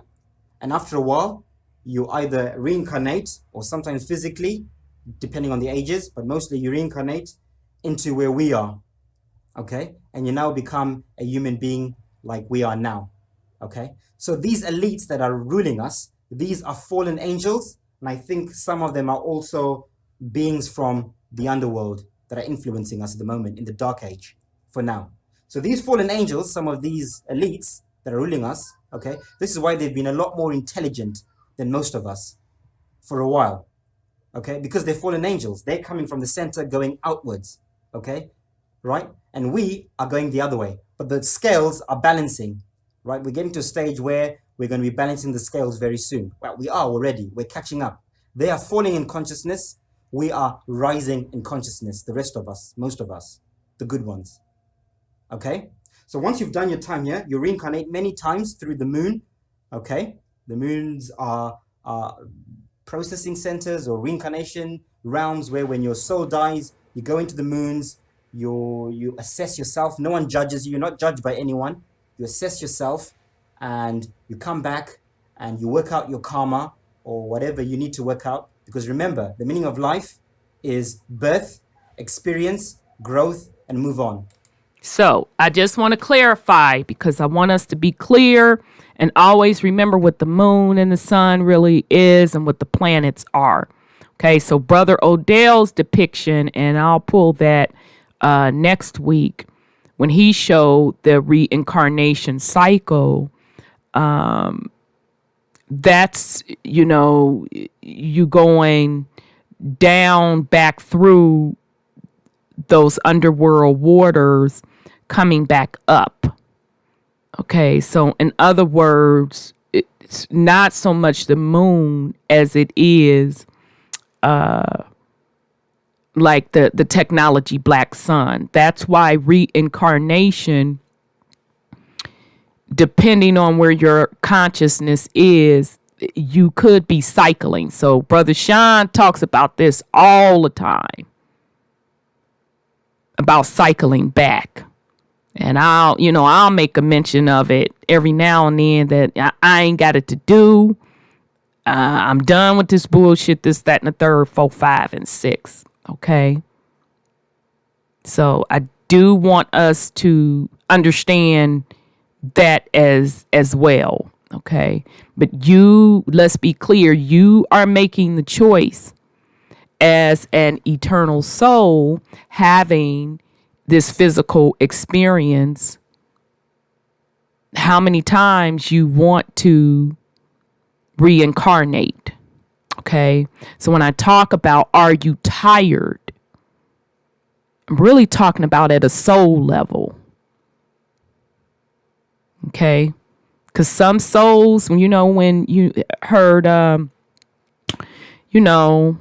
Big Mama and them say, oh, such and so is an old soul. So meaning, shit, you done been there, done that, got the t-shirt, and you ain't trying to do it no more. Okay, you're over it. Okay, that's your choice. That's why you're supposed to be linking up with folks that are on that same conscious level. Okay. So in other words, and some people call it your soul family, whatever the case may be, however you want to put that. Okay, so I did just kind of want to put that in there about reincarnation also. All right, so notice as he's talking about this, you're still just within this realm. That's still just within this particular realm. Okay, that's still not the absolute. Okay. So if you haven't learned enough and you haven't grown enough, you must come back down and play again. And see, I ain't got it to motherfucking give, but All right, I didn't have to add that commentary. My fault. Work out your karma and learn as much as you can before you can move on to the next stage. Okay? These beings, because they're fallen angels, okay, they automatically will be drawn to the worlds outside. Okay? Because they're going outwards and downwards. This is why these elites, right, the governments, they're obsessed with going to Mars, the outer lands. They're going outwards. Okay? They're on their way out and down. Right? Right? These worlds are not necessarily hellish, as in hell. I don't think so. But I think they're disconnected from nature and from source. There's a difference between intelligence and intellect.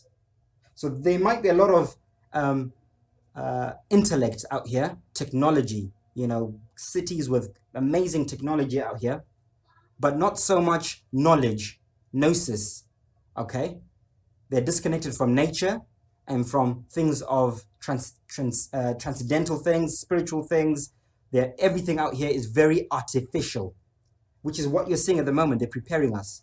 Everything is... Exactly. See, damn, he was ahead of his time. So do you all understand why they're trying to move us again to artificial intelligence and all of that? It's because that's what they know. Okay? But those that are, you know, you've tapped into a higher frequency and your higher self, your soul contract is like, I mean, that's my higher self. I'm sighing. I'm good with that, bruh. It's all about the naturalness, the spiritualness. I don't need your technology. You've based your technology on me. I'm the blueprint for your technology. So why would I need to go to your program that you built about me? Now, I'm just telling you that's what my higher self said. Okay? So that's why you're seeing people separate who, you know, they're really gung-ho, they're really ready for AI, and that's fine. That's where their consciousness is. And then you have others like, you know what, I'm not trying to fuck with that. I don't want nothing to do with it. You know, I want to be as close to the source, to the natural organicness as possible. Because we understand within the naturalness, organicness, that's where everything stems from. That's what all of the stuff is built on. Okay? So I did want to make that distinction as well for the fam. Is becoming very artificial. Robots, food, money, everything is becoming more and more artificial. Okay, there's this big AI movement happening at the moment. So the beings on the way down are attracted to these things, these artificial things. Okay, I'm not saying it's evil. I'm just saying that is your soul path or their soul paths. And then after that, your next stage will be the outer lands. Okay, Muspelem, the fire giants, whatever that means according to the Norse. After that, 40%, you're now in inner earth. You're now a reptilian, so to speak, inside the first part of the Bhumandala. Okay? I think the underside of the Bhumandala, I don't think this is a physical place you can go. This is when you reincarnate as a spirit again. You're now a spirit. You don't have a physical body, but you're a dark spirit now. Okay? Now you're a devil. You're a Shiva. You're a destroyer. Up here, you're a creator. Down here, you're a destroyer. So you're trying to gravitate people, right? You're influencing people up here as well, subconsciously, right? When they say that the devil has influenced you, these are the beings, the beings out in these worlds down here, trying to subconsciously influence you. All your bad thoughts, all your negative thoughts are coming from the frequencies from these beings under here. You then get to 30%, 25%, 20%, 15%, 10%. You know, there's hardly any light left in you. Okay? You're now truly, a fallen angel in the truest sense of the word. Okay? But then you work your way back up again. Once you're down here, right, the cycle of life, you can't be here forever. You've got to come back up again. But this is all happening over millions or thousands of years or whatever. Okay? You then come back up again, 15, you are ascending. You're now becoming a shooting star. You're shooting back upwards, okay? You go through all the different rounds again, the reverse. You're here, then you're here, and then you incarnate where we are, okay? And then you get to the center. So those of us who are being drawn to goodness, to love, to truth, right? Those of us who are trying to change things for the better, okay? We are shooting stars. We are ascending, right? On the cycle of life. We're on our way up. And we're meeting in the middle with those descending. So you've got the good guys and the bad guys. And this is necessary for the cycle of life. This is duality. This is polarity. Good and bad. It has to happen. Fallen angels and shooting stars. Okay? Now remember, I put the suns on this side and the moons on this side. I did that deliberately. Okay? Except for that one is a sun and the moon. Okay? So when you're ascending, when you're way out, the moons, the mothers, are portals out. The suns are gateways in. So those descending come through the sun. Those ascending go through the moon. Okay? Males inseminate. Females give birth. Okay? If you can see, this looks like a brain, the cosmic egg. With the center, right? You've got the left-hand path, male principles. Right-hand path, female principles. Okay? This is where all that esoteric stuff comes in. For those who are not afraid to research that and to try and understand it. Okay? So this is where you come out from the moon side. So you incarnate here, or you, in this case, we're going through a very special time. We can actually physically walk into the Garden of Eden. Okay? But we have to pick up these frequencies for those who want to make the pilgrimage. Not everyone will want to do this or can do this. But those who are ready to ascend, those who have learned everything they need to learn, right? At the center, here where we are, there are those who are ready to move on to the next stage of life. Now, this is where I'm just going to add a little bit extra to this. Shout out to Sis Nonya, because I don't know if I could have found that video with the sister, because it was removed off YouTube. But I know I had played it on a couple years ago on one of my videos. And child, I don't remember which one, where she cracked the code on how many times we have been on this cycle and when it truly ends. So meaning when the clock would truly end, which means when the Black Sun technology would truly end. I was trying to get the right number. So Sis Nonya, I think, cracked the code. So what we did, well, I didn't do shit. Rhonda, shut up. You can't take credit for it. She did it. Okay. So if each age, so meaning each age, each astrological, what they're calling sign is what, 2,160 years. You times that times the 12 zodiacs. And if you want to throw the 13 in, you can, the 13 zodiacs, but we're going to stick with the 12. Times the 12. That's how you get the 25,960 years. That equals one entire circle, one time around that zodiac sign. 25,900 and one cycle. That equals one cycle. Okay. So, and we could calculate it both ways, Sis Nonya. You can calculate it the 12 or the 13. But I'm pretty sure you cracked it, because that's why earlier I said I remember her putting a number of 300 and something thousand. So what she did, she took the 25,960 and times it times 12. And that's how she came up with the 300 and something thousand years that this clock has been in existence. Okay. So this is where I kind of separate a little bit from Brother Kenny's work. because what I'm saying is the clock totally being gone. So you won't be restricted to this realm. Okay? So it won't be about you needing to go to Shambhala and all of that. I mean, you could if you wanted to, but you can also exit the realm, or the collective could rebuild this realm, or the collective. And when I say the collective, I'm talking about the 1% collective. Okay?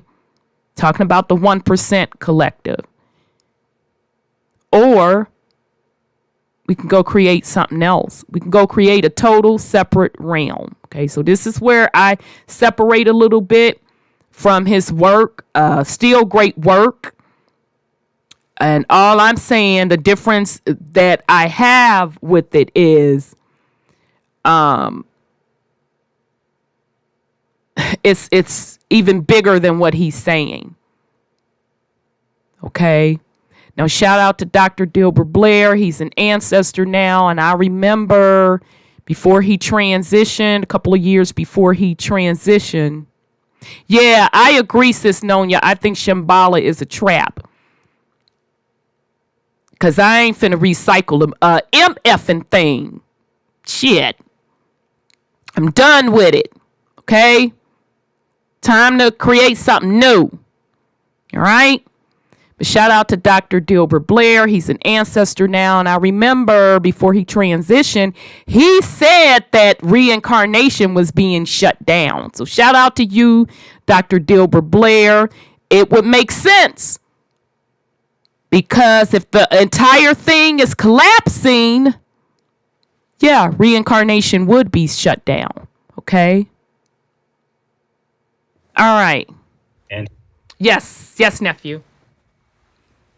I would agree with you as well, because this is why they're so prone to making clones or making robots, essentially, because the reincarnation process for them to have access to have control of, is no longer available. Yep, it's not available no more. Nope. And that would be interesting to see. I'm gonna think on that. I'll come back with an answer. So I'm trying to think that, I just got the answer. Okay. But I'm going to think on it a little bit more to get confirmation. Okay, I'll hold it for now. All right, let's continue. Some need to incarnate, like I was saying, a few more times before they can move on. Okay? Others are ready to move on to the garden, to the center, to the next stage. I've done my time here. I feel like I need to move on. Okay? I need something new. I need a new experience. So this is where veganism comes in, or vegetarianism. This is where truth, love, and all those things come in, the garden. Disconnecting from artificial, trying to connect with nature, sun gazing, loving animals and nature and all that. You're preparing yourself for the garden. You have to prepare yourself. Because if you don't, you cannot be able to withstand the frequencies here, because the frequencies in this dimension are much, much, much higher. Okay? So if you want to make the physical pilgrimage here, you need to be prepared. Okay? Because if you don't, you will just get, your body and your soul will not, you'll get zapped and you'll just reincarnate back here again, back to square one. You'll die on your way there. Okay? Because the Van Allen belt, the frequencies there, you will not be able to withstand them. So those of us, you hear me talking a lot about this pilgrimage to the North Pole. Follow the North Star when the time is right. I'm going to make a little prediction. I know they say you should never put dates or make prophecies, but I am. I'm going to say Vision 2020. 2020, I think this Aurora Borealis or Van Allen belt will be high enough for us to see the North Star, for us to see Mercury. This is planet X that they talk about. This is planet Nibiru. They say that comes around every 26,000 years to destroy the world. This is it. But it's not a physical destruction. It's a metaphysical destruction, a new age. Okay? So when the time comes, and I think 2020, those who see the North Star and want to make the pilgrimage, not everyone, okay? If you don't want to, you don't have to. your next incarnation could be in there. You can stay here and stay for a bit longer, and when you ascend, or when your body dies, your soul can ascend into there and reincarnate into there. But I certainly feel like I want to make a physical pilgrimage when the time is right. Okay, when the time is right, we will make a mass pilgrimage, and we'll know. It also says in the Bible that Christ will come like a thief in the night. Okay, what's Christ? Christ is the energy, Christ consciousness, the energy coming from this toroidal field at the center, from the messenger of God. That's Christ. That's coming like a thief in the night. I had my awakening last year, right? Overnight, like most people. One day I was on a spinning ball, I was eating meat, I was, following money. Something happened to me, my life changed. I realized where we are. We're not on a spinning ball. I changed my eating habits, etc., etc. My life changed. I became a better person. Okay? Christ got me. Christ consciousness came to me like a thief in the night. I wasn't expecting it, and it just happened. And I'm sure many watching this now have had a very similar experience. Okay? So this is where we are. Right? So once you're there, you live out your life in the Garden of Eden. Okay? This is a very natural place. There's no technology. Well, there is technology, but it's more of a natural technology. It's a different type of technology. It's not artificial. Okay, nature has got magic. Magic exists, believe it or not, but I won't go into that now. It does exist. So the technology out here is a magical type of technology. It's not artificial like out here. Okay? So this place is not just sitting and gardening and doing nothing. There's a lot going on there. It's a beautiful place, the Garden of Eden. Okay?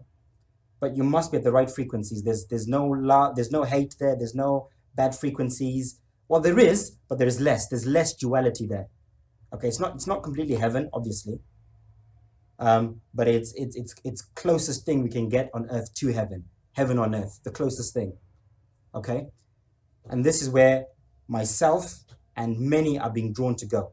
Some are not ready. Okay? This is the middle ground. This is half artificial, half Garden of Eden. You're in the middle of the two worlds. Middle of nature and technology. Artificial technology, natural technology. The middle. We're stuck in the middle. So some are being drawn to this artificial technology. Others are being drawn to nature and natural technology. Okay? And some are not ready to go either way. They will stay and enjoy life here on earth for a bit more and experience and change and help with the ages. Eventually, all of this will be heaven on earth when all the toroidal fields are completely spread out and, So he said it. All right, Martin Kenny, to see, I mess with you heavily. So you said it. That's where we are, brother. That's exactly where we are, where it's collapsing. Okay? All right. Good job. Great job. I didn't know if you was going to get to it. Great job. And one with the main one. This is when it's heaven on earth. This is when we're in the Satya Yuga, in the golden age. But this will happen really, really, really slowly. So you can see the shift. You can feel the shift. You can see what's happening right now with world governments, with world economies, with people questioning. There's a lot of turmoil going on. Everything must, before there's a new birth, the old must die. So it's going to be a very painful process over the next few years. A lot of things that seem negative will happen. A lot of bad things that we might think are bad will happen. But they have to happen because the old has to die for the new to begin. That's why I mess with them. Didn't I just say that? You cannot bring old stuff into new stuff. That's why I heavily mess with Martin Kenny. I'm so glad y'all digging this and we were able to replay this again. Okay? Because we're getting into a new age now. And these elites, they know this. Okay? And they are shaking in their boots because we're catching up. We're waking up and their consciousness, they're getting dumber. We're getting smarter. Okay? This is why they are trying to destroy everything before they go. Because they have to go. They have to go. They cannot withstand this frequency. This frequency is hurting them. This energy being sent from the center is not good for them. They do not like it. This is why they're trying to destroy Europe. You see this whole agenda in Europe with the whole immigration, divide and conquer, black versus white, immigrants versus not immigrants, etc., etc. They're doing that on purpose. Divide and conquer. So just to be clear, when he's talking about that energy hurting, remember I was telling y'all that earlier, and Sis Sandra brought that out, how people going crazy, this, that, and the third, because they cannot handle Mama Earth's natural frequency energy, which is rising, and it's overriding their technology that they set on top, which is the black sun. Okay. And I think, Brother Sean, you were the one that said, I don't know if it was you or Nephew Nuwa that said either you get on frequency or you die, or you're going to have to leave, whatever the doggone case may be. Derek, sis, no, you're getting a lot of downloads, baby. I ain't even trying to mess with you tonight. You just bringing it. You just cracked another code. Interesting. All right, so let me shut up so we can finish up because we almost there. Because they want to destroy everything here before they leave. You know, if we can't have it, we want to burn it before we go. And then you can stay behind and rebuild it on your own. That is the agenda, ultimately. And they'll go out to Mars, running away, and eventually they'll be pushed so much out because they're on their way down. And only the good ones, the ones ascending, will be here during the golden age. Okay? So, going back to the cycle of life, once you get to ascend into the messenger, when you're a demigod, you get into the moon, you get into Venus, you do Jupiter, you know, you're doing your time in all of those, you're raising in consciousness. And then after that, you become an angel again, right? You're a shooting star here. Now you're an angel again. You're at 85%, you're ascending. Okay? Now you're influencing things up here. You're a director of everything. You then ascend into there, 90, 95. And then after that, you don't become one with the whole. Now you are free. You exit the cosmic egg through the cosmic highway out into the multiverse. You're now free to explore and experience life in other cosmic eggs, in other experiences, in other worlds, in other universes. Okay? As a free soul. You are free forever. You will never die. Right? You go into another cosmic egg and you have your own experiences in there that are probably totally different to this. Right? And this is the cycle of life. And new souls will be being birthed. They do the cycle, they go out, and this is continuously happening. Cycles of life, of consciousness, of stars. That is what we truly are. We are stars wrapped in skin and flesh and bone, soul, spirit. And even science, quantum science, is starting to realize this now. They're starting to tell us that we're not just flesh and bones. There's a lot more going on. And it's obvious to most people now. I think those who are awake know for sure. Okay? And that is the cycle of life. Okay? I hope I was clear, and I hope I wasn't going around in circles. Again, like I said, I'm not saying that everything I'm saying is 100% truth. A lot of it is my own understanding from what I've researched and from what I've learned from other people and from what I'm picking up from, from the universe. It's my interpretation. If you resonate with it, or if you recognize it, or if you remember it, because remember, we are all our own ancestors because we've reincarnated. So this time is normally called the Great Remembrance because we are remembering things we've always known. For those who are tuning to the frequencies, you remember this stuff, this knowledge. Okay? So I feel like I'm remembering this. This feels like a distant memory to me. And I'm remembering it and I'm sharing it with you. And I'm seeing when I speak to people, a lot of people recognize and they go, oh, do you know what? This sounds familiar. It sounds right. I don't know it as fact, but it sounds right because your soul is remembering. You're waking up. So if you resonate with it and you get it, great. If you don't, that's fine too. Okay? By the way, I also think that there are souls here on earth right now, right, who are here to help. So perhaps they've ascended already a few times. They may be a few steps ahead. They may be at the moon stage or at the Venus stage or even at the Garden of Eden stage. But they chose to reincarnate and come back here to where we are to help with the shift. These are what a lot of esoteric circles call the starseed children or the indigo children.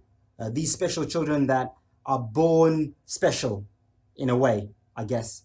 So these are the children that are here to help ascend the process. There are many people on earth right now who say, I was born and I don't feel like I belong here. I don't feel like I belong in a body. I don't feel like, I feel like I'm here for a reason beyond just living. There's something going on from when they're born. There are many of these people here. And those, many of you listening now will recognize what I'm saying. Okay, I don't think I'm one of them personally. I might be, because I've always had that feeling of there's something more to this, and I had my awakening at the age of 33 last year, and so perhaps I'm one of those souls who chose to come down and help with the ascension process, right? Perhaps I'm on the journey. I incarnated here, and perhaps I've been here, and who knows? But I think there are many things happening with this incarnation. So there are some who've come directly from these outer worlds and have incarnated. These are the new souls, the young souls. They are the old souls who've incarnated many times and who've learned, and they are now ready to move on. There are other souls who've come backwards. They were already ahead. They've now come back and they want to help with the ascension, and then they'll move on spiritually. So maybe they're not even meant to be going to the center at all in physical form. Maybe when they ascend, they are ascending upwards into the moons or whatever spiritually. They're not going to be reincarnating into body in the next life. Okay, so many things going. Personally, I think I'm destined for the center. Okay, I still want to experience life in a physical body, but certainly not in the conditions we're in now. I'm certainly drawn to nature and living in harmony with the animals, with nature, and veganism, and love, and all those things. I'm not drawn to technology and the materialistic things in life. There's nothing wrong with those things. Those who enjoy them, that's fine. But there are many of us who feel more drawn to nature and to that side of things. Okay, and that's my journey. So I think for sure, this is my next reincarnation, the center in physical form.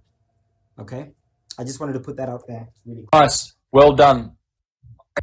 All right, so that's Santos. Oh, thank you, Brother Martin Kenny. Ooh, child, that was excellent work. And I got this. Thank you, Raw Wealth. That's where I got this particular video. We've been looking for that video. It's been some years because it was, I don't know if he pulled it off of YouTube, but nonetheless, I'm glad we found it, and I'm glad you all were patient enough and you were interested enough to sit through the replay, because he has a lot of gems in there. So, child, we're going to stop at this point. Let me make sure. Nephew, let me try to, y'all should be able to come off of unmute. Yep. You have any last words for the family? Overall, I'm just grateful to come to the understanding of it's me that's responsible for the situation. I can't blame anyone. I can't hold anyone else accountable. And knowing that I now have the power, the need, or the must to correct it in the way I see fit. Right. So if something isn't working out for me, it's not for me to make the excuse that, I had bad luck. It's because, the white man. No, it's literally because I haven't raised my frequency into the vibration I need to get the outcome that I'm looking for. Yeah. And then I should take the time that I'm currently in this problem or situation to reflect, to gain the knowledge that put me in the situation in the first place, and to move forward with unconditional love and not take it on as a bad or a problem.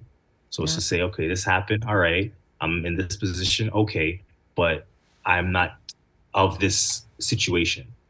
I'm spirit having a physical experience. I need to affect or change my inner thought process, and that will then bring out the physical reality that I'm looking for. So once again, thank you to the family for allowing this cipher to happen. As you said, it's about the 1%. So you're right. We should no longer care what the quote unquote world is going through. It's falling apart. It's going to come crashing down. It's done. What we need to focus on is where we should be mentally and nurture our mindset and the people around us, our 1%ers, so that we vibrate on the frequency we should be at. That's simply what it's coming down to. We should not care anything else going on. Even if they have a gun to our head, great. Let me get to my maker quicker. Let's not live in the fear of, oh, they're going to take this from me. Oh, I'm going to live in poverty. Because even with I'm like now looking with the reparations thing, they have you signed up as a slave, and now they're begging for a fiat currency that's falling apart so that you can continue the mindset of being someone else's subject. So it's really trippy how, as you said, it's all on us, and we have to consent to their reality. So once again, thank you for enlightening us, the family, on our real power and what we should really be tuned into, because everything that's being put in front of us is the distraction that they're using to keep our frequency in this vibrational level. So with that, we love you, Auntie. Thanks again for everything. Brother Sean, Auntie Sandra, appreciate you. Love you all. Love you too, nephew. Thanks so much. Sis Sandra, you have any last words for the family? Well, this is really interesting, because when the frequency of the world goes down and we're not in tune to it, we go up. And this is why we look at them like, man, these people crazy. And, because you can't live in it. It's like, I don't belong here. I don't know what's wrong with these people. And I think that's part of the growing, that, like he said, you start thinking about your body nutrients and veganism and not eating animal and getting yourself ready to transition to a better frequency. And you like animals and animals like you could talk to them and you start communicating with nature a little bit better. And I thought it was just getting old. Because you can't deal with these people anymore. You don't understand them anymore. And this is a very interesting thing that he's saying. And with the Mayan calendar and the calculations of the ages, it's interesting. Yeah. It works out for us. And he's putting us on, we're on the track already, and we got ourselves there because we decided things were better than what the world offers, because they give you fake money. They give you houses that don't last. They give you health that kills you and food that kills you. So, you're really not benefiting in this realm at all, because they don't want you to benefit. But you want to benefit, so you go and benefit because you want to benefit, but they don't want you to. These masters of this so-called universe, they're not masters of nothing. I don't even know if they're gatekeepers anymore after I listened to this. They're really not. That's what we consented to. Yeah. You consent to that shit. That's why I say kiss my ass. I don't give a damn about none of that. No. I be knowing what I'm talking about. I'm over it. They just some bad spirits. It's not even about that. That's what you choose to tune into. It's awful. You're not finna tell me a motherfucking thing on my journey and on my shit. That's just the bottom line, and I don't consent to it. No. Nope, we don't consent. Yeah, because the world they have is chaos. Oh, that's what they like to dwell in, too. It's not about they. It's about what you want to do. It doesn't matter about the they. What do you want to do? So why you keep saying it? You didn't brought up they about No. You keep talking about they. Bring me something about what you want to do. Bring me some new shit. All the years I've been on this call, I keep saying I'm ready for somebody to bring me some new shit. I'm not interested in this old bullshit. No. You are a creator. Bring some new shit. Bring something from the higher realms. Create something new. I'm not interested about the day. So I know I just had to go in that rant because I couldn't take it no longer. And my eyeballs are getting dry. So in my defense. Shit. But okay. Thanks, Sis Sandra. Great points. Great points. Brother Sean, you still there? Yep. You got any last words for the family? Well, that cosmic egg thing, to me, they're programs, true enough. But it reminds me of the journey of sperm. Uh-huh. Only the sperm that's in the right frequency. Right. Gets to evolve and come into the flesh, become the word made flesh, etc., etc. But also keep in mind, outside of the egg, when you're going to another egg, you return to the nothingness. You return to the totality and wholeness of self that you've always been. Indeed. If you are a fragment of the source, you are the source, plain and simple. And everything in any dimension exists because you consent to it existing. The roles you play in it is by choice, whether that's victim or somebody who's loving life. You choose that. Yep. All these programs out here, you created.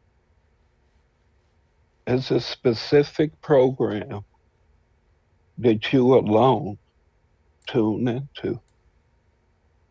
Everybody's hell is different. Exactly. Everybody's heaven is different. It's a matter of what you tune into. There's nothing left to be created. It's just a matter of what you tune into.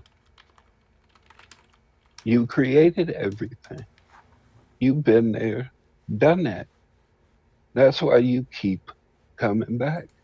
That's why you keep creating and consenting to new shit. Right.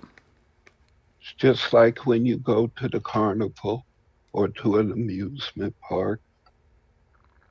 You look at a ride, decide whether or not you want to get on it. You get on it. You like it. It gets you pumped up for something else.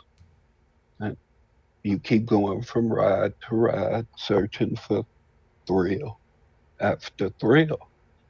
Right. You become an adrenaline junkie. Same thing with this reincarnation process. Some people actually enjoy going through bullshit. It's their choice. It's a hologram. Just like what some people choose, let's say, Candy Crush. And then you got your folks who on those war games. They trying to kill everything in sight. It's just a matter of perspective and what frequency Exactly. you vibe with. Love y'all, family. Wholeness and power. Love you too, Brother Sean. All right, fam. Thank you all for hanging in there with us. I know this was a lot of information. Thank you, Brother Martin Kinney. Great work. You were right on point. Excellent information. So we appreciate your work as well. Thank you to the YouTube family chat. Y'all were in here. Sis Nonya getting a lot of downloads tonight, baby. She didn't crack bunch of codes tonight. Yeah, this is our shit. Bottom line, Sis Nonya. So, thanks, sis, for that, because that was pretty much the number that sister, I knew it was in the 300,000. That's what I thought I remembered. So, you cracked it well. So thank you to the YouTube family chat, and thank you to the YouTube audience. Thank you to my co-host and hostess. Thanks to Sandra.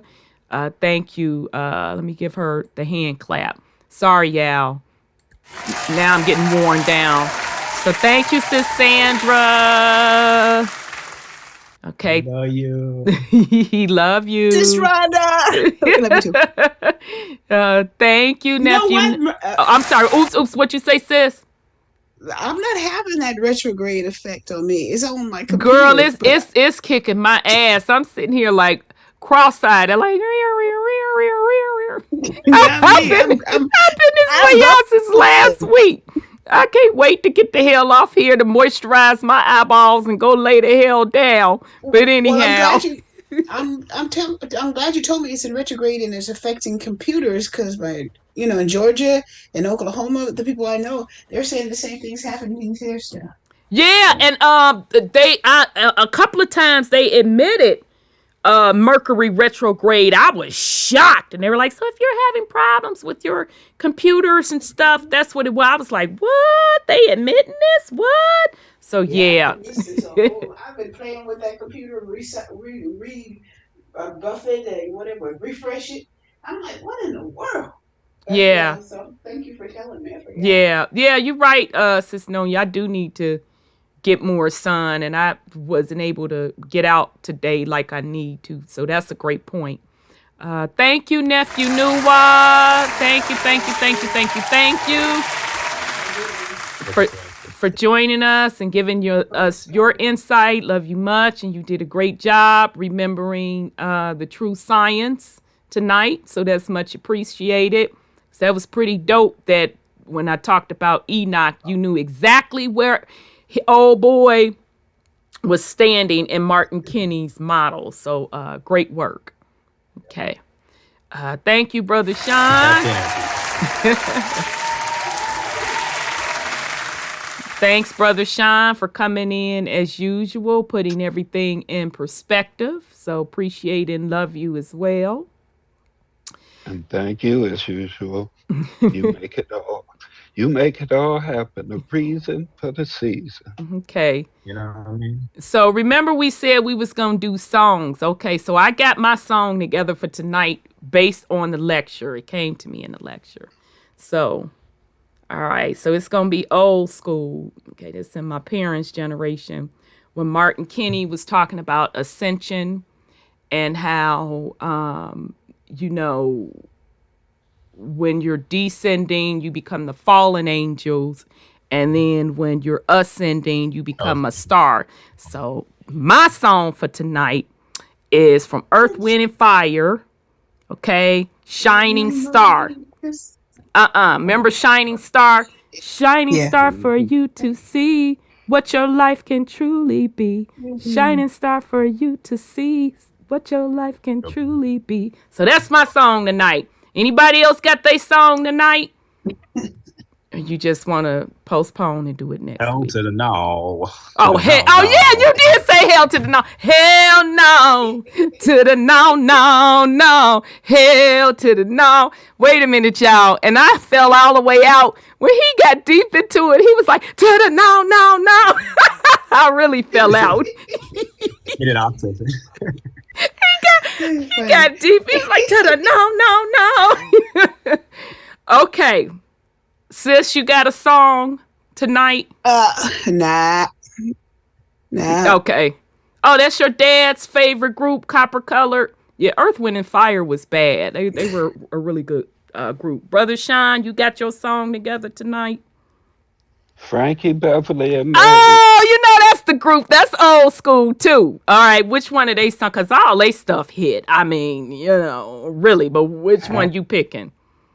Happy People. Wait a minute. You mean Happy Feelings, you mean? Yeah, Happy Feelings. Okay, come on. Let's get to singing a couple bars because we got to teach these youngins this good music. I'll start it off because you want to be shy. Happy feelings in the air. Yeah, I'm kind of raspy. What else? What's the next line, Brother Sean? I don't sing. Oh, okay, so he want to try to act brand new.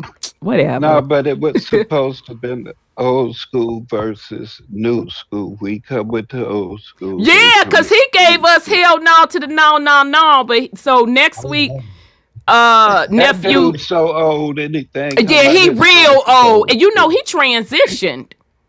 Did he? Uh-huh. He transitioned a couple years ago. Because he was a preacher. That ain't new school. He real old school. Yeah, he with our parents. But yeah, so hell no to the no, no, no is old. So next week, nephew, you got to come with a new school song. All right, so tonight's songs are Hell No to the No, No, No, Shining Star by Earth, Wind, and Fire, and Happy Feelings by Frankie Beverly and Mays. All right, fam. So we'll be back. Sis Sandra, did you have a song? I didn't want to overlook you. No. You did ask me. Okay, I did. Okay, I did. Okay. You tired. I know I am. I'm tired. Okay, fam, we're going to be back next week. Next week, we're going to get into, because I had it lined up for tonight.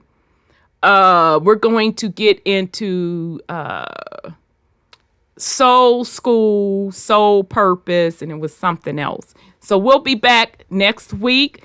Thank you all for hanging out with us. And just remember, you're just having an experience. That's all. Just having an experience. And, somebody threw in the comments earlier tonight about the Wizard of Oz, which the crust of that story was Dorothy had the power all along. And that wizard behind the curtain, it was all a show. It was just a little dude. Yeah, it was just it was all a show.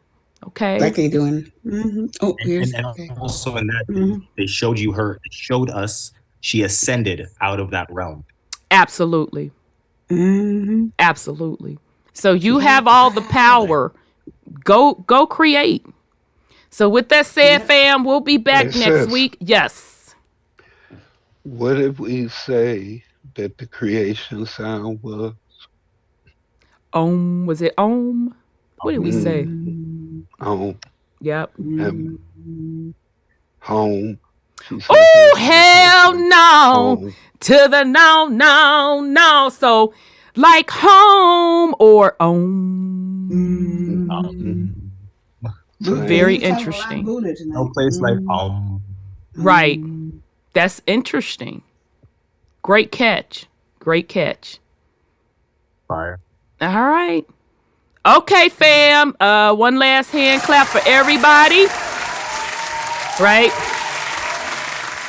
We love y'all much. We are Truth Uncompromised. We out of here, fam. Love you much. Peace and love. That don't make no sense, y'all. I'm so tired I can't even find a closeout music. Here we go. Have a good one.